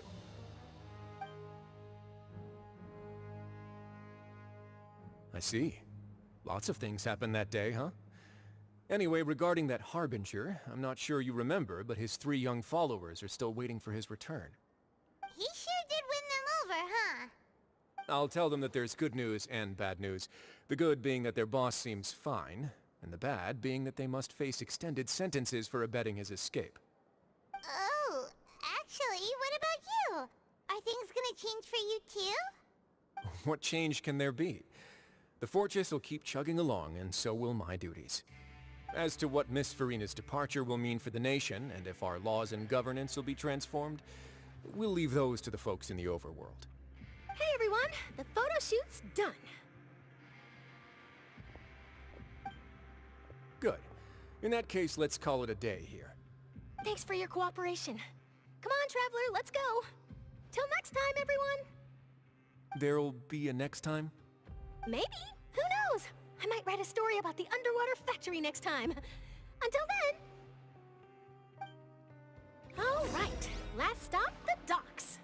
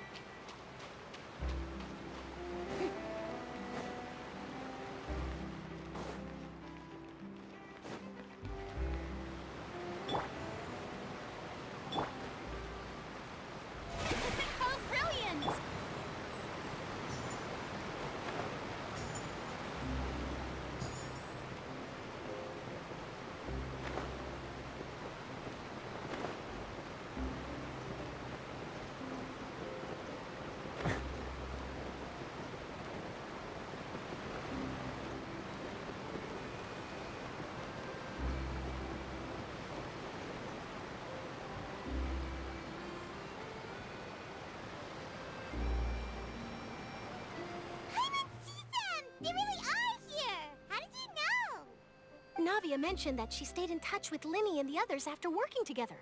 Apparently, they've been at the docks distributing these strange pockets the whole time since. Traveler, Paimon. Ah, and Miss Charlotte, too. Would you like a magic pocket? What sort of gadget is it?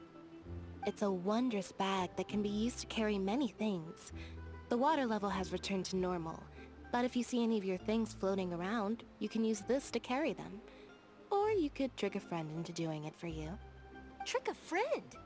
I wonder which of my friends would fall for that.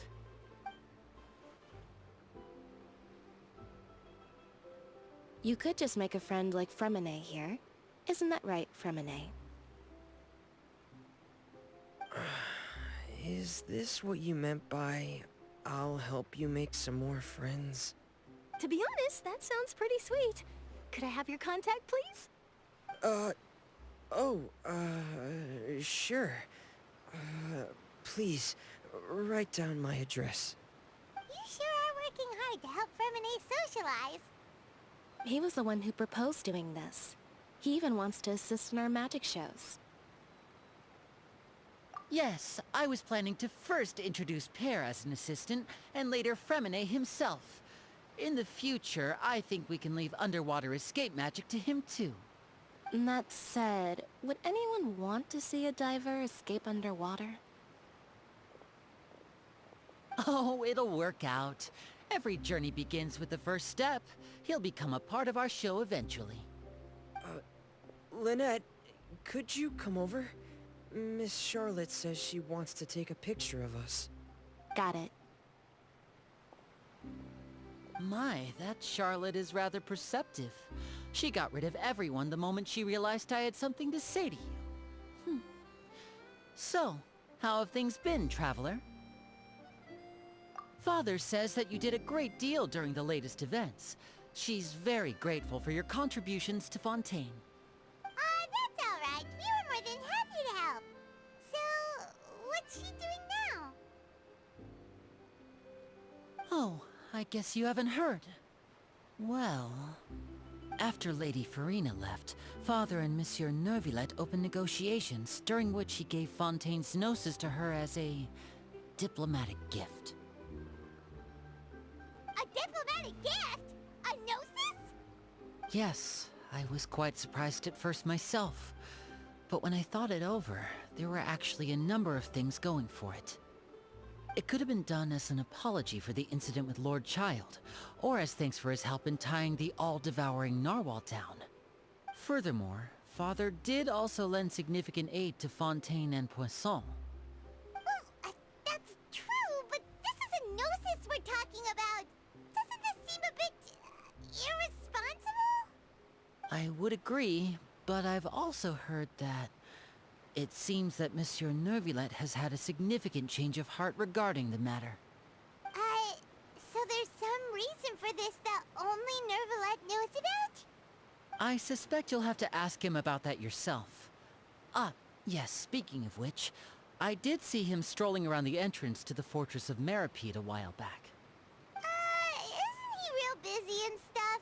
Paimon didn't think he'd have the time for that. But back to the topic.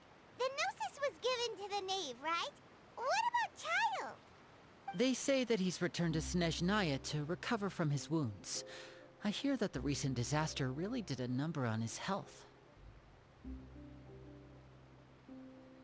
That's true. When you think about it, we've had loads of run-ins with the Fatui. To think we'd be allied with them this time.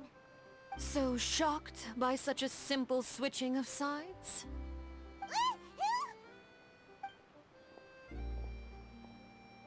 Father!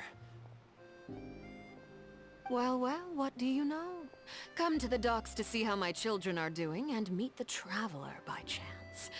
Please do not pay my accomplishments in Fontaine too much mind. I would have done them regardless. Are you going to take the gnosis back to Snezhnaya? That is our duty as harbingers, yes. Don't be too preoccupied with sides. The goal of the Fatui concerns not a single place or person, but the entire world. With such a grand goal in mind, It is inevitable that we must wear many masks. Switching my masks is something I've always done. Well, that depends on many things. No one truly knows what the future holds. What good is honesty if you can't rely on it forever? As for you, I very much look forward to our next collaboration. Good things cannot be achieved alone, and you've proved yourselves to be great partners. A vision? All right. I'll remember to return it. Thank you for keeping it safe for him this entire time. And that's a wrap for me. Huh? You're... Greetings, Miss Journalist. Hello. If I'm not mistaken, there are diplomatic channels I'll need to report to take a photo of you. That is correct. So forgive me, but I will not be able to serve as a subject in your article. However, feel free to write as much as you'd like about our dear magicians and our upcoming rookie talent. I will. The sea breeze is quite pleasant. I shall continue my walk while the weather remains so agreeable. Farewell. Farewell, Father. Oh, she has such an intimidating presence. I didn't even dare to take a picture. Thankfully, I've already wrapped up all my pre-scheduled interviews. Thank you all. This'll be more than enough for me to write about, I'm sure. Don't be too nervous. Why don't you take a magic pocket before you go? Here, Traveler, Paimon, you take one too. To move things about? That's right. Funny. I was giving out magic pockets when we first met too. And what do you know? I'm doing the exact same thing right now. So many things have happened, but the pockets are still the pockets. I guess this must be life. We will all follow our own paths, and serendipity will lead you to your fated friends. All right then. We'll be handing out pockets in some other districts later, so we'll get going now. Have a good day, you two.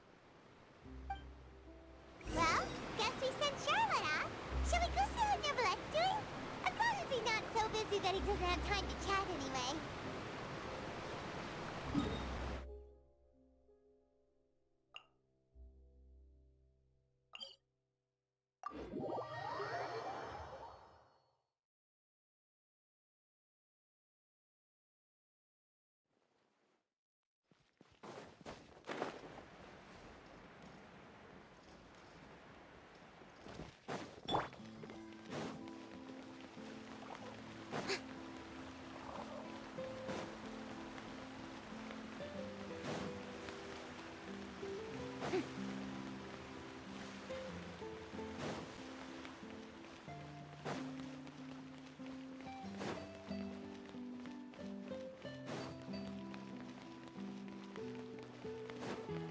The entrance to the fortress! Ooh, he really is there!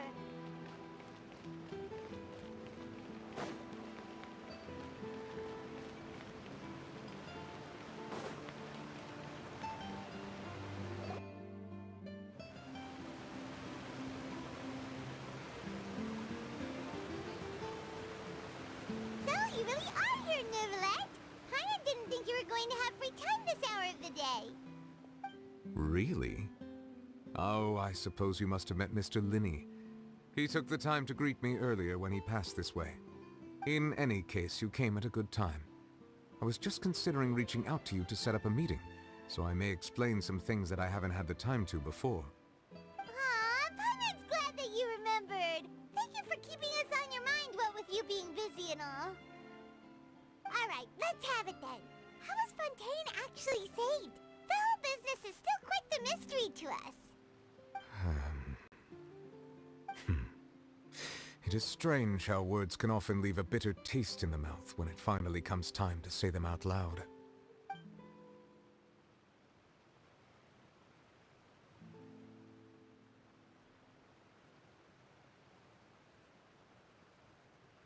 Whoa.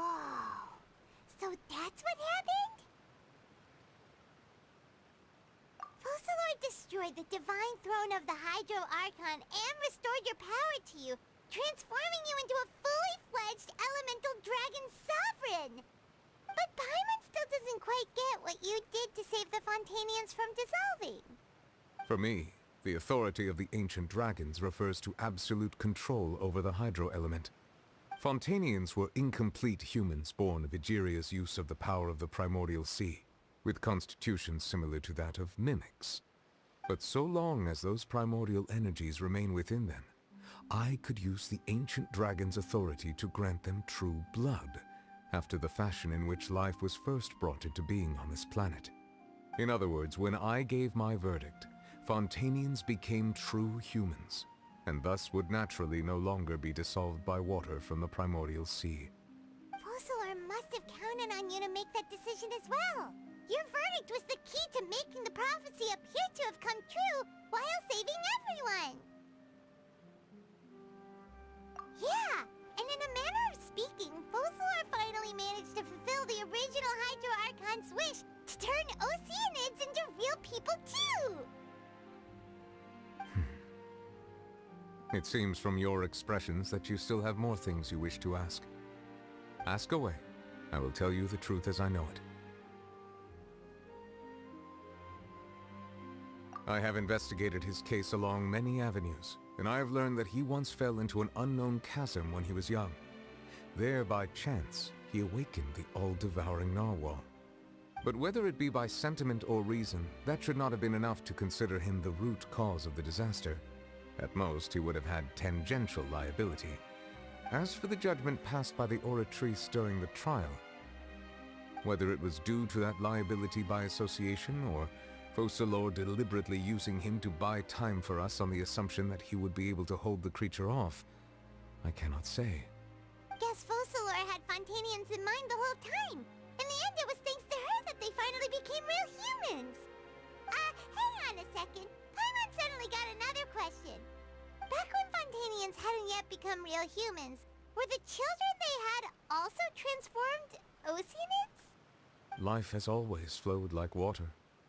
Do you recall how Fontanians would often come to the Fountain of Lucine to pray for children? Yeah! Lynette said the fountain is where all the waters in Fontaine converge. In truth, even those couples did not know that such prayers were no mere custom, but instead a form of ritual. Those Oceanids who were blessed within the spring water would later descend as new humans in the coming months. Paimon sorta gets it now. Either way, seems like this ritual won't be of any further use, but it'll probably live on as a local custom. Ask away. I will tell you the truth as I know it. I have investigated his case along many avenues, and I have learned that he once fell into an unknown chasm when he was young. There, by chance, he awakened the all-devouring narwhal. But whether it be by sentiment or reason, that should not have been enough to consider him the root cause of the disaster. At most, he would have had tangential liability.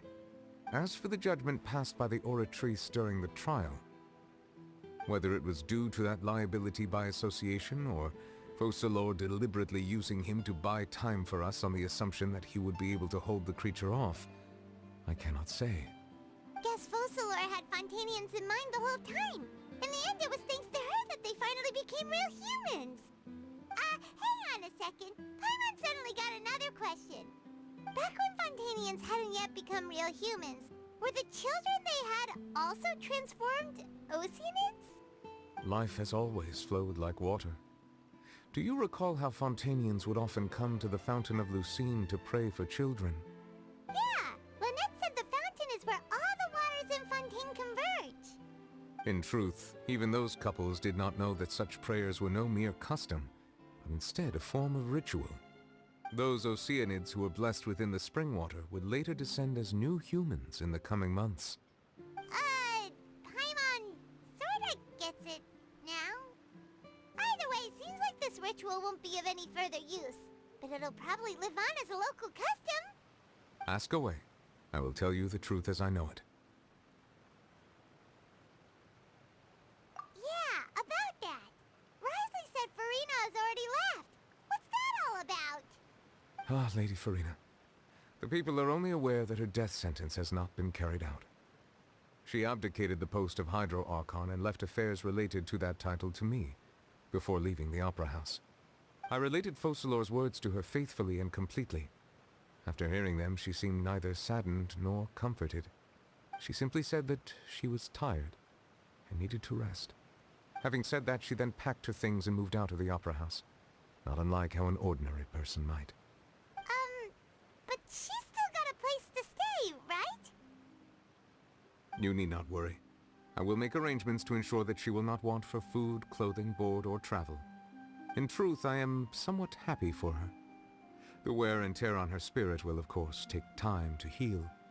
But now that she no longer has to play the role of Focalor the Hydro Archon, she can finally lay down her burdens and lead a normal life. What about you then? What are your plans now that you've regained your full powers as the Hydro Dragon? After Focalor passed on, the Oratrice also ceased to function. This matter will directly affect our trials. After much careful consideration, I've decided to take over its role in our courts. From now on, I shall hear cases and pass verdicts by myself. Looks like you're still considering stuff from the perspective of the Udex, huh? As an elemental dragon, there are indeed many things that I must do. But this power and this duty, in a manner of speaking, you could say that both were granted to me. As such, before I attend to my other responsibilities, I must first and foremost continue to serve Fontaine as its highest judge. The duty of the Hydro Sovereign and the duty of the Udex shall coexist within my person. Additionally, the Hydro Archon's departure has brought about another problem, which is that the Opera House shall no longer produce indemnitium. That's true. That power was derived from the people's faith in the Hydro Archon, wasn't it? Wait, but the various mechs and machines in the city are all still okay. Where are they getting their energy from? As I am now, I have full command over New Musia, and it can serve as a complete substitute. Another reason why I cannot quite leave Fontaine immediately. Wow. This ancient dragon's authority stuff is really quite useful, huh? Ask away. I will tell you the truth as I know it.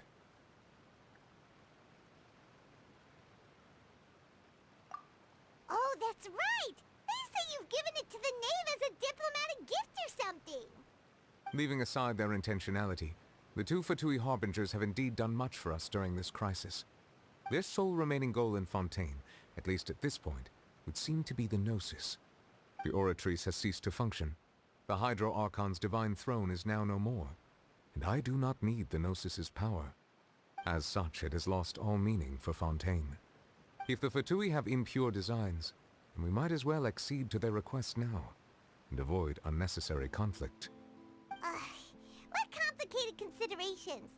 Paimon thought you were just giving it to them out of gratitude to the knave and as an apology to Child. Ask away. I will tell you the truth as I know it. You will soon be heading to Natlan, I presume? I'm afraid that I have little talent as a travel guide, so all I can do is tell you what I know about that land.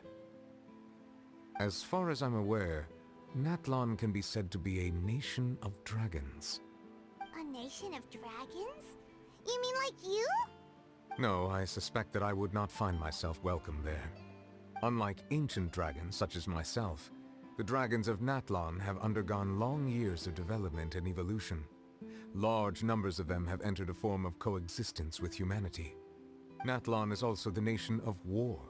War ravages those lands like an undying flame. There is one other piece of information I got incidentally from my negotiations with the Knave that I believe may be useful to you. The Harbinger known as the Captain has thrown his hat into the endless ring of war. The Captain. Sounds like a real tough customer. Seriously, everywhere you look, there's a Fatui Harbinger doing their thing. I suggest that you fully prepare yourself before going to Natlan. In the meantime, Fontaine's doors will always be open to you. Ask away.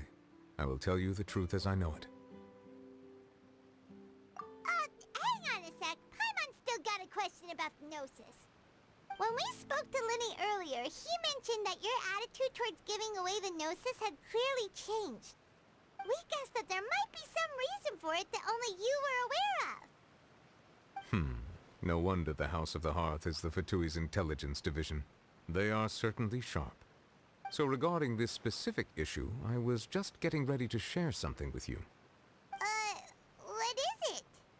In truth, I exchanged some further words with that lady named Skirk after sending you two back to the surface. It went something like this.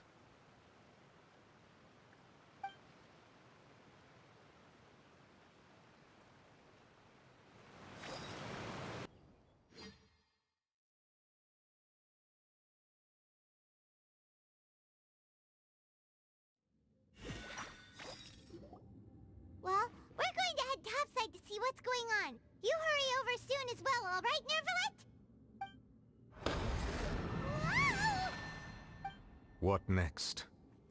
The all-devouring narwhal isn't here, so I'm no longer getting any interference. I can finally catch the scent of your power, what it's made of. It is the authority of the planet's primordial dragons, but with something very similar to a god's curse mixed in. It's quite a novel blend. I'm sure I've encountered something like this before. What was it again? I do not know what you speak of. Ah, of course. How could I forget? You should have the remains of the third Descender on your person, yes? Remains? I've never heard of any such thing. Huh. According to your parlance, I believe it may be called a gnosis. Well, that much is true. After Focalor's divinity faded, she handed her gnosis to me. But I fear I have never heard of it described in the manner that you just did. I've been training with my master, the Foul, ever since I was young, and I have never returned to the surface since. So most of the information I possess, I got from him. It is only natural for those who are greater than humanity to possess a different sort of common sense, which is why there are so many problems in our attempts to communicate with humans. Regardless, you should probably get rid of objects of misfortune to prevent any disasters from befalling you. To live in itself is a blessing.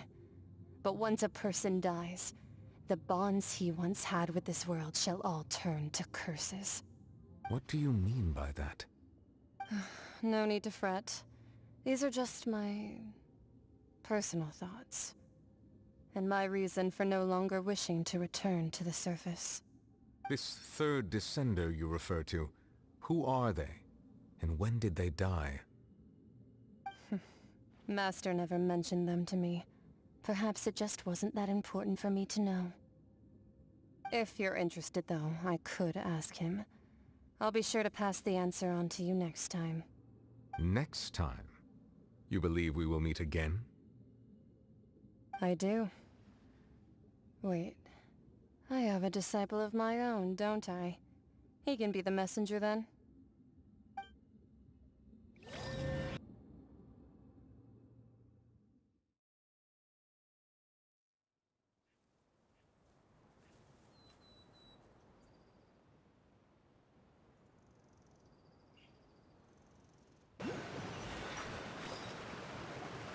That's what she told me.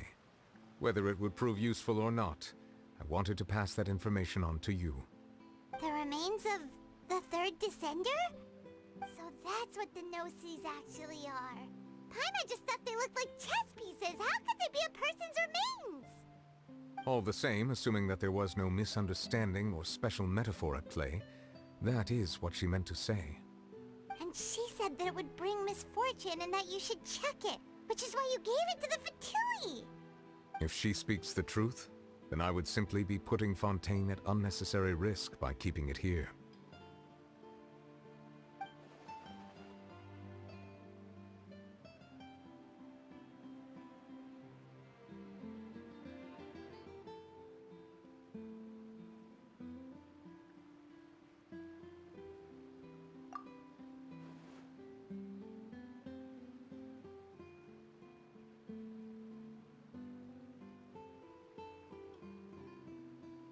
I had guessed that you might already be familiar with this concept, but I did not expect you to be one of them. That means that the Gnosis, which are exceedingly element-compatible and can even enhance elemental abilities, do indeed come from the third Descender. I wonder, does your body also possess similar properties? Like being able to use elemental powers without a vision. That does sort of count as special compatibility, right? No, let's not think about this stuff right now. It just feels creepy. Comparing the Traveler to the dead Third Descender and all. That's what you say, but this topic still feels like bad luck. Once Child recovers, let's get some more answers out of him. Or go look for his master and get the answers that way. I too believe it unwise to make too many blind guesses when information is lacking. The same is true of being at court. All right. Whatever the case, it seems like the crisis here in Fontaine's over for now. Yes. All of Focalor's efforts were for this moment as well. But she sacrificed herself in the end as a god, and she suffered through all those years as a human. Was that really what she wanted? I suppose that would be the mystery of a god's will. I suspect not. But once in a while I too would guess that if wishes were like the clouds in the sky, they will one day return to the earth as raindrops. Life flows like water, and rain is the final answer. The water levels may sometimes tilt one way or another, but the rain falls fairly upon all. And what, ultimately, is the difference between the rains that fall upon all of us?